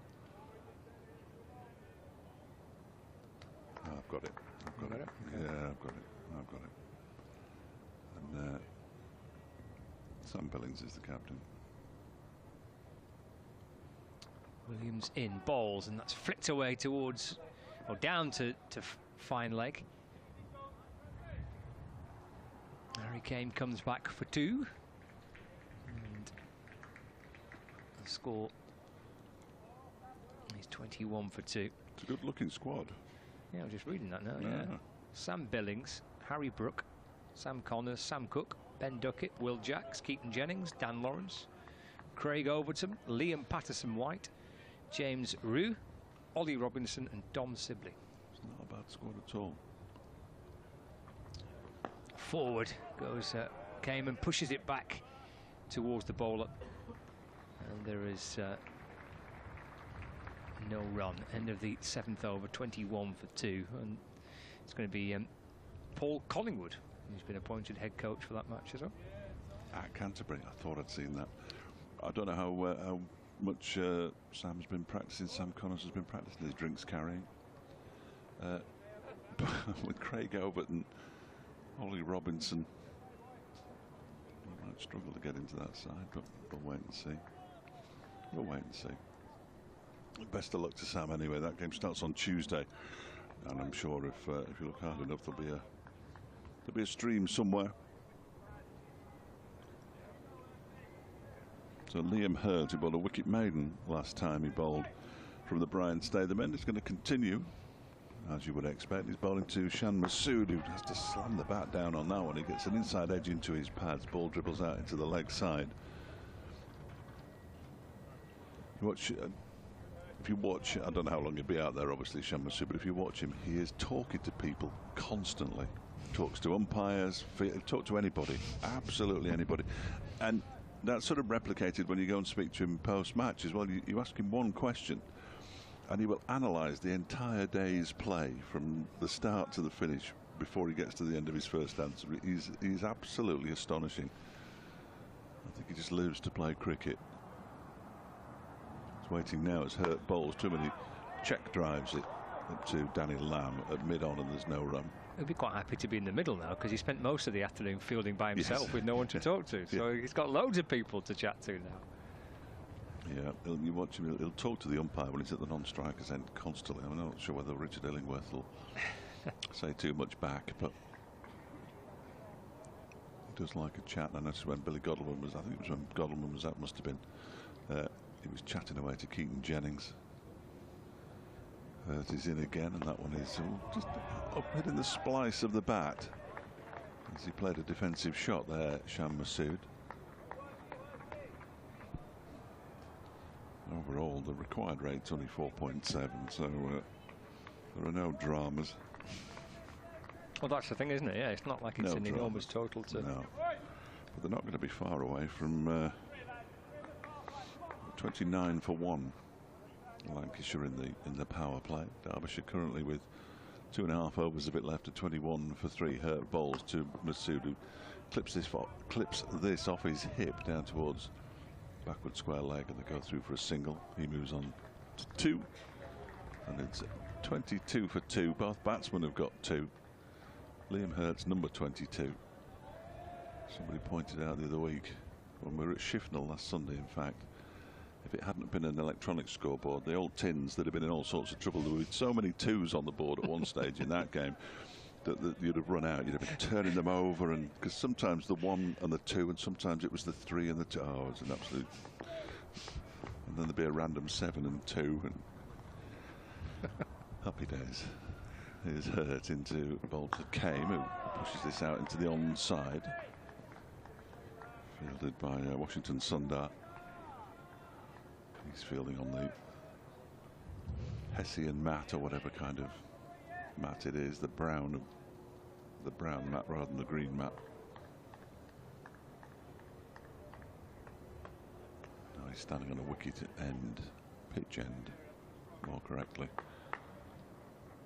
Final ball of Hurt's 4th over, 1 for 12 so far, just 1 run conceded off this over. 22 for 2 Derbyshire.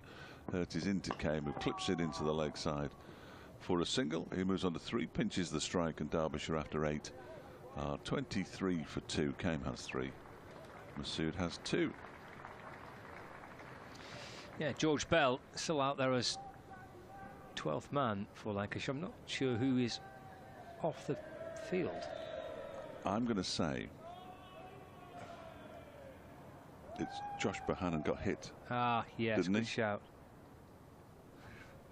Yes, that's a very good shout. Is that fair? Yeah, it's Josh Bohannon. Excellent call. Yeah, he got hit on the hand. Hit on the hand, didn't he, by Sam Connors, and he was in a lot of pain. Carried on.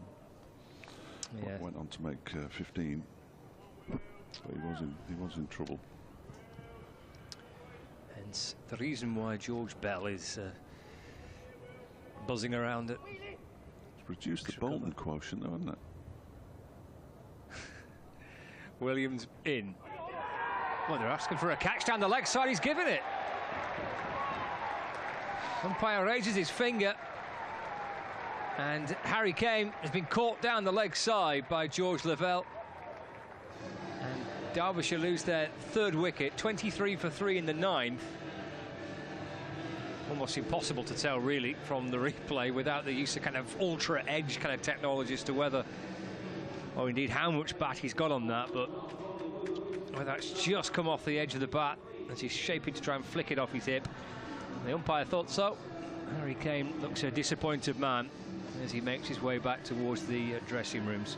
Caught by Lavelle off Williams for 3, 23 for 3. He did well to drag himself away there, Harry Kane. I'm not sure whether he lingered far too long or just long enough, but he wasn't a happy man, was he? And he might be in fine territory there. Unfortunately for him, he clearly didn't think he'd hit it. The umpire and the fielders clearly thought he had hit it. And, well, it's only the umpire who really matters. And Derbyshire now in a spot of bother at 23 for 3.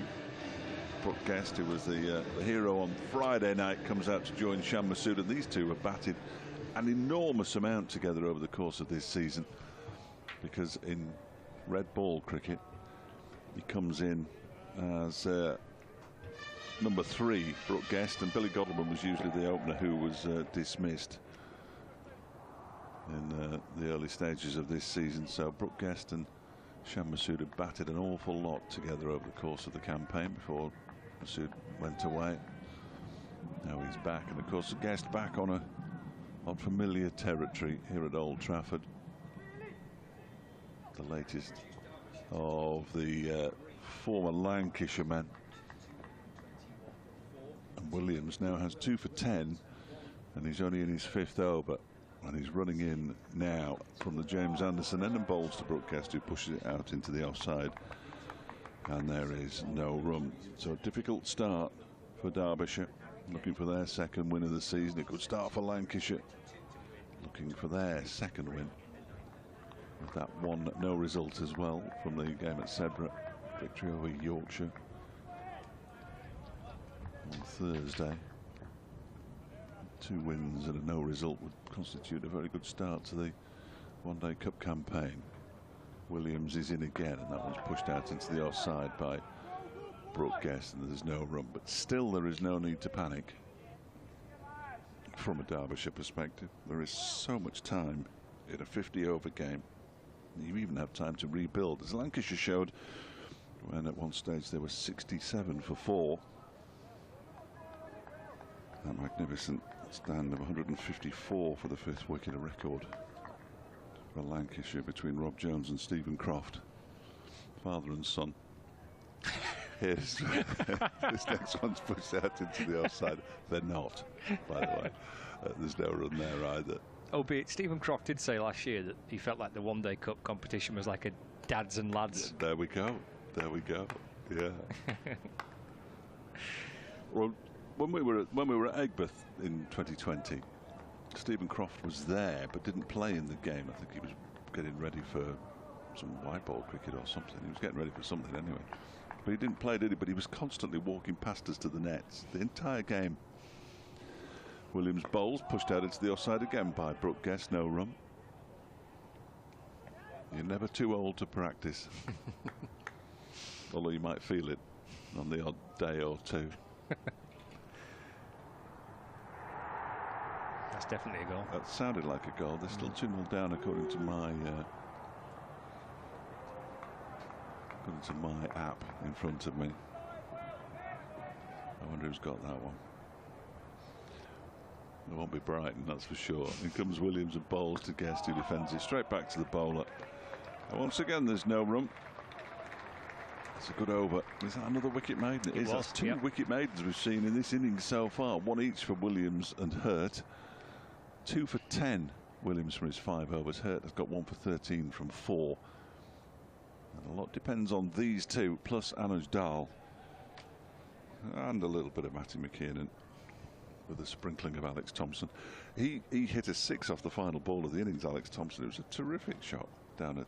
I'm not suggesting he's going to hit many 6s on this ground, but really, I mean, the lad can bat. Confirmation, 68th minute goal back for United. Waiting for the scorer, but they're singing again now. Yeah, it's Brighton and Hove Albion, boys. Don't get too excited. But when I hear a chant if we're going to win the league, I think I'll go home. Liam Hurt to start his 5th over, 1 for 13. And Masood eases the ball away through the leg side for a single. And moves on to 3, 24 for 3. That's a partnership that Fletch mentioned, that 5th wicket partnership, the highest for Lancashire in List A cricket. If you missed it before, the previous highest, well, it was a joint record held by Mike Atherton and Mike Watkinson. So, and Jason Gallion and Neil Fairbrother. So Michael Atherton and Mike Watkinson put on 128 in a game in 1992 against Oxfordshire.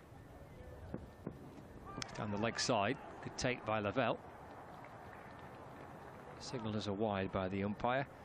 So Michael Atherton and Mike Watkinson 128 in 1992 against Oxfordshire, and Jason Gallion and Neil Fairbrother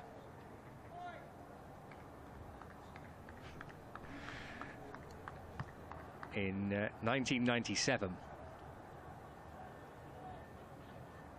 also with a 128-run partnership for the 5th wicket in List A cricket. So that was the previous highest, beaten today by Croft and Jones. This is driven by guest 2 Jones. He's had a good day, hasn't he, Rob Jones? Had a good couple of weeks. He's made some really good contributions and important knocks for Lancashire.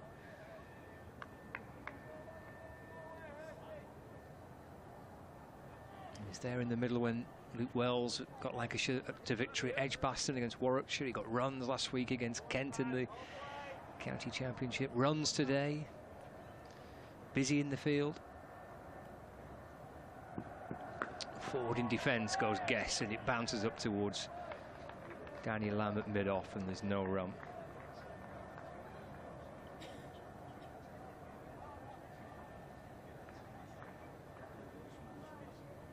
.24 for 3, halfway through the 10th. This is the final over of the power play.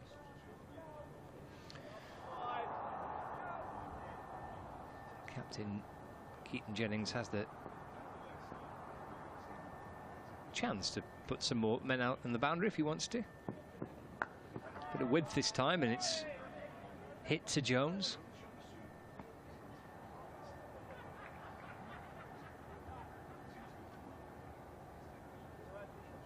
And again, there's no run. 5 over spell from Liam Hurt. 5 over spell from Will Williams. Will they make it a 6 over spell, either of these two? Williams 5 overs, 2 for 10. Hurt 4.4 overs, 1 for 15. Now comes off the inner half of the bat. Guess looking to force it away into the offside. It just squirts to mid-on where Keaton Jennings fields. And there's no run.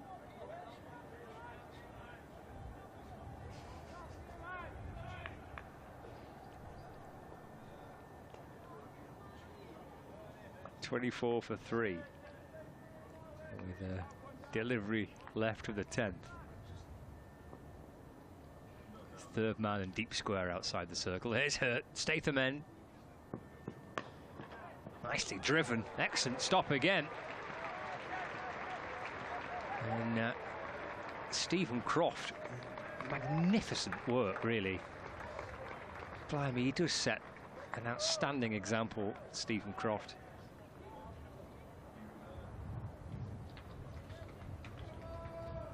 That's just a fantastic piece of fielding. It's hit firmly. And to get to it is a great effort. To stop it and then to pick up and throw. Brilliant from Croft. It's the end of the the 10th over.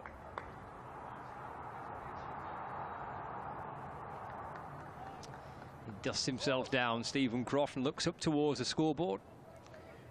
And it tells us that 10 overs have been bowled. It's 25 for 3, and that's the end of the power play. So not massively dissimilar in terms of runs scored, but it's just the 2 wickets that have fallen. See there on the run rate, and the Williams comes in and bowls, and that's driven to mid-on. There's no run. I think Lancashire were 29 for 1 after 10. Yes, yeah, there we are. Yeah. The little worm showing that Derbyshire, in terms of runs, are pretty much level, but just the 2 extra wickets that have fallen. But there's so much time left to rebuild. That rebuilding job that Jones and Croft did, with Lancashire at 64 for 4. Masood drives to mid-off. Jennings fields. Masood gets a single. He moves on to 4. 26 for 3.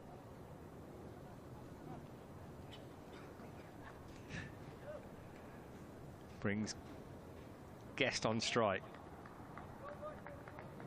Looking for his first run. He's faced 10 deliveries yet to get going. Kept beautifully. Brooke Guest, a couple of terrific catches. And as Fletcher's saying before, he's been in the runs this season as well. And he gets his first today. It's flicked away off the hip out towards mid-wicket where Rob Jones fields. Brooke Guest moves to 1, 27 for 3. He came in when they were 3 down at Chelmsford. They actually lost wickets 2, 3 and 4 in the space of 5 balls. So he sort of was in amongst the carnage, and said then there was so much time in 50-over cricket, there is time to rebuild. They got to 3 figures by that time, but so he's well used to rebuilding an innings. Williams bowls, and Masood again looking to try and force the ball away, but George Bollerson is out there as well. He fields, and there's no run. Have they got any of the original players? They're not bothering. Bollerson at cover. They've got Bell at deep backward square leg. Hurt's gone now, hasn't he? No, he hasn't. He's down there behind the scaffolding. Jack Morley, perhaps. Can't see Jack Morley. It's off the back foot and punched up to mid-off. And they are through for 1. Might have been in trouble if Keaton Jennings hadn't juggled the ball 3 times before he got it under control. He was desperately wanted to get the throw away, but couldn't get the ball under control. It might have hit his forearm. It was an own goal. Manchester United, that's how much you cheer for an own goal, by the way. Alexis Mack, Alistair. Williams bowls, and Guest defends on the bounce out towards Williams, to Wells rather, at extra cover. And there's no run. It's the end of the over.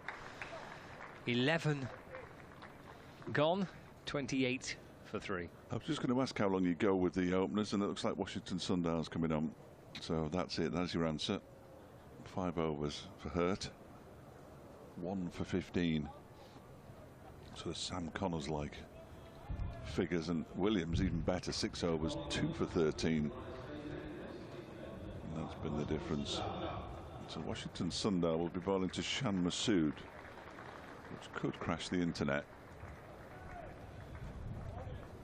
And whenever Shan Masood plays, Derbyshire's stream figures go through the roof. Imagine they'd be similar with Washington Sundar. 11 gone, 28 for 3. Quite a coup to get him, isn't it, Sundar? Yeah, it is. Or yeah. Washington, whichever he prefers. He's got Washington on his back, but yeah, good effort. He's very particular where he wants the square leg. He wants him backward of square. He won't be happy until he gets backward of square. He still wants, that's it, get round there. So it's going to be bowling to left-handed Shan Masood, who was ready then because he thought Sundar was, but now Washington Sundar's decided to have a bowl at Stephen Croft, I think it is. It is. Who's at extra cover rather than mid-off, and the long off has moved even further wide as well. So if you can hit the ball straight down the ground, you'd probably be doing well, in all honesty. That one has been clipped up to Jennings at mid-on by Shan Masood, so a single off the first ball, bowled by Washington Sundar. 29 for 3. Masood on to 6 from 14. Checks with the bowler, Masood, which side he wants him to stand, whether he's going to go over or round the wicket, then starts chatting with Richard Illingworth. There we go, look. Can't help him, he just can't help himself. Constantly talking. Not in a bad way. Just chatty, just friendly. Just very, very chatty. I think it's always good to get the umpires on side, isn't it? Yeah, what a lovely bloke that Shan Masood is. Not out. I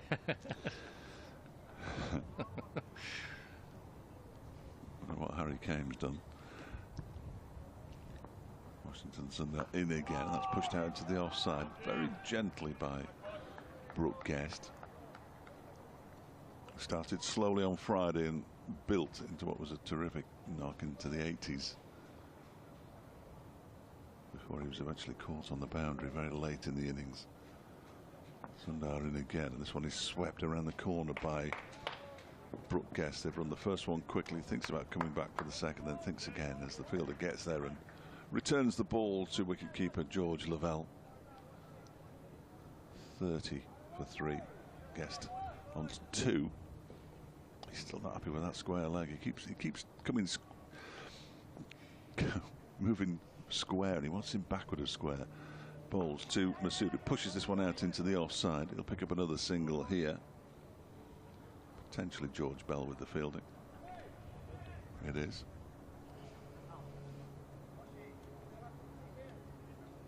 Having spent the first half of the match with his feet up, no doubt, occasionally bringing out a towel and a drink. Now he's got to hurtle around Old Trafford's outfield. Sundar in again, sweep again from Brooke Guest down to the man at just sort of long leg, really. And they go through for another single. Single off 3 of the first, or 4 of the first 5 balls. 4 of the first 5 balls to move to 32 for 3 in the 12th. Final ball of the over. That one is turned into the leg side by the left-handed Masood for another single. That's all Derbyshire need to do between here and the end of the game, really. Pick off the singles, get the occasional boundary. A job done. The only trouble is they're 3 down already. 33 for 3 after 12 overs. They still need 189 more runs to win. Had one result from this round of really? Royal London fixtures. Yes, Sussex beating Leicestershire. Oh, Leicestershire were hopeless, weren't they? 110 for 9, I think, when I saw them. And they got to 120 all out. Yeah, well done. Well batted. Sussex winning by 8 wickets. It's a long way to go, isn't it, for an absolute hammering. Yeah. The Leicestershire were probably expecting it, so they have taken Derbyshire's crown as the worst team in the first-class game this season. They are awful. Got some good individuals. It's a really strange thing that you look at their team and it's not that bad. But here's Danny Lamb replacing Will Williams.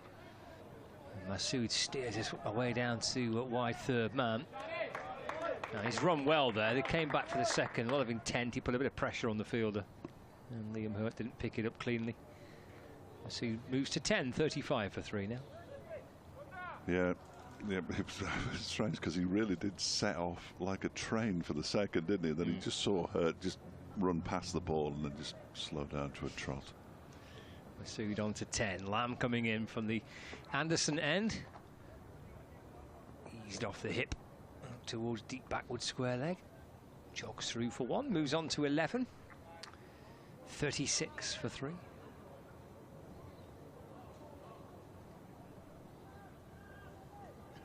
When I said it could be a thriller, it might be a slow burner, yeah. Everybody. It might be a slow burner. I think it could be a thriller, but I think it will be a slow burner if we're going to get a thriller. It'll be slowly building up to it. That's a nice shot from Guess. He's easing that away through the offside. Bell again in business on that cover boundary. Come back for 2. Guest moves on to 5. It's 38 for 3.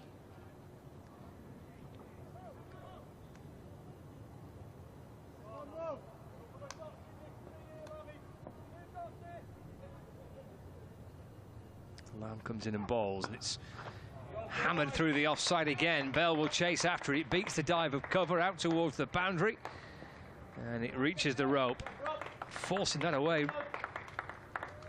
To great effect, Brooke Guest. It's a big boundary, hitting through the offside towards the hotel, but he gets full value for it.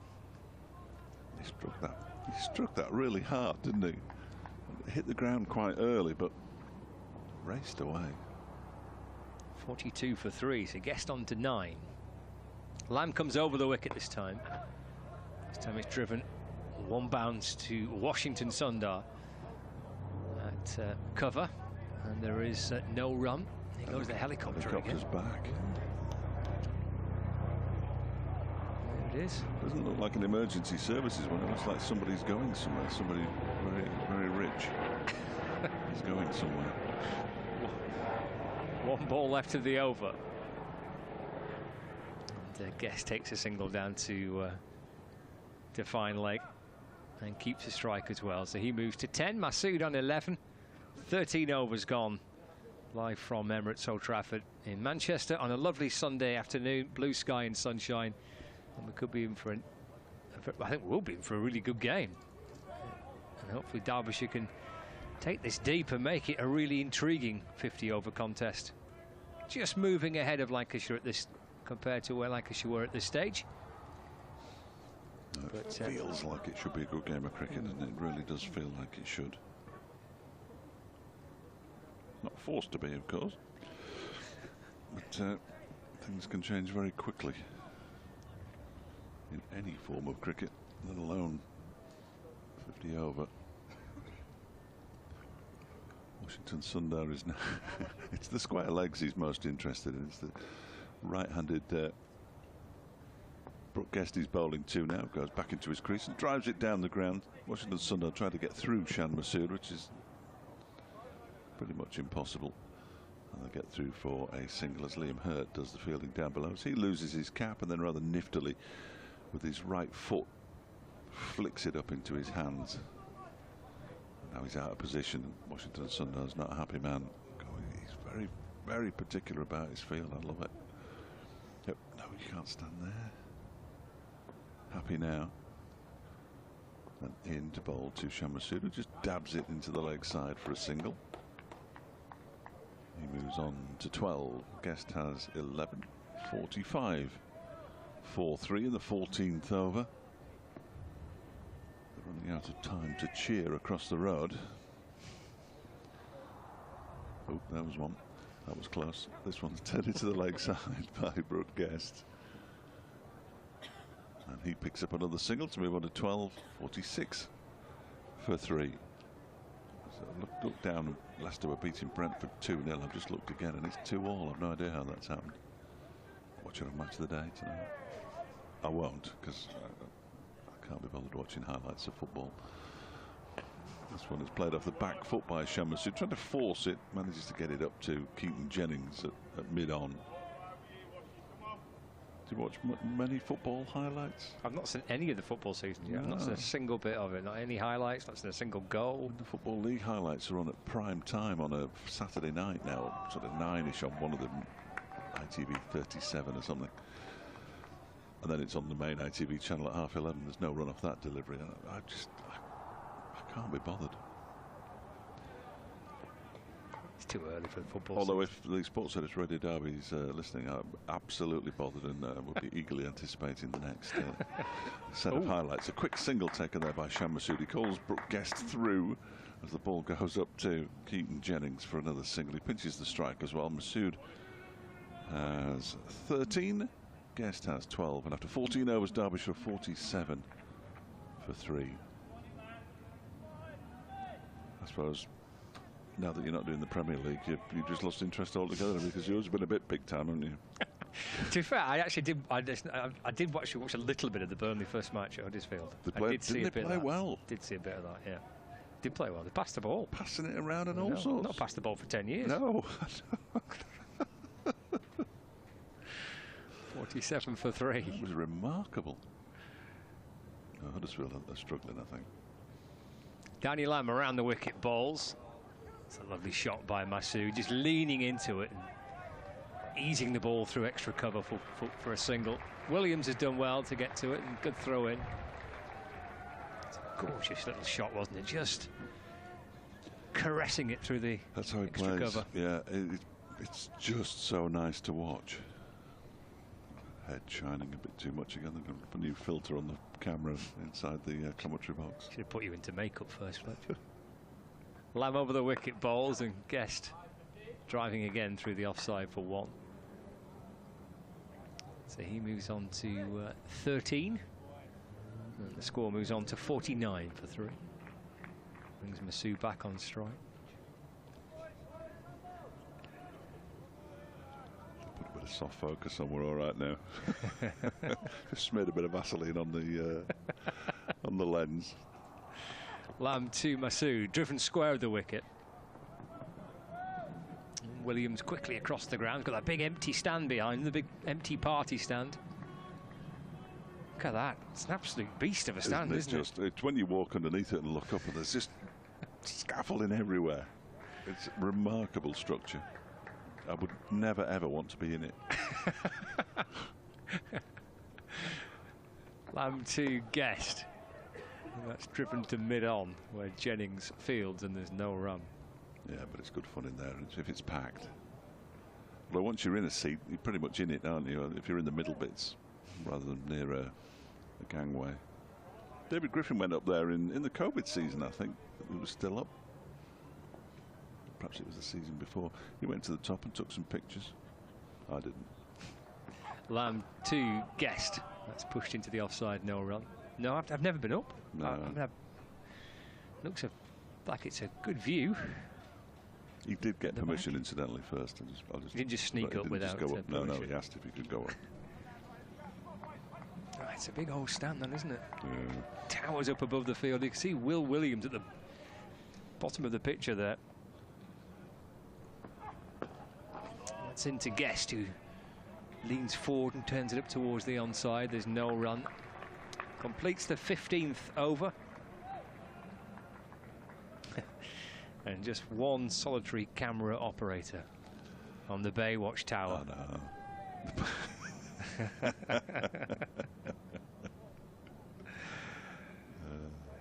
Marvellous. 50 for 3 after 15. It does feel quite powerful when you say something and then it appears on the television. It feels quite powerful. They're very good, aren't they? Yeah. It's like they know what they're doing. It is. They're not listening, are they? No, I don't think they were. Washington Sundar is going to continue from the Brian Statham end with his own unique action. Right arm behind his back, and now it comes up and he bowls to Shan Masood, who drives him up towards Liam Hurt at long off for a single. 100, I wish. 51 for 3 in the 16th over. 15 overs and 1 ball. Lots of unnecessary clapping out there. Must be a designated clapper. There's always one of those. Washington Sundar's in again, and that's turned into the leg side by Brooke Guest, but no run this time as it goes straight to Stephen Croft. Nobody will be taking Croft's arm on. Not from that distance. No. Be a brave man to do that. Sundar in again, and this one is pushed up towards long on by the right-handed Brooke Guest. Hurt is the fielder. Bounces it off the green mat into the hands of Lavelle. 52 for 3. 29 off 44 balls, these two. Building slowly. Masood goes back into his crease and calls Brooke Guest through for a quick single. Keaton Jennings picks up and hurls the ball within 10 yards of the stumps at the far end. And they get through comfortably for another run. One thing that Masood will do is he'll keep rotating the strike, as well as talking to Richard Illingworth. Here goes Washington Sundar again. Pushed back to him by Guest.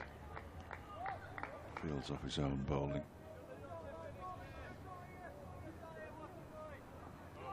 few of the people who we saw walking towards the football ground before are now walking away from it, back to the tramway. Next, oh, it's in the air and caught, and Brooke Guest has been done by Washington Sundar there. He just chipped it straight to Stephen Croft at mid-wicket, and that is a huge, huge blow for Derbyshire. A huge blow struck by Washington Sundar. Derbyshire 53 for 4. Guest has gone for 14. Yeah, it's a pretty routine catch, wasn't it, for Stephen Croft? Just chipped straight to Croft. Just a little leap to his left to take a catch. But Stephen Croft is probably still the best Lancashire fielder, setting the standards as ever. That's pretty regular and routine for him. And Brooke Guest chuttering to himself and muttering away as almost as soon as he hit the shot, he knew that was out. Washington Sundar picks up the fourth Derbyshire wicket to fall. 53 for 4 after 16. He won't go much lower than Anuj Dal anytime soon. Derbyshire. Matty McKiernan's batted nicely this season already. Alex Thompson can hold the bat, but I rather feel that whatever success Derbyshire may have, if they are to have any, relies on how well these two bat together now. As Washington Sundar, well, he did him completely, didn't he? Whether the ball just, as it has done throughout the game, let's not forget, just got stuck in the pitch a little bit, made him play the shot a bit early and was through the shot and just spooning it into the mid-wicket region, but a rare failure in recent times for Brooke Guest. Jack Morley, the fan club's in. He comes on to bowl from the James Anderson end. I thought for a moment he'd changed what he was bowling there, but he's just going to get the bowling mark. He's gone quite a long way to get it. Better looking than his cousin. Yeah, his cousin Harry, who I actually know, bizarrely. He's got a low 5 from Keaton Jennings, his skipper. He's going to be bowling to Shan Masood, who's on 17 from 26. Morley is in and bowls. Masood just clips that one up to long on for a single. It'll bring Anuj Dal on to strike. There'll be no concern over quick singles now if Anuj Dal is called through. The quickest man on a cricket field I've ever seen. Absolutely remarkable pace. Terrific fielder, decent bowler, good batsman. Vice chairman of the PCA. Makes you sick. He's having a really, really good season, Anuj Dal. His side need him now at 54 for 4. Morley's in and bowls Chairman. That one is, well, played off either the bat or pad, but oohs and ahs, so there might have been a little inside edge onto pad as it goes down to fine leg and fielded by Danny Lamb.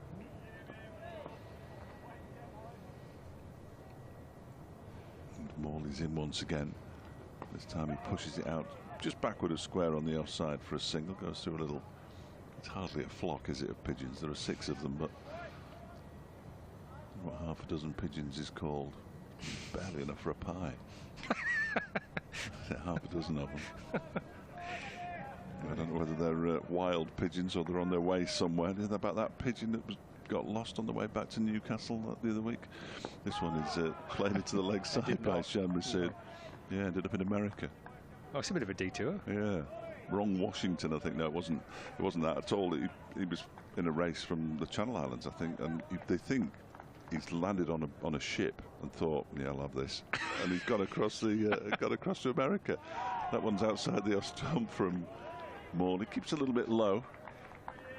Goes through to the keeper. He's been put to stud now because his owner, he said it's a really good homing pigeon, but he's not sure if it's damaged him in any way, this long journey, so he's put him out to stud. So no pigeons went to stud. Next delivery is inside edge of Shan Masood's bat. That's a whooping and a hollering out there. That's a good opening over from Jack Morley just the 2 runs from it, and he got the ball past the bat of Shan Masood once and took the inside edge on another occasion. And Derbyshire at the end of 17 overs are struggling here. They're 55 for 4 in pursuit of 222. They need 168 to win. All over, up the road, incidentally. The inquest will start here.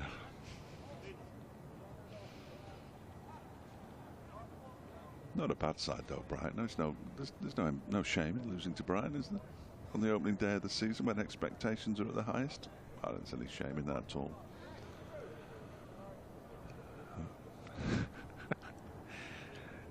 I had a really bad night last night.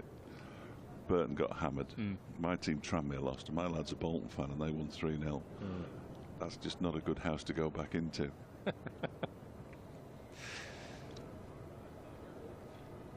Washington Sundar will start his 4th over, 1 for 12.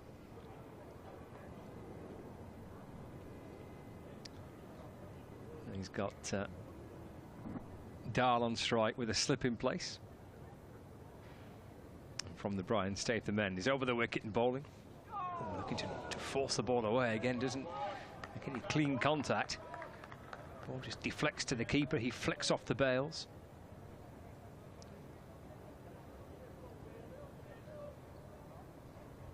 There's no run. Contest this. Spin on from both ends. Washington in and bowling, and Dahl going back and flicking the ball away to square leg. There's no run. That's exactly how Derbyshire approached it for long spells, didn't they? With the switching the 3 spinners around. Once more, and that's struck firmly, but to Rob Jones at cover, and there's no run.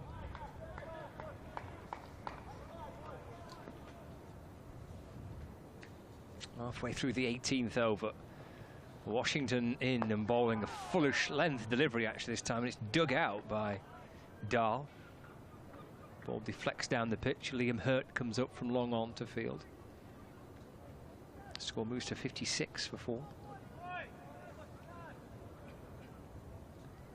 2 balls remaining of the 18th over.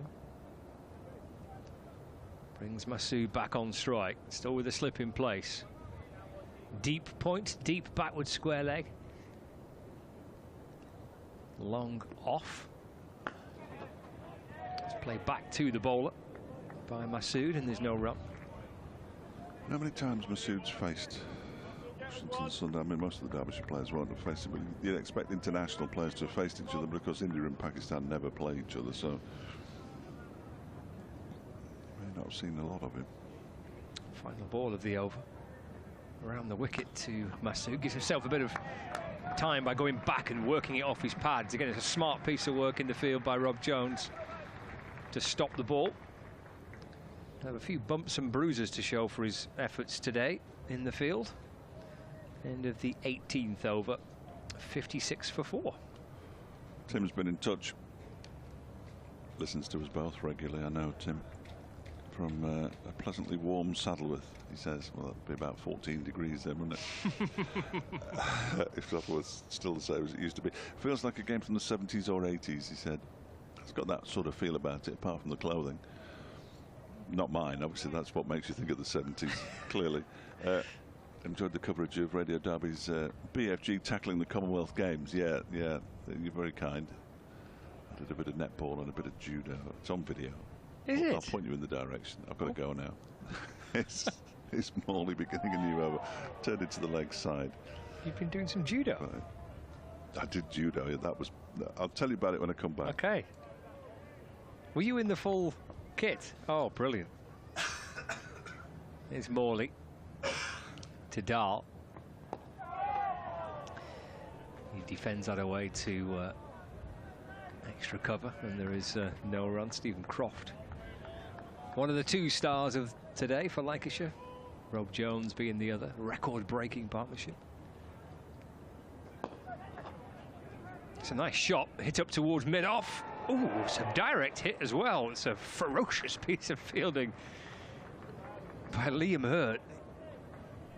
Picks up and throws down the stumps rather emphatically. bang in there, in it came. Blimey, it's like everything he does is with a lot of energy for Liam Hurt. He bowled well earlier on. Sharp in the field there.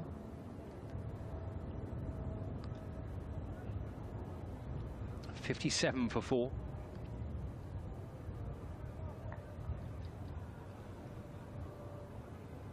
Here's Morley, left arm over the wicket. Sood wants a single, but Morley stopping the ball nicely off his own bowling. Cartwheeling away to his left-hand side.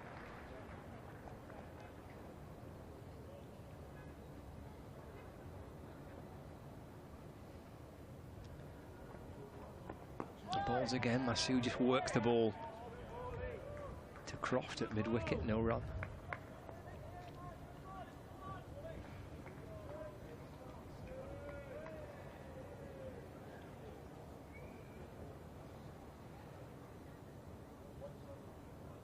Morley balls again. Played back down the pitch by Masood, and there's no run, just 1 run off it. Tight stuff from Jack Morley. 2 overs for just 3 runs. Collects his cap and his sunglasses.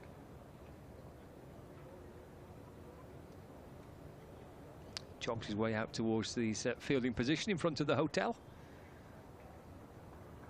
1 or 2 people on their balcony on the hotel in the sunshine.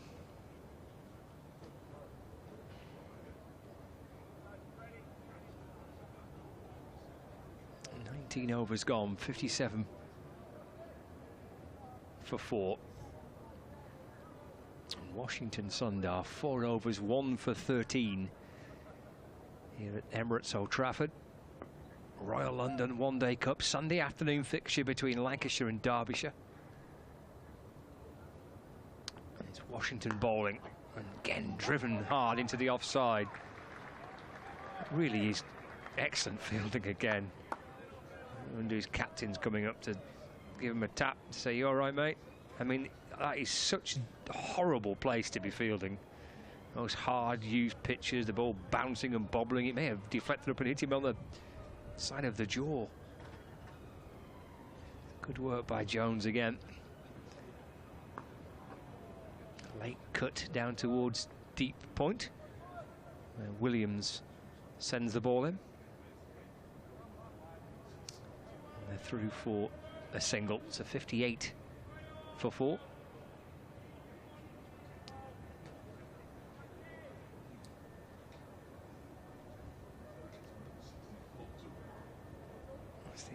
By pointing at something, I'm not entirely certain what that was, but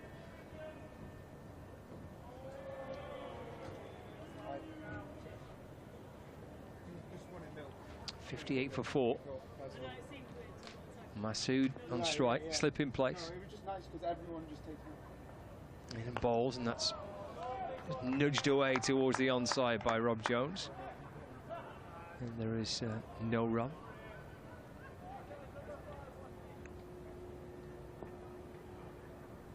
Just the one off the first 3 deliveries. Here's Washington in, bowling, and flicked by Masood down towards short fine leg, and gets through for a single.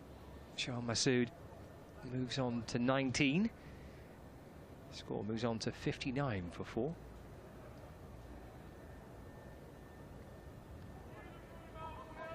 That's me in a judo kit. Oh, wow. Looks like a bolero jacket, doesn't it? That looks terrific. Here's Washington in and bowling, and that's driven away, and again Jones is diving around to try and stop it. I think he's saved another run or 2 perhaps there for his team. 60 for 4, 1 ball left of the 20th over. So you got your full white they kit tried on to there, get. They brought the first pair of trousers they brought out for me were more like shorts. But yeah, and then he said the rope, the belt's supposed to wrap round twice. Washington in and bowls. Masood works it off his pads through mid-on for a single to keep the strike as well. 20 overs gone. Masood 20, Dahl on 5, 61 for 4 with a target of 222 for Derbyshire. And it barely wrapped around once, if I'm entirely honest with you. But it's all there on social media. You can find it if that's your kind of very, very strange thing. I did some judo and I did some netball just because they're games, well, sports in the Commonwealth Games. So it was good fun. I enjoyed the netball more than judo. When I had to do a forward roll because he said that's how you practice landing. Don't ever land with your arm straight because you dislocate your elbow or you put your shoulder out. You can do a forward roll. It's probably about 50 years since I've done a forward roll. How did it go? Well, it's not well. Jack Morley's in. Oh, and strikes the pad of Shan Masood. There's a big appeal. Not out, says the umpire. That could be a big moment. Morley's convinced that was out. We'll wait to see a replay. One or two pantomime boos from the crowd who couldn't possibly have told. Let's have a look. We'll hit him outside the line, I think. That's probably what saved him. I think it is, yep. Probably what saved him. But it probably would have gone on to hit the stumps, which is why Morley was so convinced. He bowls again to Masood. He reverse sweeps him for 4. Well, isn't that bowling in first team cricket at this level? You have a big, big appeal for leg before, which is very, very close. And the next delivery, you reverse swept for 4. Masood moves on to 24 and Derbyshire to 65 for 4. And all action. Couple of deliveries. Next one from Morley. Turns. And that's pushed out into the offside. Dahl will get there comfortably. And they do get through for another one. 67 for 4. We're now into the territory where Lancashire were. 67 for 4. It's only 66 for 4 at the moment, but it's that kind of territory. Followed by a 154 run 5th wicket partnership. It was handy, wasn't it, for Lancashire? It was useful. Yeah. It was very useful indeed. While these two are out there, though, Matty McKiernan and Alex Thompson, there is hope. Morley bowls and Dahl pushes this one out one-handed into the pigeons. They go through for another single. Who, the pigeons? Yes, there's 7 of them now. They're growing in number. Yeah, there was only 6 before, there are now 7. Note to ECB, hit a pigeon, get an extra run. 67 for 4. Morley bowls. Masood pushes this one up towards a wide, long on, and Dahl's going to come back for the second. That's excellent running from Anuj Dahl. The ball actually goes to the other end where Shan Masood had got in as well. He moves on to 27. Derbyshire up to 69 for 4. So I did this forward roll. Yeah. I felt every bone in my neck go crunch. Right. And when I stood up, I saw stars. I said, I'm not doing another. One's enough. One is more than enough. Morley bowls. That one is turned into the leg side by Shan Masood for a single to complete the over. He moves on to 28. Dahl has 6. And Derbyshire 70 for 4 in pursuit of 222. They need another 152. What, you doing something else the other year where it involved you getting in Lycra or something? Did I see an image of that? Yes, I've an image that's I got some therapy sense, so yeah. I went round the velodrome at Derby. Ah, Jason okay. Kenny was there. Right. I did a little interview with Jason Kenny and went round, got up halfway up the bank, which I was very pleased with, in a bike which has got fixed gear, so you can't freewheel, and no brakes. Excellent. No, not really. Right, that's challenging for you. And the Lycra was just... I'm still apologising to people now. I've got it at home. I don't think I should have it actually, but I've got it at home. What, the Lycra? Yeah. Would you just in case you fancy putting it on sometime? Just no idea when I'm going to wear it. Luke Wells is coming into the attack, so he's replacing Washington Sundar. I'll do anything for a day's pay. 70 for 4. 21 overs gone. 2-2-2 is the target. Here's Wells in and bowling. And Masood off the back foot. Plays his back along the pitch and gathered by Wells off his own bowling. And there's no run. Dot ball to start the over. Wells in again and bowls. And again, there's no run. A couple of leg spinners to begin with. He can bowl a bit of off spin, Luke. Right. Luke Wells. He kind of rotates a little bit between the two of them, but worked away off the pads to a backward square leg. That'd be better bowling off spin to the left hand. Yeah, you know, and two leggy spin. I mean, I think we were chatting to him the other day about this. He said he kind of started bowling off spin years ago and then found that if leg spin came a little bit actually more natural to him, so he kind of turned to leg spin. But now he's occasionally going back and throwing the odd off spinner in as well. But touch of the Liam Livingston's about that, isn't they? Be able to do both. I mean, Liam does it to such great effect, doesn't he? To bowl it different types of balls in the same over of a match. Which is cut by Dahl, just backward of point. Williams fields and there's no run. Just in the same over of a match, but in the same over in international cricket. Exactly. I mean, it's remarkable what Livingston does. That's a drill by Dahl out towards deep point for a single. Takes him to 7, 72 for 4. He had a go with Cumberland, didn't he, Livingston? He played for Cumberland, I think, for a short spell. And that'll come to me in a minute. Over the wicket comes Wells and bowls, and Masood works the ball away down towards the third man boundary. And they're going to come back and run 2 as well. Sorry, 3. They've run 3. 75 for 4, 22 overs gone. Because Richard Gleeson played for Cumberland, didn't he, before coming here, then going to Northampton, then coming back? Or did he go to Northampton, then come back here? I'm not sure. It was. He went to, I think he was here, then went to Cumberland, then to Northampton, then back here. I think so, yeah. I just got the impression that Liam Livingston he did for Cumberland as well. Yeah. Just wondering if McKiernan, because he was up at Cumberland, if they crossed paths. I think Mike Latham was, when I was talking to him last week, I think he was taking credit for taking all of those players to Cumberland. As you would. Why wouldn't you? New over from Jack Morley from the James Anderson end is pushed by Shan Masood up to very straight mid-on, long on through the legs of Anuj Dahl. And up towards Liam Hurt. The single taken added to the score, 76 for 4. Masood on to 33 from 48. Just the one boundary. But Derbyshire have only scored 4 boundaries. It's been something of a theme in this game. 12 fours and a 6 in the Lancashire innings. Morley bowls to Dahl, who goes back into his crease and pushes it out to backward point through the pigeons. And they go through for another single. Dahl up to 8. 77 for 4. Fielded there by Washington. Sundar, potentially it might even have been George Bell coming around. Actually, Sundar is just moving back to the, well, it's now the backward square leg boundary. As Morley is in again. That one is turned into the leg side by Masood. They might fancy 2 here. I don't think there is 2 as Bell comes around to do the fielding. There isn't. He's quite quick over the ground, Bell. Only got little legs, but he's quick. 78 for 4. 144 required.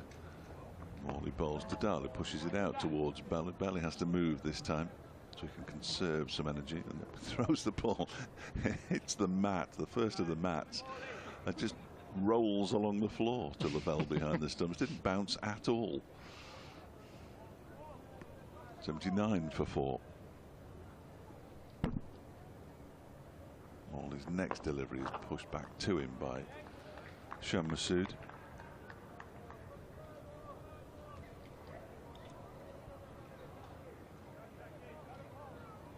See a couple of really big scores in this competition, in this Royal London round fixtures. Yeah. Morley's in again. That one's turned into the leg side by Masood. Washington's in to do the fielding this time. And they pick up another single to end the over. Morley's fourth, 4 over 7 for 17. Masood has 35, Dahl has 9. And Derbyshire 80 for 4 after 23. They need another 142. A couple of sides have reached 300 and plenty. Essex 343. for 9. Hampshire 396 for 5. That's a lot. Who are they playing? Kent. Oh dear. He's got runs for Hampshire. Nick Gubbins 117 and Tom Prest 181. Nice. Gubbins, Fulham, Middlesex. Indeed. There's Wells in and bowling. Masood takes a single out through the leg side. Score moves on to 81 for 4. And the Essex total of 343 for 9, including 67 for Tom Wesley, who was, up until recently, kind of England contender, wasn't he, really? Yeah, the lad Richards, Jamal Richards, not out 26. He made 46 against Derbyshire. The highest score, the top scorer at number 10. Looks a proper cricketer. Wells bowls. That's cut off the back foot by Dahl. Towards Hurt on the point boundary. Dahl moves to 10, 82 for 4. It's only his second game today, making his debut on Friday. But yeah, he looks really good in the field, bowls, and can clearly bat. It's driven away towards mid-off, where it's fielded by Keaton Jennings. 83 for 4. When I was queuing up for my lunch, the talk of the lunch queue was get Masood and Lancashire will win this, and I think that's what it's come down to now. Wells into Dahl, who cuts away through the offside for a single. 11 to him now, 84 for 4. I laughed it off, of course, said, well, you've not seen Lewis, Rees and Brooke. Well, you have. You've seen them, they've gone. But with McKiernan next, then Thompson, if Lancashire can get Masood, that would be it. I fancy. He's 37 not out. He's on strike. Chipping that ball past the bowler. Wells tumbles away to his left to try and stop it. Masood gets 1. 38 not out. 85 for 4. It's got a bit. It's got a bit strange, really, because we've been eulogising about him since the first time we saw him down at Lord's in the opening game of the season. Wells to Dahl. And that's eased away square of the wicket for another run. He keeps the strike. 12 to him. 24 overs gone. 86 for 4 after 24 overs in pursuit of 222 to win. Almost to the point where other people must think it's quite boring, but when you see somebody live, as often as we've seen Shan now live, and watch the way he bats, it's just a thing of sheer beauty. It's how he hasn't got picked up in the 100, I've no idea, because he's an international class batsman, no question about it. He has played all forms of international cricket for Pakistan, and it is almost effortless.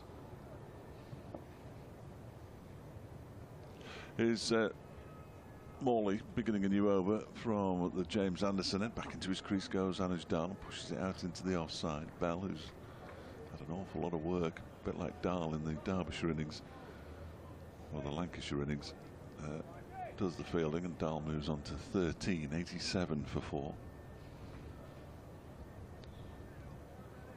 So just takes a fresh guard.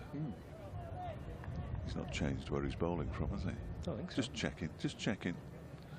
So we could have a chat with the umpire. Jack Morley's in, and Masood plays it straight to the man at mid-wicket, who actually performs a tumbling stop, Stephen Croft, but there was absolutely no need to tumble. Just thought he'd throw a tumble in there. Morley again. Masood goes for the reverse, hit on the pad, a stifled appeal. Don't do that, Shan. And he's walking around that. What does that hit? Has it hit his hand? Is he just taking a bit of time to? I think it's hit his arm, and he's in a spot of bother here. Not the first batsman we've seen hit. Now he's removing his gloves, and I don't like the look of this. He might need a bit of spray here. He's removed his right glove, but it's his left hand that's struggling, is it? Let's have a look at the close-up. No, it's his right hand that he's flexing, and he's grimacing. Shan Masood definitely grimacing. Oh dear, it looks to be in agony. Elbow, he's saying now. That's what you get for trying to reverse sweep. I won't be telling him that, obviously. So Julian, the physio, comes out in his very, very bright trainers, and might be Nick Potts. It is. Comes out with a drink for Anuj Dal. And the first thing that Julian's doing is looking at his two elbows and saying, let me compare the two of them.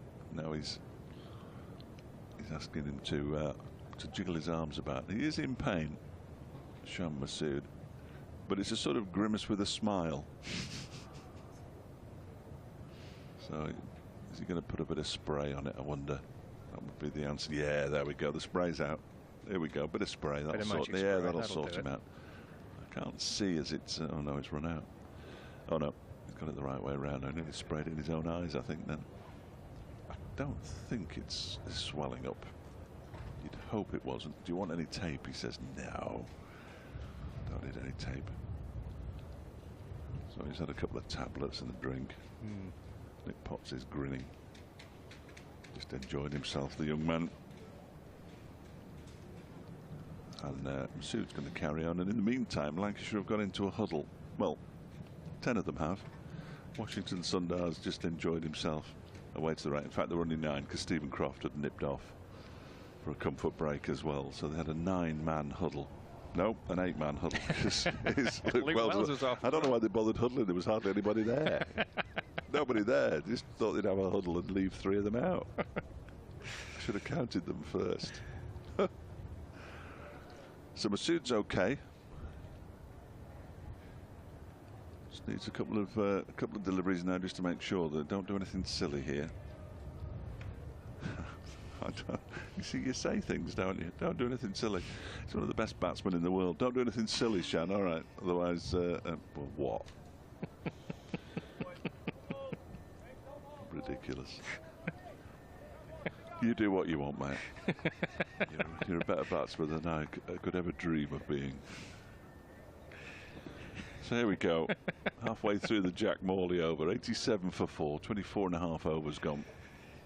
And Morley is in and he pulls it around the corner down towards Washington, who'll do the fielding. And he picks up another single to move to 39. And Derbyshire to 88 for 4. It is difficult, isn't it, when you say, oh, what a poor shot that, and you're thinking, well, it might have been a poor shot, but am I in any position to criticise something for a poor? I'm not in any position. Never scored a half-century when I was playing village cricket. Dahl waits, Morley around the wicket, bowls to him, and he drives it out into the offside. Another single as Bell does the fielding once again out in the distance. Good throw, and this one does bounce. Dahl moves on to 14 and Derbyshire to 89 for 4. They need 133 to win. Whenever these two are out there is hope. Masood just settles over his bat. Here comes Morley, and that one is clipped straight to the man at mid-wicket. Who is Stephen Croft, I fancy, and there's no run. End of the over. 25 gone, 25 to go. And at the halfway stage, this is remarkable, really. Lancashire were 87 for 4. Derbyshire are 89 for 4 after 25 overs. Lancashire didn't lose another wicket, and you'd rather think that if Derbyshire don't lose another wicket, they may well go on to win this game, but it's a long, long way. But we were saying that when Lancashire were 89 for 4, 87 for 4 after 25 overs as well. It is remarkable how innings mirror each other. Just 2 runs in it, and 2 set batsmen.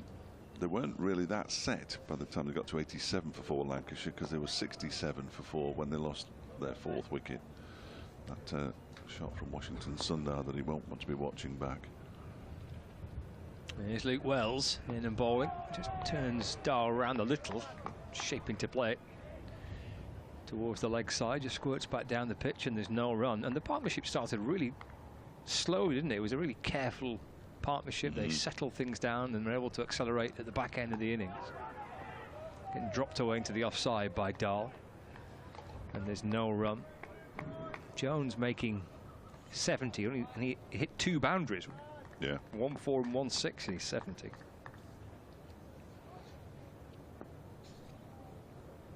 Dahl on 14. Wells in and bowls. He comes skipping down the pitch and drives to mid-off. Looking for a run out with the throw coming towards the keeper's end. They're particularly interested in it because it's Masood, the man they're trying to run out. But Washington Sundar with a throw. And then George Lavelle dismantling the stumps, but he was safely home. Yeah, a bit of Brooke Guest-esque wicket keeping there.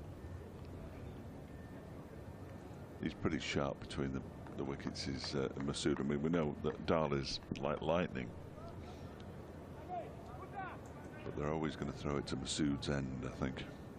If they possibly can. Yeah, he is the key man, isn't he? Yeah, yeah, he's the wicket. 39 not out from 58. Luke Wells just changing his field, so fine leg. And there's a deep mid-wicket, long on. Oh, it's a good ball. He brings Masood forward. It just slithers past the edge of the bat and through to the keeper. No run. Don't get many past the edge of his bat. 90 for 4. Wells in again. Oh, that's a handsome looking shot. It's terrific for 4. Rocking back about waist height, pulling the ball ferociously away behind square. On the leg side, really whipped that one away towards the boundary. Backward square leg for 4. Well, it sort of shows, really, but all this is telling us is that don't bowl a good ball to Shan Masood, because the next ball invariably goes for 4. Takes him to 43. Defends this final delivery of the over. Back down the pitch. So 26 overs gone. 94 for 4. 41 run partnership. 128 more runs required at this stage. For those that have come in to the ground today, and there's good numbers inside Emirates Old Trafford, could be set for a terrific finish to the match. In glorious weather as well. Beautiful, isn't it? Bit chilly in here. It's a wonderful headgear on the hotel balcony there. Still very breezy. The wind is changing direction very slowly. It looks to be coming from the north now, where it was coming from the west before. Liam Hurt's going to come on now from the James Anderson end. Just going to scupper my chances of getting through a quick over from Jack Morley and going off to do my update. This is worth a do, isn't it, to bring Hurt back? I think so. The same way that Derbyshire tried it with Connors, but it didn't really work. But yeah, bring him back. Can I do one ball? Fire away. It's very kind of him. He's in now and bowls. Dahl is bowled. He plays on, and that's why it was worth bringing Liam Hurt back. And as Dahl goes, trying to guide the ball down to third man, took an under edge of his bat, and Dahl is dismissed for 15 off 26 deliveries. And Derbyshire are in a whole heap of trouble now at 94 for 5. It's that extra pace, isn't it, from Hurt again? I think it was an enormous gamble from the captain. Robert Modding. What's happening there?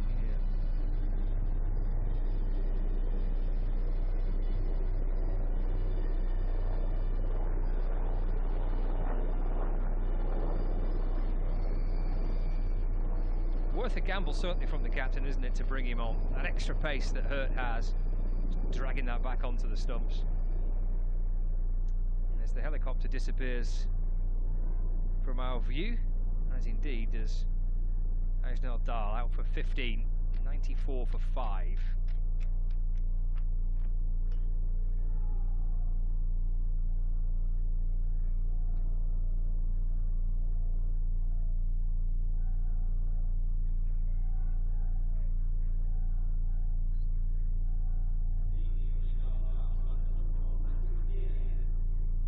Matty McKiernan is the new batsman, making his way out to the middle.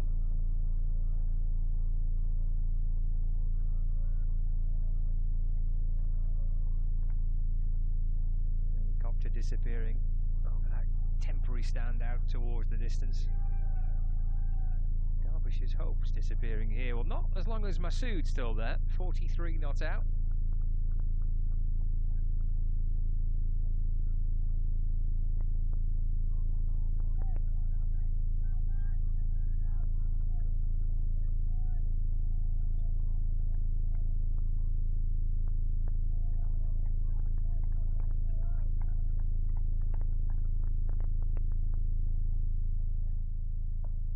Here's Hurt.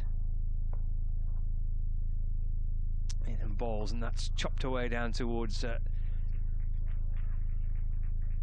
man. And McKinnon up and running straight away. 95 for 5. Brings Masood on strike. So a bit of inspirational captaincy from Keaton Jennings to turn back to Liam Hurt. Derbyshire did something similar when Lancashire were batting. They went to Connors to try and break the Croft-Jones partnership. Didn't work. It's Masood follows this next delivery from Hurt through to the keeper George Lavelle, and there's no run.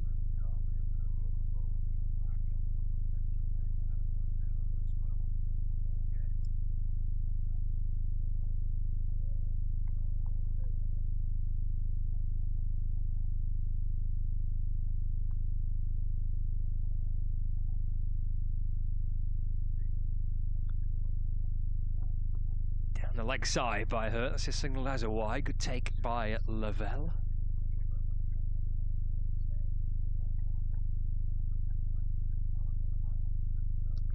So 96 for 5 with 3 balls left. The 27th over. Hurt's only got 5, so he might be in for a kind of a maybe a 3 over spell here. It will still give him 2 to have at the end. Hurt in to Masood, worked off the hip out towards deep square leg. Bell fields, and they cross for a single. 97 for 5. I'm in an episode of Doctor Who. That's marvellous. 2 balls left of the over. Fletch, you take it on. Okay. Hurt, who got that critical strike to get rid of Anu's Dahl. In and balls to McKinnon and goes past the edge. There's an appeal from behind the stumps, but from precious few others. And I'm just going to turn that off a minute. Oh, that's better. Battery in my eardrums. We'll replace the battery and we'll get the full sound effects back from outside fairly shortly. Scott's appeared. He's looking for the effects microphone. There we go. He's got it now. And Hurt to complete the over. His 6th, 2 for 18. His figures so far. Comes in and bowls to McKinnon, who drives it pleasantly, but straight to Washington Sundar at cover. And the over comes to an end at 97 for 5 after 27. 125 more runs required off 138 deliveries. All the way up. And we're back again. Lovely. Listen to that. You can hear the outside again. Well done, everybody. I'll get you a new one. No idea who's just walked in through that door, but somebody has. Oh, it's Scott. That's who it is. That was Scott Reed. I'm thinking, why are they focusing on that bloke there? Gets good applause from the supporters in front of the point over on the far side. So Luke Wells begins a new over. I've just made a fool of myself. Oh, no. Turned into the leg side by Masood for a single. What have you done now, Well, they Fletch? focused on this bloke in a check shirt walking across. And I said, who's that? It was you. I don't know why they were focusing on this bloke. It was you. 98 for 5. It was a highly technical operation I was undertaking. No, I was describing most of it. Yeah. I did turn the effects off at one point because I thought my eardrum was going to start bleeding. 98 for 5. McKiernan gets a full toss that he whips into the leg side. There might be 2 here, you know. He's run 1. He's going to come back for the second. He does call Masood through. He gets back comfortably enough in the end. Matty McKiernan, who started exceptionally slowly down at Chelmsford. But by the time he got into his stride, I think he faced something like 49 balls for his 60-odd, 70-odd. And the 100 is up for Derbyshire. 27 overs and 2 balls. That one is played nicely by McKinnon out towards the extra cover boundary, and there's a slide put in, a sliding dive by Washington Sundar, but he can't get there, and it goes for 4. And there's a rarity. Derbyshire moved to 104 for 5. It was a nice shot by McKiernan, who is a capable batsman, but just seems to need a few delivery, as most batsmen do, I suppose, but he looks a little uncertain early in his innings, but once he gets going, confidence builds. Like the rest of us, really. Very much like the rest of us. Once the confidence is there, we're all right. Oh, and he's beaten on the inside there. That went in between bat and pad through to the wicket-keeper. Read a schoolboy error. They're trying to do some maths in my head. Oh, don't be doing that. No. I think it's 168 balls for their century, Derbyshire. 174, Lancashire. Derbyshire have lost 1 wicket more. Wells is in, and that one is driven straight back to him by McKiernan. Is Wells doing that thing where he doesn't bowl at the front? I think he did, you know. They're all at it now. They're all copying. They're all at it. What? Didn't half smack his bat into the crease. McKiernan, he whips this one into the leg side, out towards Bell for a single. Gives it a fair old thump, doesn't he, with the bat? When he's just about to face, yeah. I've never asked him. Just wonder if that might be a bit of nerves as well. But he bashes. I thought somebody was, you know, when they break in a cricket bat with a hammer. I thought somebody was doing that in the ground once, and it was Matty McKiernan batting in the middle. He was smashing his bat into the ground. End of the over, 105 for 5. Almost halfway there. 132 balls left. And the Worm, well, they're still just in front. It is remarkable. Well, but for how long? Well, as long as Masoudi's there. Well, they don't want to be taking singles off the last ball of overs while Masood is there if he's not on strike. Here comes Hurt in and bowling. Oh, blimey, McKiernan up onto his back foot trying to carve the ball away there.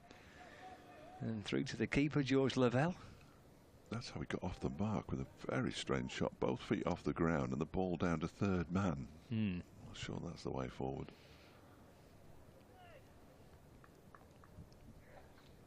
Two for 18 for Liam Hurt. Ball well at the top with the new ball and reintroduced and has broken the partnership. Into McKiernan, that's flicked off the pads down to fine leg. Jack Morley fields.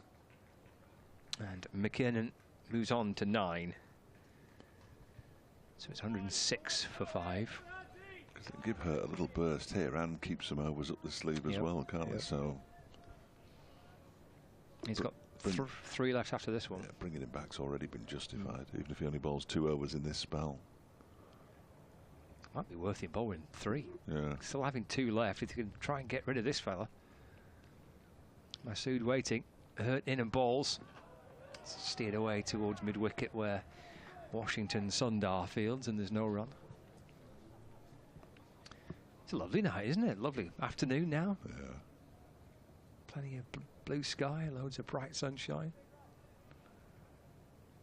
Good crowd in.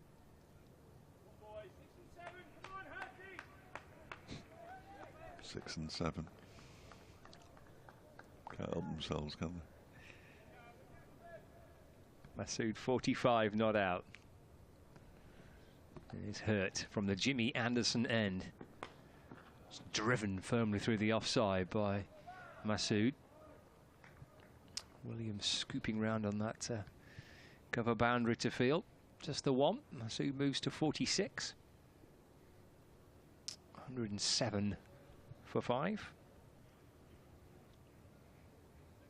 Hurt striding back to his mark in front of the James Anderson end, the old pavilion.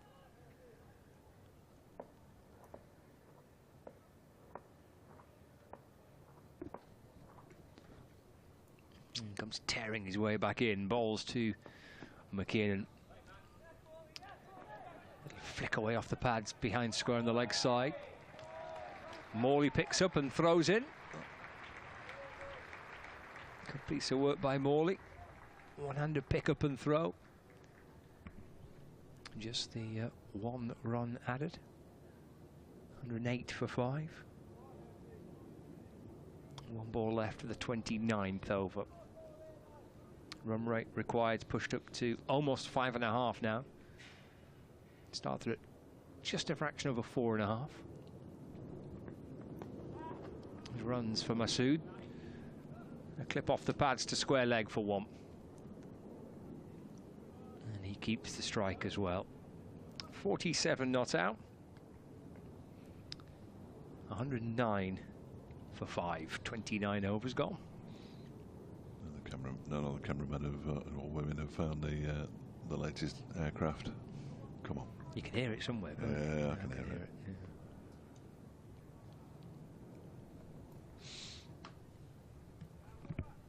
It's not my effects mic this time. Camera operatives. Ah, there it is. You see, well, never in well doubt. done. Never Well done. in doubt. Marvellous effort. It's one of those see-through ones, isn't it? It just barely looks like an aircraft. Marvellous. If you get your little app out, yes. Fletch, it'll tell you where it's going, though. I know somebody who can, but I'm not getting in touch. Sean Masood on 47 off 67 deliveries. He only hit 2 fours, but that's very much the Masood way. He's not too bothered about hitting the boundary, which is just as well on this pitch, I think. 109 for 5. Washington Sundar back into the attack. That one's pushed out into the offside. And there's no run. Look, he can't help himself. He's just picked up George Lavelle's glove and passed it to him now. Stop being so nice. He's the nicest man in the world. Genuinely. He waits now as Washington bowls 2 and he pushes this one out into the offside. You half expect to see him run after the ball and field it himself. I'll get it. No, you wait there. Keaton, I've got it. All right. It would be revolutionary, that, wouldn't it? It wasn't Keaton Jennings at all, was it? It was Stephen Croft. Next delivery from Washington is a bit fuller and driven down the ground towards Luke Wells, who comes in and does the fielding. Single taken. 48 to Masood, 110 for 5, Derbyshire. We're in the 30th over. Double it at the end of 30 overs. 220.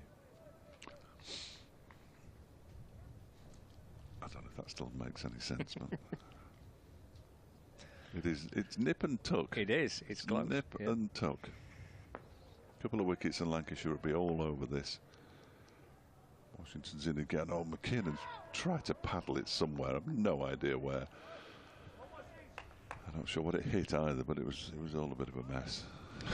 It's a bit, yeah, it's a bit awkward, wasn't it? Yeah, it wasn't the kind of shot that you want to see McKinnon playing too often. That's more like it, but he can only find Croft at mid-wicket. But orthodox cricket shots, that's all that's required, really.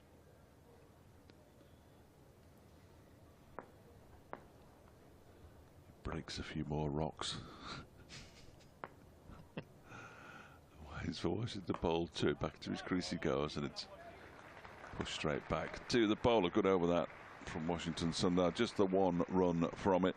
Masood on 48, McKinnon on 10. Derbyshire 110 for 5.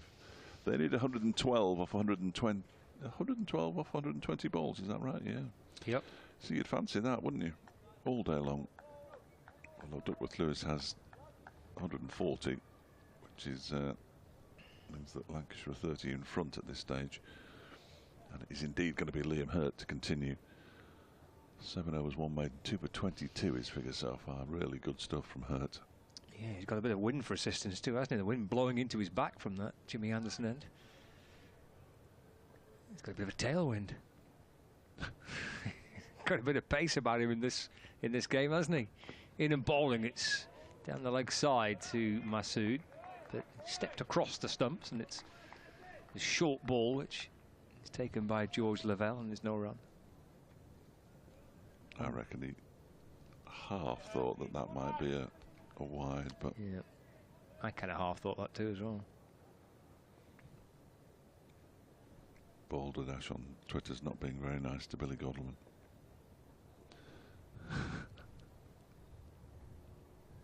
110 for 5. Here's Hurt bowling, and Masood just plays off the front foot and pushes it back beyond the bowler to mid-on. No run. Says that with so many openers in the side now, perhaps you, that being me, could ask Billy Godleman if he fancies dropping down the order a bit to play himself into form. Maybe number 11. Well, I'm certainly not going to ask him. Billy doesn't generally talk about himself. Rechargeable batteries. Oh, yeah, very good. From JCB, just near Utoxeter. Hurt into Masood. Felt like a rather optimistic appeal for LBW as Masood tries to work it to the leg side. See the replay here. Which is a long way outside leg, doesn't it? I would suggest. Yes. He's got to do quite a lot with it if he's going to come over the wicket to the left-handed Masood. He's really got to, well, he's got to pitch it on the stumps for a start. He's got to hit him in front, and then it's got to be coming back a bit if he's going to get the leg before. Got a big smile on his face, Liam. Enjoying the time in the team. He's too many chances to play first-team cricket at Lancashire. Liam Hurt rewarded his selection today, 2 for 22. Short, Masood rocks back and pulls it away towards deep square leg, where George Bell on his 12th man for Josh Bohannon fields. Masood gets 1, takes him to 49 not out. 111 for 5.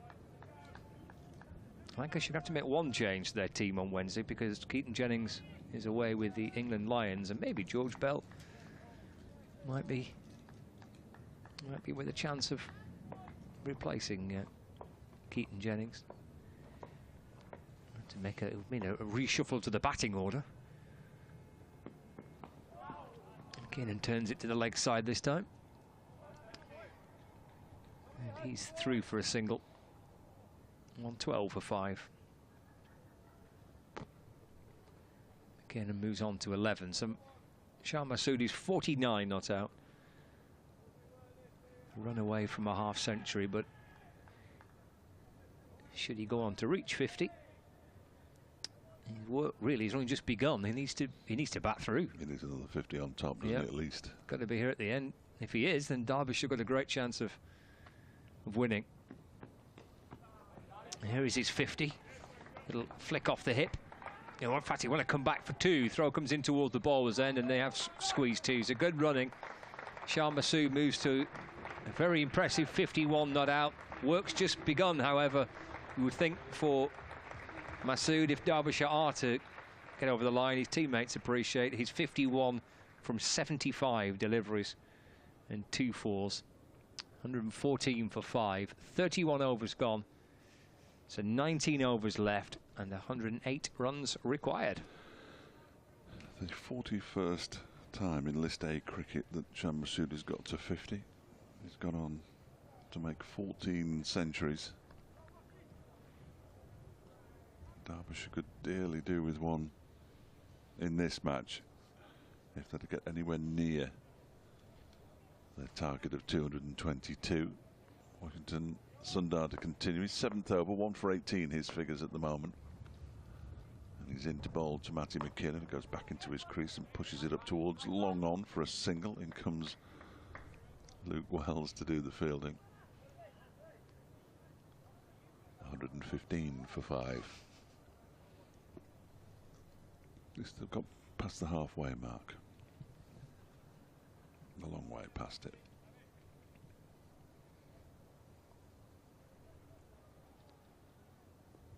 Round the wicket comes Washington. to the left-handed Masood, who just turns it into the leg side for a single.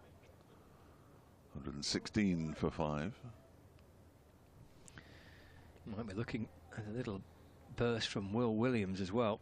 Want to keep a couple back from Hurt. Williams bowling at the top.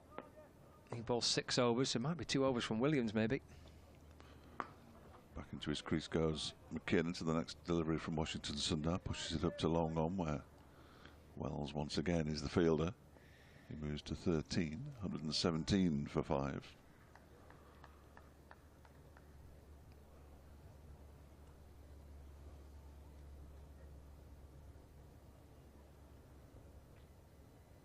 A few out on the balcony at the hotel now, as this one is pushed by Shan Masood up to long on. It's fielded by Will Williams. And another single is added to the Derbyshire total, 118 for 5. Soon the required runs will be less than 100. Big psychological barrier. Yeah, get down into double figures, absolutely. It's game on, isn't it? I mean, it's absolutely, probably would rather be in Derbyshire's dressing room at the minute. Not much in it. There isn't. There's nothing in it. Absolutely nothing in it. McKinnon waits, and that one's turned into the leg side. Picks up another single as in comes George Bell to do the fielding.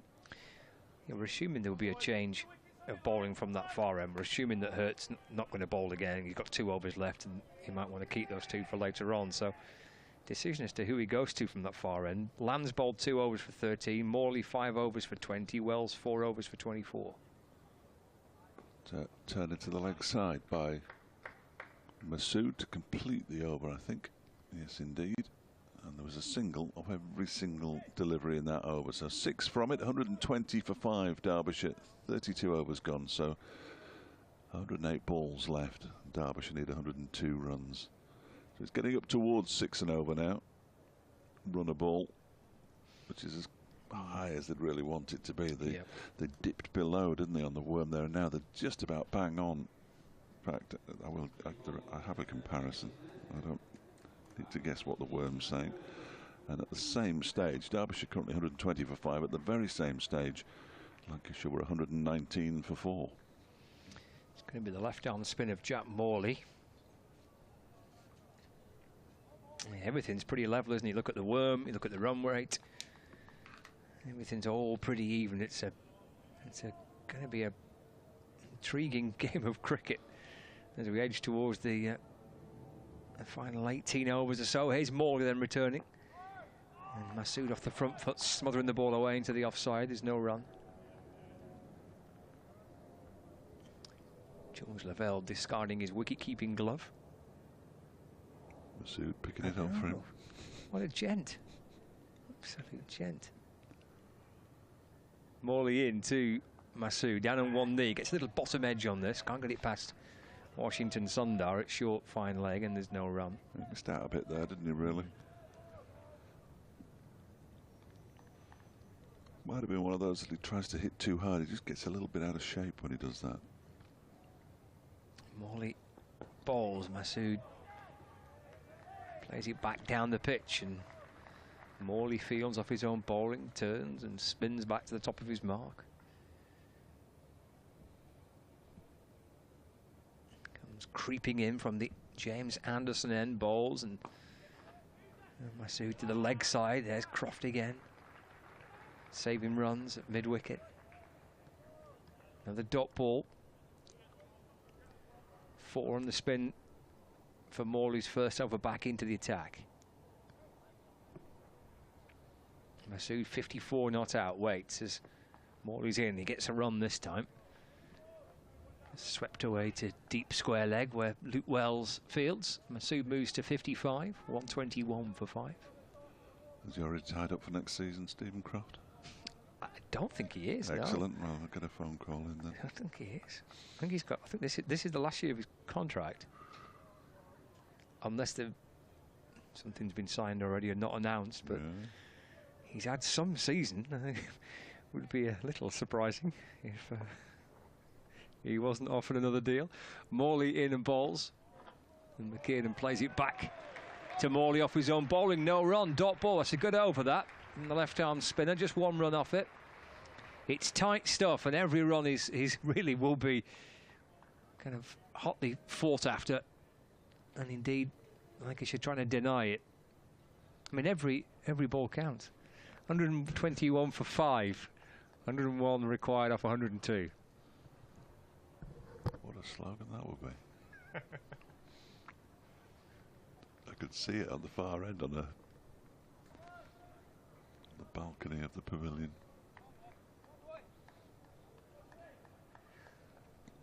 As if it didn't in every form of cricket. Shan Masood on strike. Partnership with 27 off 40. Washington Sundar in and bowls Germany. Oh, clips that aerially. If there had been a mid-on, it'd have been in all sorts of trouble. There wasn't. And he picks up a single. He probably wouldn't have played that shot if there'd been a mid-on there. Masood moves to 56, 122 for 5. Now down to pretty much a run of ball, 100 off 101. Still 20 runs or more behind Duckworth Lewis as McKiernan picks up another single as he pushes the ball up towards long on. Luke Wells with the fielding, and it's down to 99 required. Off exactly 100 balls. If it makes any difference. Washington in again. That's defended by Masood. Back to the bowler. Went for one run off each of his deliveries in the previous over. 1-4-5. Duckworth Lewis says 1, 2, 3 for 5 they are. As Washington's in again, that's pushed up to long on by Shan Masood. In off the boundary comes Williams to do the fielding. 124 for 5. I mean, obviously it's not going to rain, but it gives you an idea as to where Duckworth Lewis Stern think Derbyshire should be at this stage. That's because they lost 5 wickets. Yeah, it feels much tighter than that, doesn't it? They'll catch up with that if they don't lose a wicket, won't they? Yeah. But that will slowly, that gap will narrow. Washington bowls, and that's off an edge. I think it was played deliberately by Matty McKiernan. It's running down to third man. The slide is put in down there in the far distance. The throw's a little wayward, but they get back for 2. Doesn't quite break the shackles, but it's the first 2 we've had for a while. McKinnon moves on to 17. Derbyshire to 126 for 5. Big partnership required. Washington bowls, and it's pushed up to long on by Matty McKiernan for a single. 127 for 5 at the end of the over. 6 runs off that one. They didn't score off every ball, but they did get a 2 in there. McKiernan pinches the strike. He's on 18. Masood has 57. Derbyshire need 95 off 96. If they're going to win this one, Lancashire either need to restrict them or bowl them out. Yeah, that Croft-Jones partnership, 154 runs unbeaten. Croft 87, Jones 7. Recovering for Lancashire after Alex Thompson's 3 for 25. He picked up 2 wickets in 2 balls, and Lancashire under pressure then managed to get their innings back together and get to 221. And here's Jack Morley from the Anderson end to McKiernan. Just flicks this one away through the leg side for a single. McKiernan moves to 19. 128 for 5. The problem with requiring a run of ball is that boundaries are so rare, or have been so rare throughout the course of this match, that you can afford to take a fair few singles, but you've got to hit the boundary every now and then. Morley comes over the wicket to Masood, who turns it into the leg side, bounces its way towards Croft, and there's no run. 128 for 5. Morley to Masood. Masood to Croft. So it's great work from Croft again. There are only 3 people involved in this at the minute. The bowler, the batter, and Stephen Croft. He's stopped A couple of Masood shots in succession. Goes away to the offside. It appeared just to bounce a little extra on Masood there as he went back to cut it. Does get a single. Moves to 58, 129 for 5. Turn and bounce there, wasn't there? Morley into his 7th over. And McKiernan on strike. Morley in and bowls. There's a run taken as the ball's steered away through extra cover. McKiernan to 20. Final ball of Morley's 7th over. Masood trying to flick it away to the leg side, but can't get any bat on that. Picked up by the keeper. 3 off the over. It's tight stuff. It's really good, tight, tense cricket. Spin from both ends of the ground, at least at the minute there is. It looks like it will continue. Looks like Luke Wells might continue here.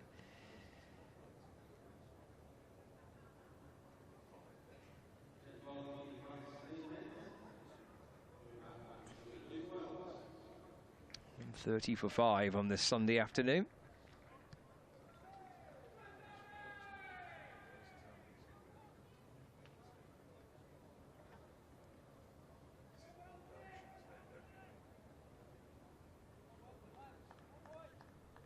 Will be Wells to return, so he's bowled 4 overs for 24. Replacing Washington Sundar. McKiernan 20 not out, the man on strike thumping his bat into the ground. That turns away from McKiernan.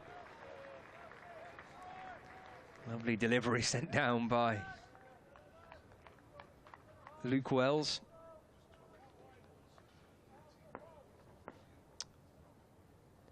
Wells bowls again. McKiernan leans into it this time and meets it and works the ball away to the leg side where Bell fields.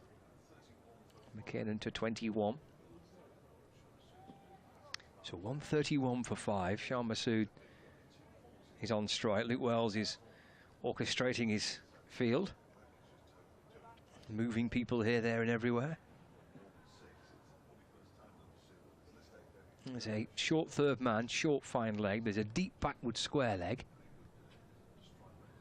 Deep point, long off, long on.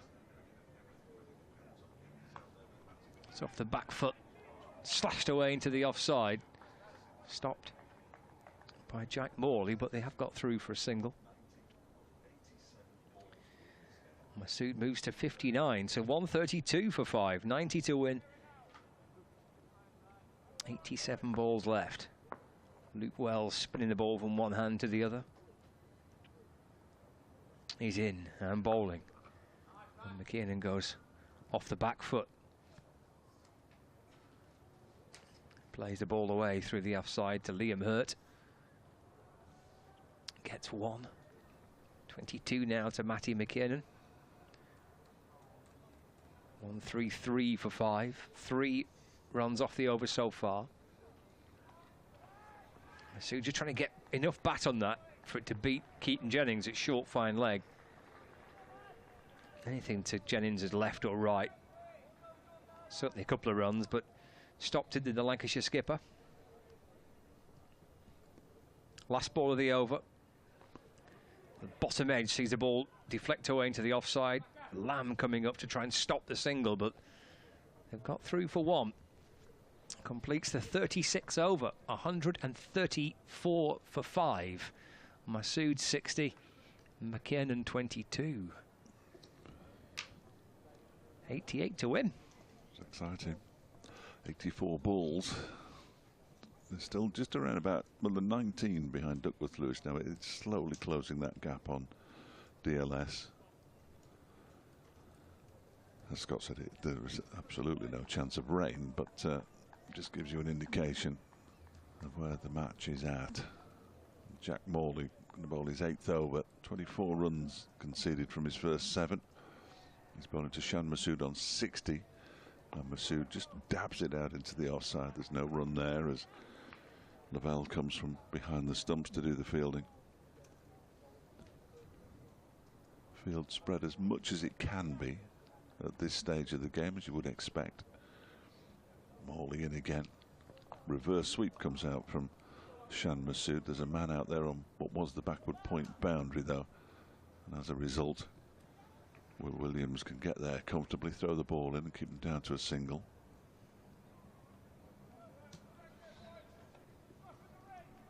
Good effort from Derbyshire, considering the players, the 2 players that they've lost are 2 big players, Deploy and Madsen. They've lost George Grimshaw as well, but I'm sure he would have been out there for his batting at this stage as McKinnon gets a little tickle down the short fine leg. It's fielded by Danny Lamb. And it's futile to say it because Lancashire, with all their players that they're missing, would obviously be far stronger than Derbyshire, but lob those 2 into the Derbyshire mix. No one's at, I think, a full toss turned into the leg side by Matty McKinnon. And towards Williams again. Another single taken. McKinnon moves on to 23. Derbyshire 136 for 5. Just got to keep an eye on that 86 from 80 now. It suddenly becomes 75 from 50, then becomes a bit of a conundrum. As Masood plays this one into the leg side. And dot balls are crucial for Lancashire, isn't it? Yeah. Keeping the scoreboard just ticking over for Derbyshire. Even, I mean, boundaries are so hard to come by at the minute. Trying to get 3, 4 runs and over at this stage keeps Derbyshire in the match. Just about, yeah. Just. Masood gets hit on the pad, sets off for a single. There's a big appeal. It's not out. Stephen Croft kicks the ball back to the wicket-keeper. Shan Masood gets around to do the fielding. And it's the end of the over. Another good over. Just 2 runs off that one. 136 for 5. Masood has 61. McKinnon has 23. No idea why the Bugles just played. 86 required off 78. Is there any need for that? Why 86 not? Off 78. If in doubt, give it a burst. That really does irritate me. Now the worm, oh, it's just gone, but the worm has just fallen behind now. The worm has turned. There's nothing worse than a turning worm. No, there isn't. Wells, 5 overs for 28.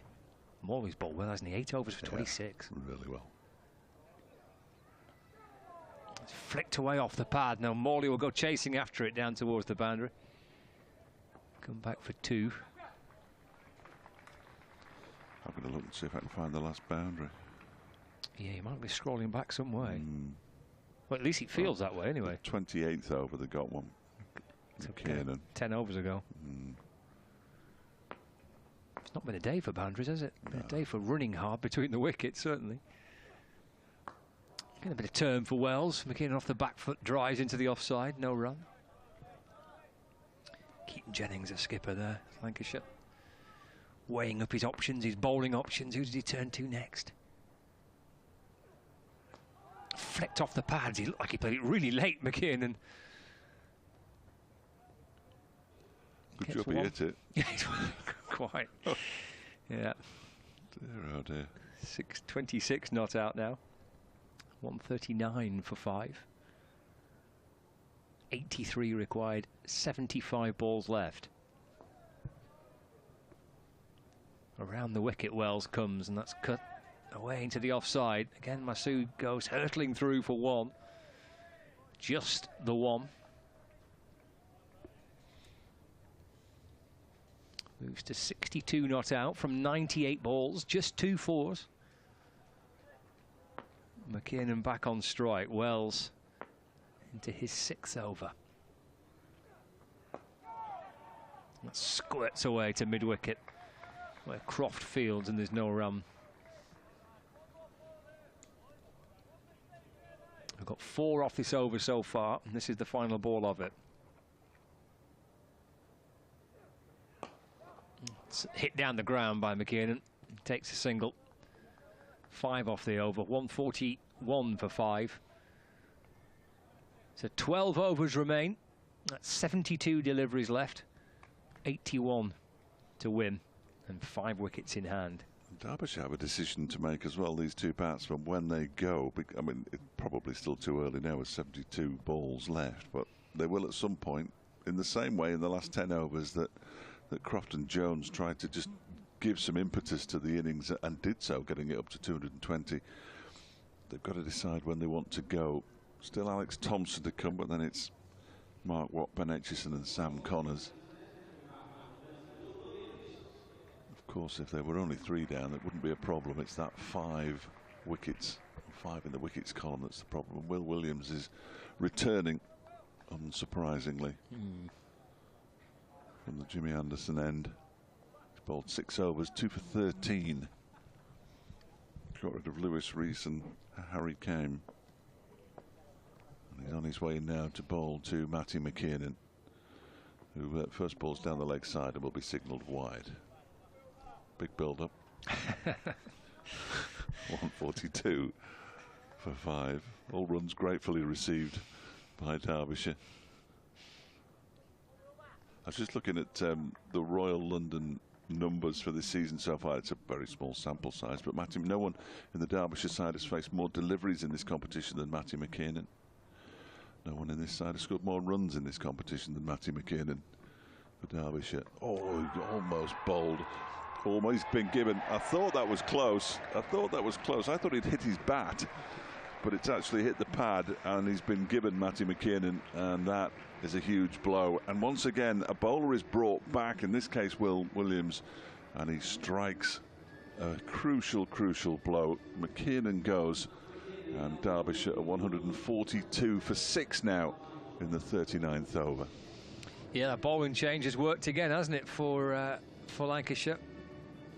Williams, just like Hurt did when he was reintroduced, breaks a partnership that was starting to become potentially kind of match winning for Derbyshire, McKiernan and Masood. So Williams with the breakthrough. Good knock by Matty McKiernan, 27 off 35. Good partnership with Shah Masood, who continues to be the main man for Derbyshire. And if they are to get these runs, he needs to be there at the end. He does, but there'll come a point at which it will be almost impossible for him to be there, because he's going to have to hit out at some point as Alex Thompson walks out to the middle. 27 off 35 deliveries, Matty McKiernan. Good effort, that. 1-4. Again, just tells the story. Yep. Boundaries almost impossible to get in the Derbyshire innings so far. We've had just 6 fours, and that's it. But then again, 12 fours and a 6 in the... Yeah. So it's it's not a day if you want to see the ball flying to the rope. But who wants to see that every day? This is a good game of cricket. Yeah, it is. It is. Big weight on the shoulders of Alex Thompson. I didn't see a replay. I mean, it was close to his bat, wasn't it? But it just sounded a bit wooden, the noise. Perhaps he hit his bat after his pad. It's getting one there, but yeah. I'm not going to argue with an umpire. First rule of cricket, never argue with the umpire. He's not going to change his mind. Will Williams on his way to bowl to the new batsman, who is Alex Thompson. Pushes this up to mid-on, and there's no run. It serves me right for saying that no one had faced more deliveries or scored more runs in List A cricket this season than Matty McKiernan for Derbyshire. Talked him out then. Yeah, that's another one I've got. Apologies to the McKiernans.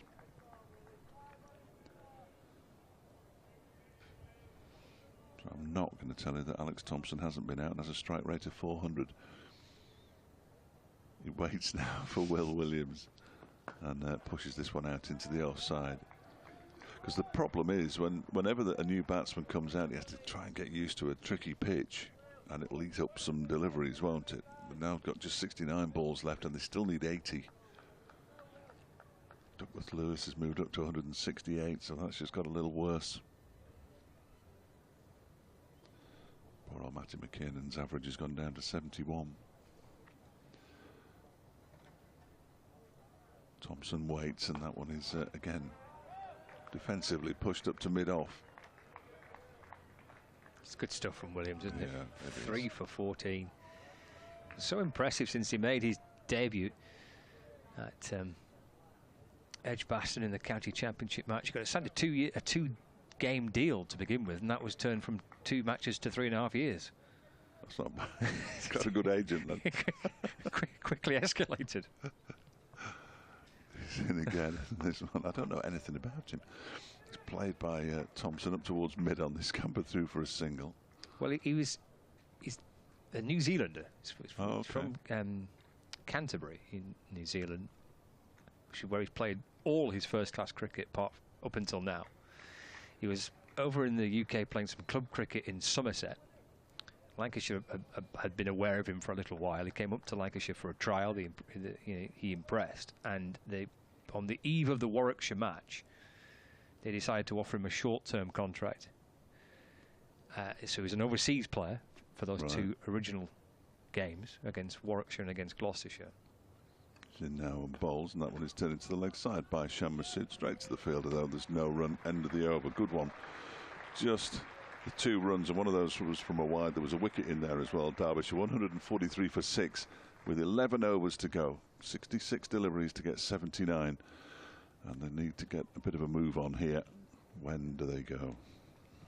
And he impressed in those 2 games against Warwickshire and Gloucestershire. And his mum is British. She's from Kent, so he has a British passport. So he's signed a 3.5-year deal as a local player. Excellent. From Canterbury to Canterbury. But it's a very really impressive start to his time with Lancashire. Just kind of ridiculous levels of accuracy. It's constant bowling, good line, good length, repeating it, ball after ball after ball long, and can bowl long spells. He's kind of perfect county bowler, really, for that.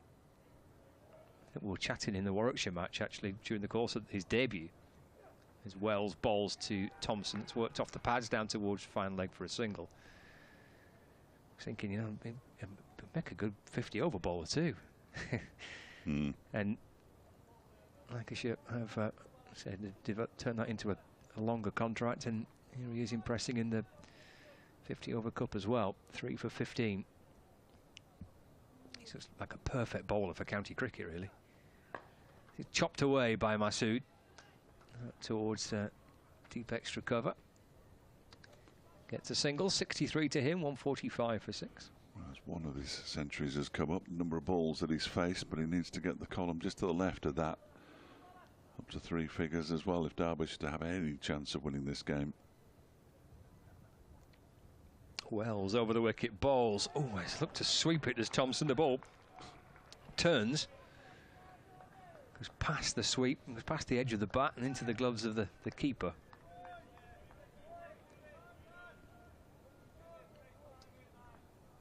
It's a shot fraught with all sorts of danger from a delivery like that from Wells. Oh, brilliant from Wells! Wonderful catch off his own bowling. Thompson sends it down the pitch. Great reactions by Luke Wells. Leaping away to his right-hand side. He takes a fabulous catch off his own bowling. Turned down the pitch. Great effort. Tall man, used all his height and his reach to get hands on that, Luke Wells. And Derbyshire lose their 7th wicket. 145 for 7, but wonderful reactions from Wells. Yeah, really good catch. He had a lot of traffic to get through there, didn't he, as well, it seemed, because he moved across to his left after delivering the ball. Shan Masood had started a potential run, and he had to get past him. Managed to do so. The look on just the body language of Shan Masood when that catch was taken, his shoulders visibly slumped. I think he knows. Mark Watt's coming out. Not known for his batting. He can bat, but not known for his batting. He's done well not to collide into Masood. Yes, that's what I said about the traffic. He's got to get out of the way. And Masood turned around to see that the catch had been taken, and I don't think he could quite believe it, but a terrific catch from Luke Wells and an awful lot of work to do. He probably has every right just to stand his ground there, Masood.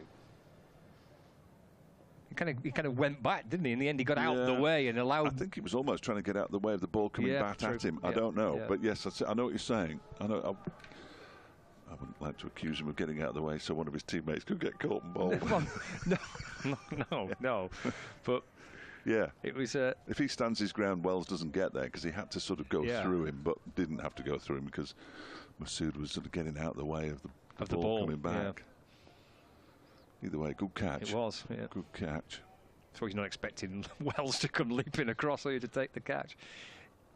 In the balls to Watt, who defends away into the offside for no run. They need a plan here, Derbyshire. They need a plan. They need to formulate this plan quite quickly with 10 overs to go after this delivery. 77 required. Wells to Watt. Well, that's edged. And it gets through for one. There's a bit of bounce and a bit of all sorts there for Luke Wells. Watt gets a single. Well, there's a chance now for the two batsmen to come together and have a conversation. I mean, it's still absolutely gettable, 76 off 60, but got to find a way of managing this now, and Masood is the key man there. I can't imagine that any plan would include you get a single off the last ball of the over. That would be a guess, obviously, but with the greatest of respect, I mean, I love Mark Watt to bits, but with the greatest of respect, I'd rather watch Shan Masood bat. If I'm entirely honest with you. Oh dear. Yeah, Mark back just a little while ago saying that Lancashire were effectively strangling Derbyshire, which they were, and then the taking wickets with the bowling changes, which is exactly what they did. And as far as the world considered, it's acceleration at the end. Yes, quite. Will Williams begins a new over, and Mark Watt takes a step forward. Fair play to him, pushes it out into the offside, straight to Stephen Croft though, and there's no run. 76 off 59, and now they're 40 behind Duckworth Lewis, which is the position they're in really. It's going to take quite an extraordinary knock from, you would imagine, Shan Masood, potentially Mark Watt, who's a big man. He can hit the ball. Whether his hand-eye coordination is good enough to do that, no, it's not. He's beaten outside the off stump. Good delivery from Williams. Mark Watt with a high score of 37 not out in List A cricket in 61 matches, and an average of a little more than 14.5, probably is a true reflection. Because he's never likely to score a whole heap of runs because he's always going to come in down the order. He waits now as Williams bowls to him, and he covers up, pushes it back to the bowl, and there's no run. Not entirely what's needed. 3 or 2 successive dot balls. 146 for 7. If he takes a single off, it plays out 5 dots and then takes a single, I'm going home, by the way. I'm just going to pack my gear up and we'll call it quits. They haven't been thinking about it. Next delivery is edged down to third man by Watt. That's more like it. Brings Masood on to strike.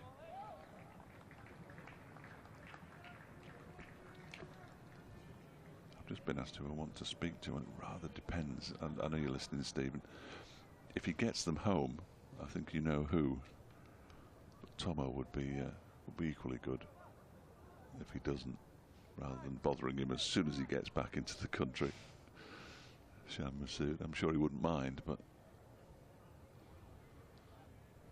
if he doesn't get them home and he's not out, he'll be hugely disappointed, which would be a little awkward.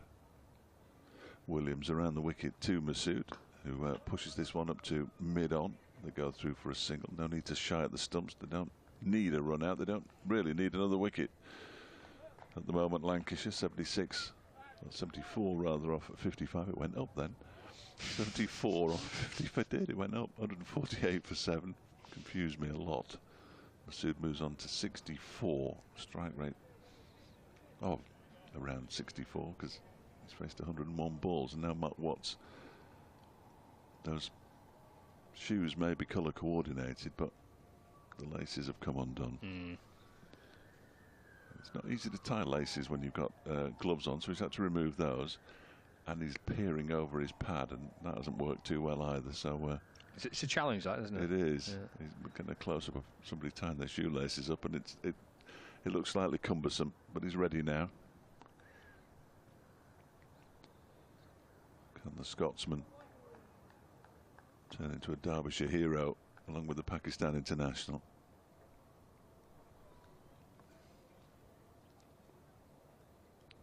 Here comes Williams. From the Anderson end, bowls to Watt, who pushes this one out very stylishly, but straight to a fielder in the covers, and it's the end of the over. Just 2 runs from it, perfect for Lancashire. 148 for 7, Derbyshire. Masood on 64. Watt has 2.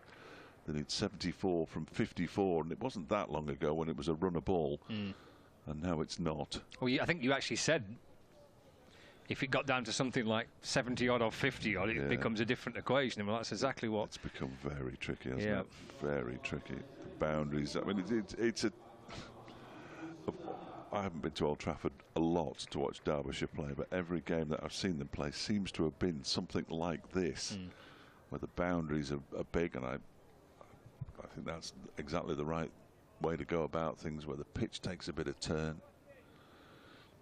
Well, it's just not easy for Derbyshire. It's not easy for either side, but Derbyshire seem to just lack something in their ability to get over the line at Old Trafford. Not done it since 1997 as Masood clips this one into the leg side. It's a single off the first ball of the over. He moves on to 65 of 102, 149 for 7, Derbyshire. And they now need 73 off 53. When they get to the 150, I'll be able to give you a proper comparison. It was 155 for 4 at the same stage, Lancashire. So not a huge amount in it. It's that for 4 and for 7 that makes all the difference. Washington, and again down the track comes Mark Watt. That's a very stylish looking shot. He fancies 2 here, and he's going to get 2 as well, as there's a slight misfield by Luke Wells just down to our right hand side at long off, I beg your pardon. 2's are useful. Brings up the 150. The 150 is up from 248 balls. Next one is slammed down the ground, and he gets a hand to it, I think. Washington takes the pace off it. I think it was hit into the ground initially. And Watt moves on to 5, 153 for 7. I think Watt's probably right to try to hit the cover off the ball as often as he possibly can. Certainly what he tried to do there. It was, yeah. Give it a fair old thump. Powerful man. Just not a batsman. 152 for 7. 70 off 51. This next delivery goes back, takes a step into the leg side. Shan Masood. Of course, the quick singles have gone out the window as well, as they pick up another 1 out to Luke Wells, who doesn't fumble on this occasion. 153 for 7. He's only fumbled once, but Masood will be well aware of the equation, even without it being spelt out to him on the scoreboard, I'm sure. That's a decent hit from Watt, but it's straight up in the air. Wells is underneath it, and it's gone for 6. Well, well, well. I should have turned to the camera because I couldn't see a thing down there. I had to rely on the umpire raising his hands to say 6 runs to Mark Watt.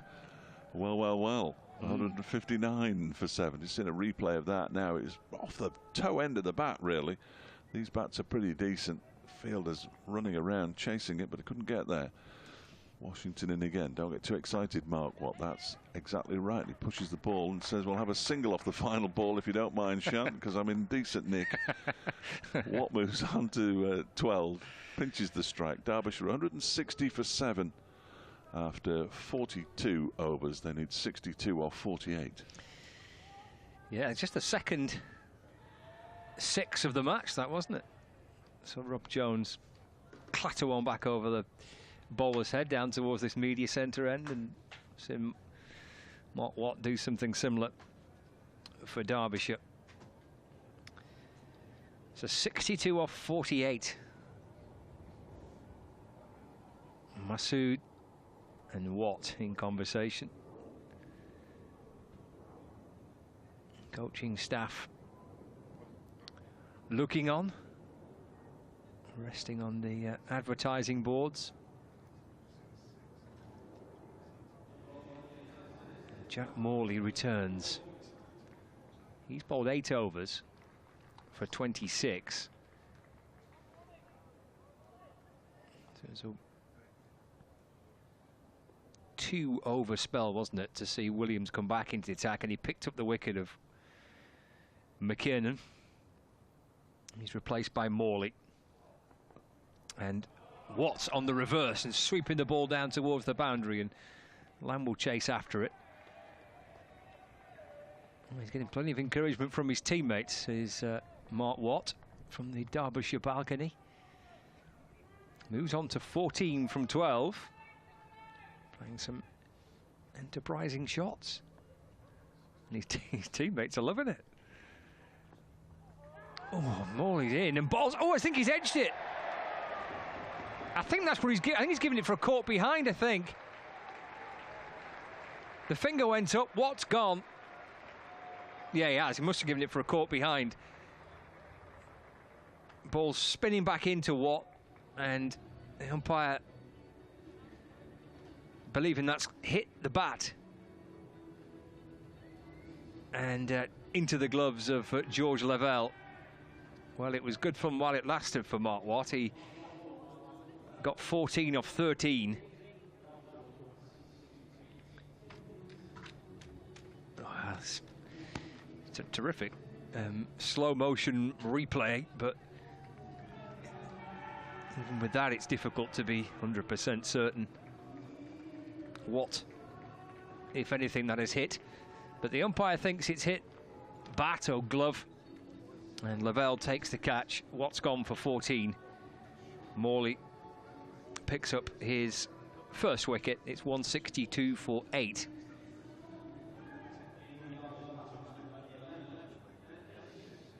And Ben Etchison comes out as the next batsman for Derbyshire.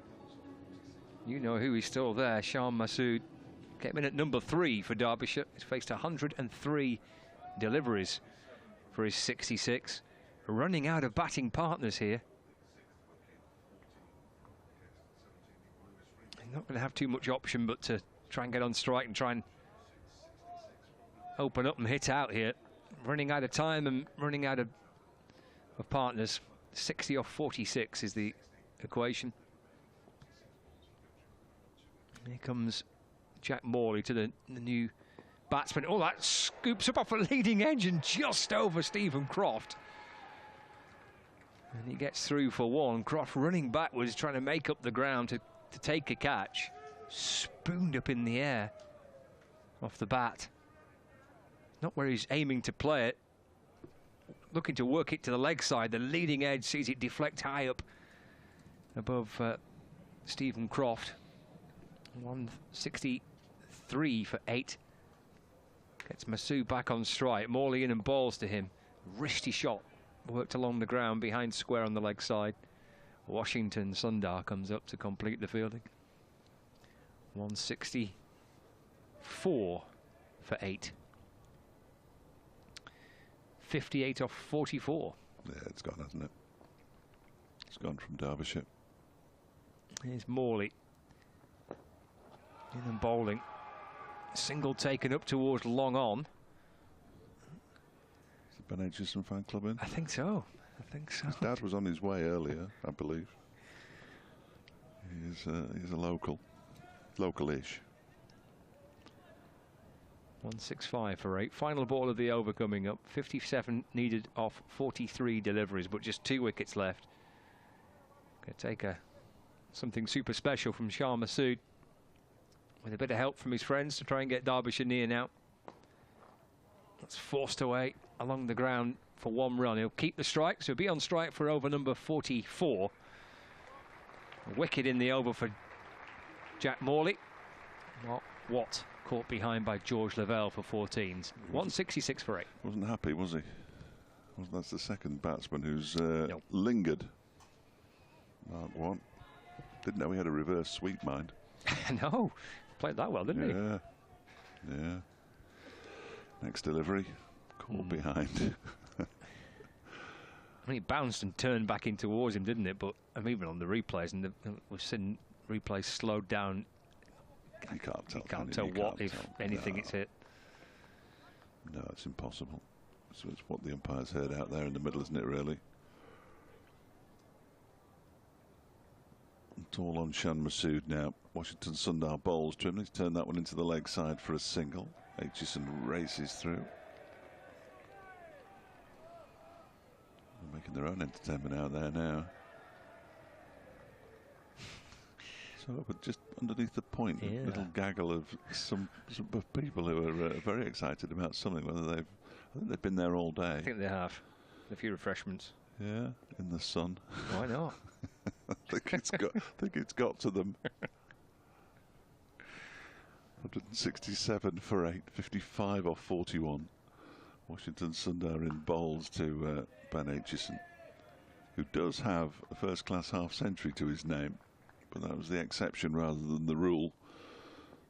I think it's fair to say 19 is high score in List A cricket. Oh, that one bowled him.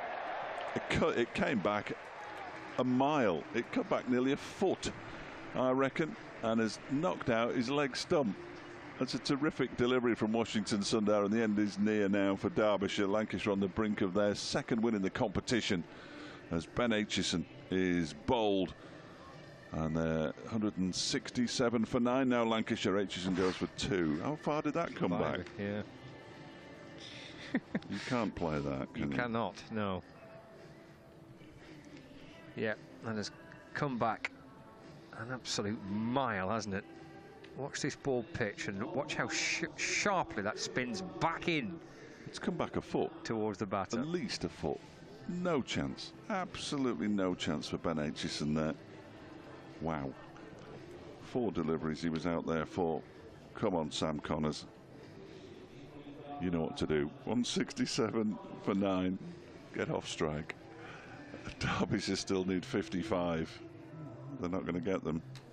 It's actually knocked his leg stump out the ground, hasn't it? His leg stump. Leg stump's gone. Remarkable delivery. Shan will try to give Sam Connors a little bit of guidance, but how much Sam can learn in a very brief period of time, I'm not entirely sure.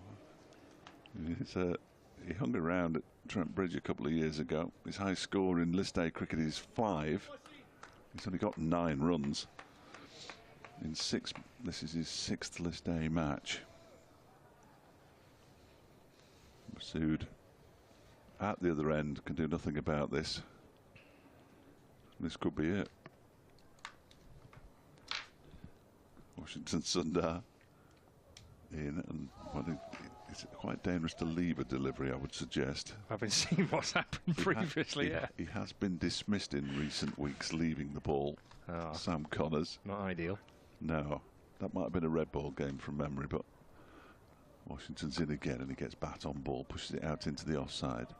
I wonder if Masood will just think, right, to heck with it, let's just try and hit a couple of 6s and a couple of 4s in the next over that he faces, if indeed he faces another over, as Connors pushes him once a single. No.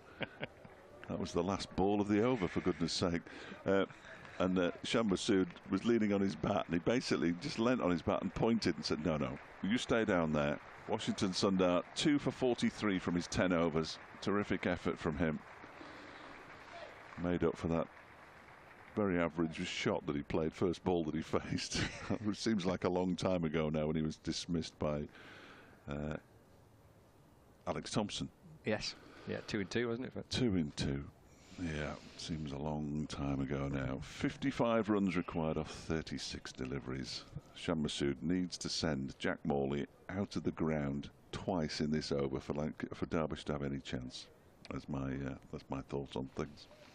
If he does, I'll be sitting up and paying attention again.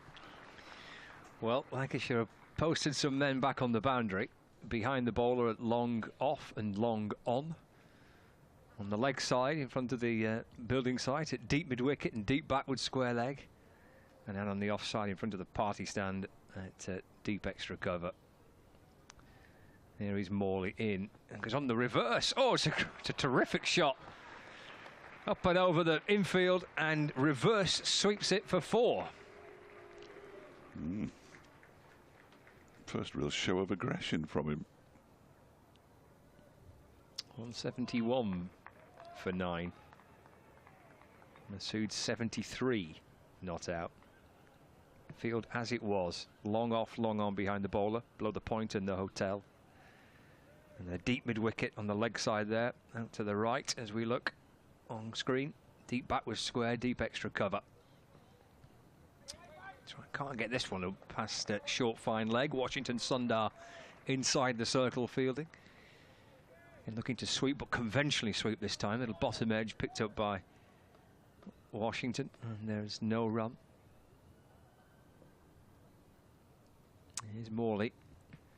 In and bowling.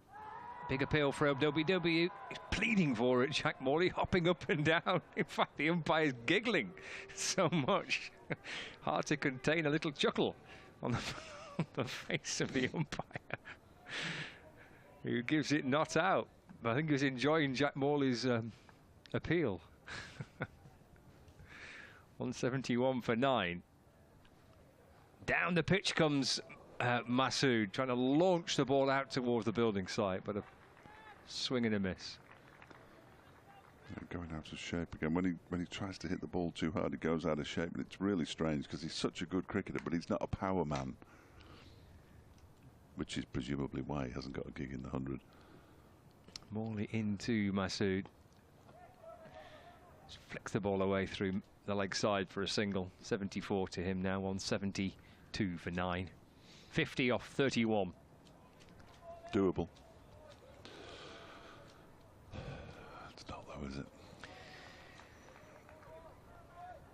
Can Connors give it a bit of a bash? No. Right. Final ball of the over. Take a single off this one, Connors. Do not take a single. I can't remember seeing him hit the ball very hard, I must admit. Watch him launch it over the pavilion now. Morley in, bowls. Oh, he's left it. Through to the keeper, end of the over. So Masood will be on strike for the start of the 45th over. Jack Morley's bowled out. 10 overs, 1 for 37. 30 balls left. 50 needed. Or 49 for a tie. Of course. Yeah. Take a tie.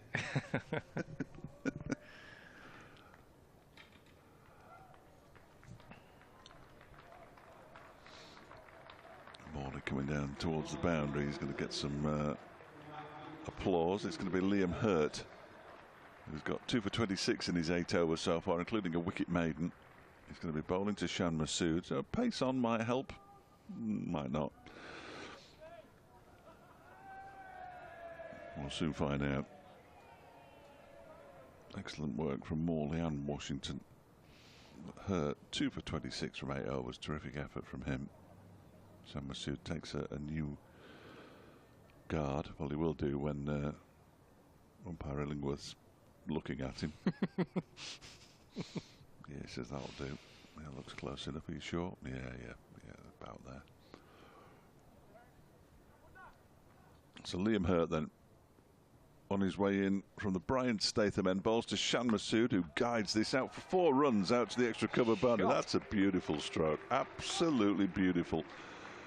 And Shan Masood, well, he's given us a bit of false hope here. I think 78 he's on now, 176 for 9.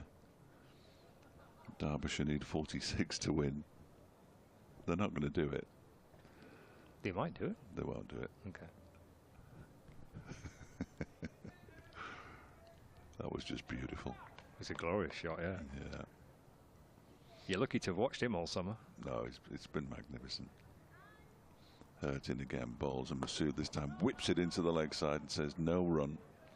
As the ball goes straight to a fielder on the mid-wicket boundary. Out there away to our left-hand side, Rob Jones. Jack Sparrow. One or the other, can't work out which.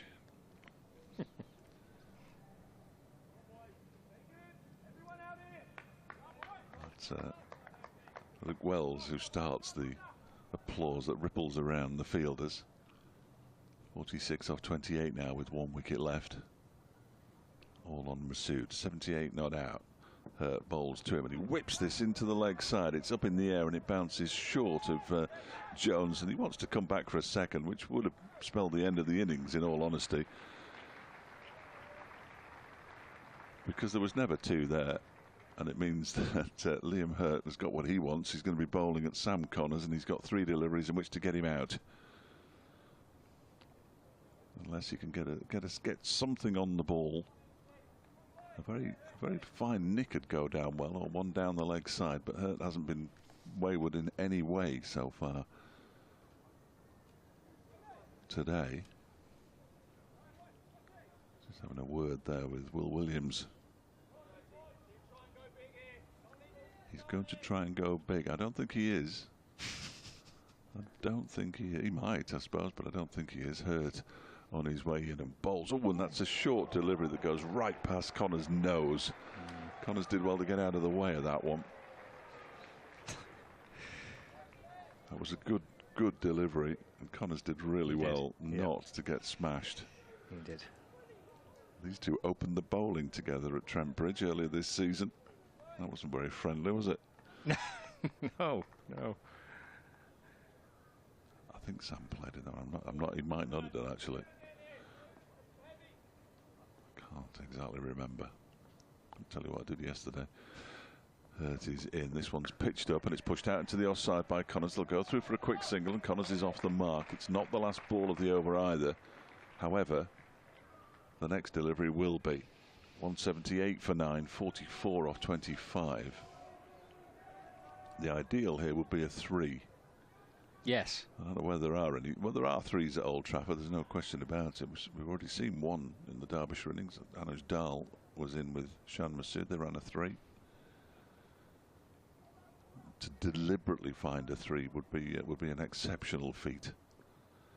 So you might as well hit a 6. He waits now. He's on 79. Bowls a full delivery to him and he clips it into the leg side for a single. He moves on to 80, pinches the strike to the delight of the crowd. 179 for 9. We've got 4 overs to go, 24 deliveries, and Derbyshire need 43 runs, which they're not going to get, and Lancashire need 1 wicket, which they may or may not get, and even if they don't, they'll still win. Lads are in, having a good time, enjoying a few beers and giving a bit of encouragement. They brought their ID.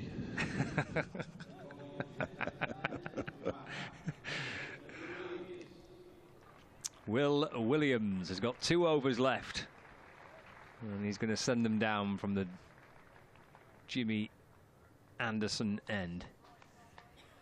3 for 17 for Will Williams.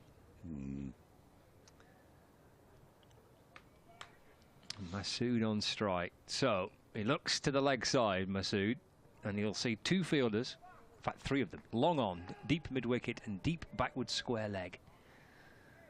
And there's a long off and deep extra cover. Williams to Masood. Down the leg side as he tried to kind of ramp it past the keepers. The signalled as a wide by the umpire. Williams has suggested that he moved. Yes. That's why he bowled it there, but he actually moved into the offside and the ball still went down the leg side, so it's still a wide, isn't it? I mean, I like to excuse bowlers as much as I can because I don't think they get anything at all in this form of the game, but that was a wide. Only another 42 of them needed. Off 24 deliveries. That's cut away towards deep backward point. Oh, has it gone for 4 or not? Well, I would say yes from here, but they are not owning up to it. Hurt's got to cross the ground. He shakes his head. Or maybe it's more of a not quite sure type thing, but no, I think I stopped it. Come on, Liam. They've run 2, 182 for 9. It's a 40 of 23. If he did stop it, well, which obviously he did, he's been giving us 2. No replay. It's a good piece of fielding. Down the pitch comes Masood, launches the ball through the onside, and Rob Jones takes a terrific catch. Lancashire win the game. Masood's gone for 82. Excellent catch from Jones, who's had a game to remember with the bat and in the field. And Lancashire bowled Derbyshire out for 182. And it's a wonderful diving catch and a great celebrations, arms outstretched from Rob Jones. And he shells the ball towards the Lancashire supporters in the pavilion. And a victory for Lancashire in this Royal London One-Day Cup fixture. Even though Shan Masood did his best for his side, but in the end, out for 82 off 117 deliveries and 4 fours. And Williams gets his 4th wicket, 4 for 20, as Lancashire complete a victory by 39 runs. Yes, you could see it turning, couldn't it? It was the taking of wickets which was clearly the key. I mean, obviously they've taken 10, but it was the taking of wickets that was the key for Lancashire to get rid of Billy Godleman and Harry Kane before they'd got to 23. So 23 for 3 after Lewis Rees had gone early. Brooke Guest and Shan Masood hung around for a wee while. They put on 21 runs before Guest went for 14. Anuj Dal played on for 15.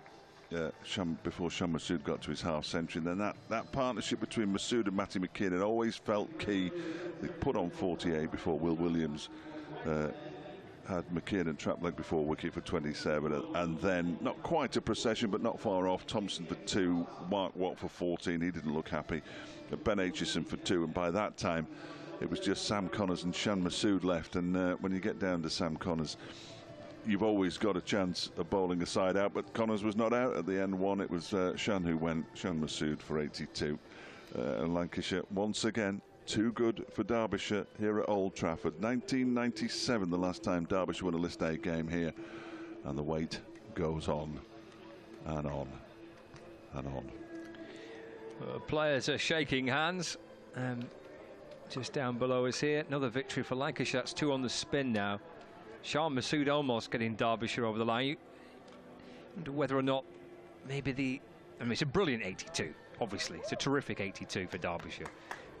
Maybe could just have gone a little earlier when Masood was batting with maybe McKinnon. I don't know. It's difficult to tell. Yes, but and I think I said it in commentary, but he's not a big hitter. Fair enough. And I mean, he's tried to hit the cover off that one, and what it's landed 20, 30 yards inside the boundary, where Rob Jones has taken a really good catch diving forward. Take nothing away from Jones, but he isn't a power hitter. He's somebody who is very graceful in his shots and who manoeuvres the ball around. But if you need Derbyshire don't really have a power hitter in their side. When you look through it, Lewis Rees isn't. Well, none of them are really power hitters, and in the end, that's going to be a telling factor. You would have thought in the Royal London One-Day Cup, as far as Derbyshire are concerned, they've got their next match. You're in action on Wednesday, aren't you? That's right. Yeah. Derbyshire don't play again until Friday now, when Hampshire are at the county ground. So we've got a few days and perhaps have a little bit of time off and then get back into training. But as far as their hopes of progressing are concerned, they can't afford to lose many more games if they want to finish in the top 3.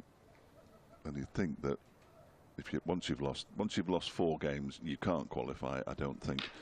If you lose 3, it becomes very tricky indeed, especially with their net run rate being as disappointing as it is. And well, Derbyshire will have to focus on finishing 2nd in the 2nd division and see where that takes them next season. Who knows? Because we don't know what form cricket is going to take next year, apart from the fact it'll be 4 days with a red ball and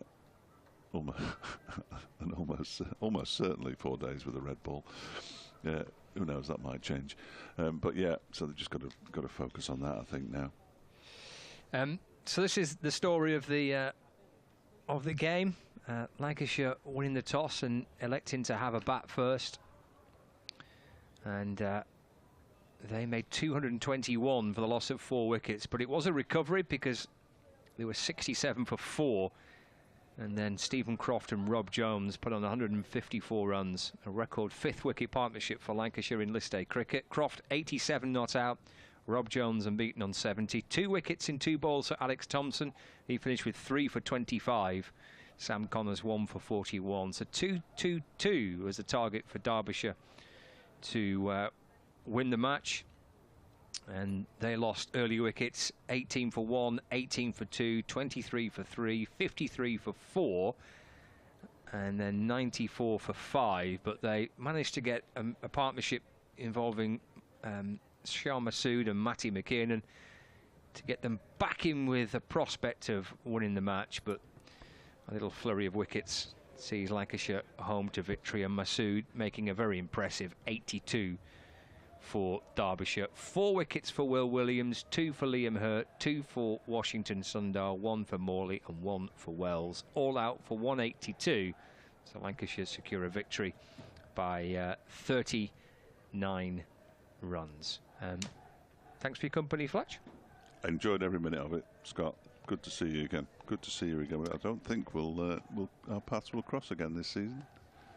Well, they won't, will they? Don't think so. No, different divisions and all that. We'll be back on Wednesday for more live coverage. It's a day-night game on Wednesday. No. That's the last thing you need. against Worcestershire.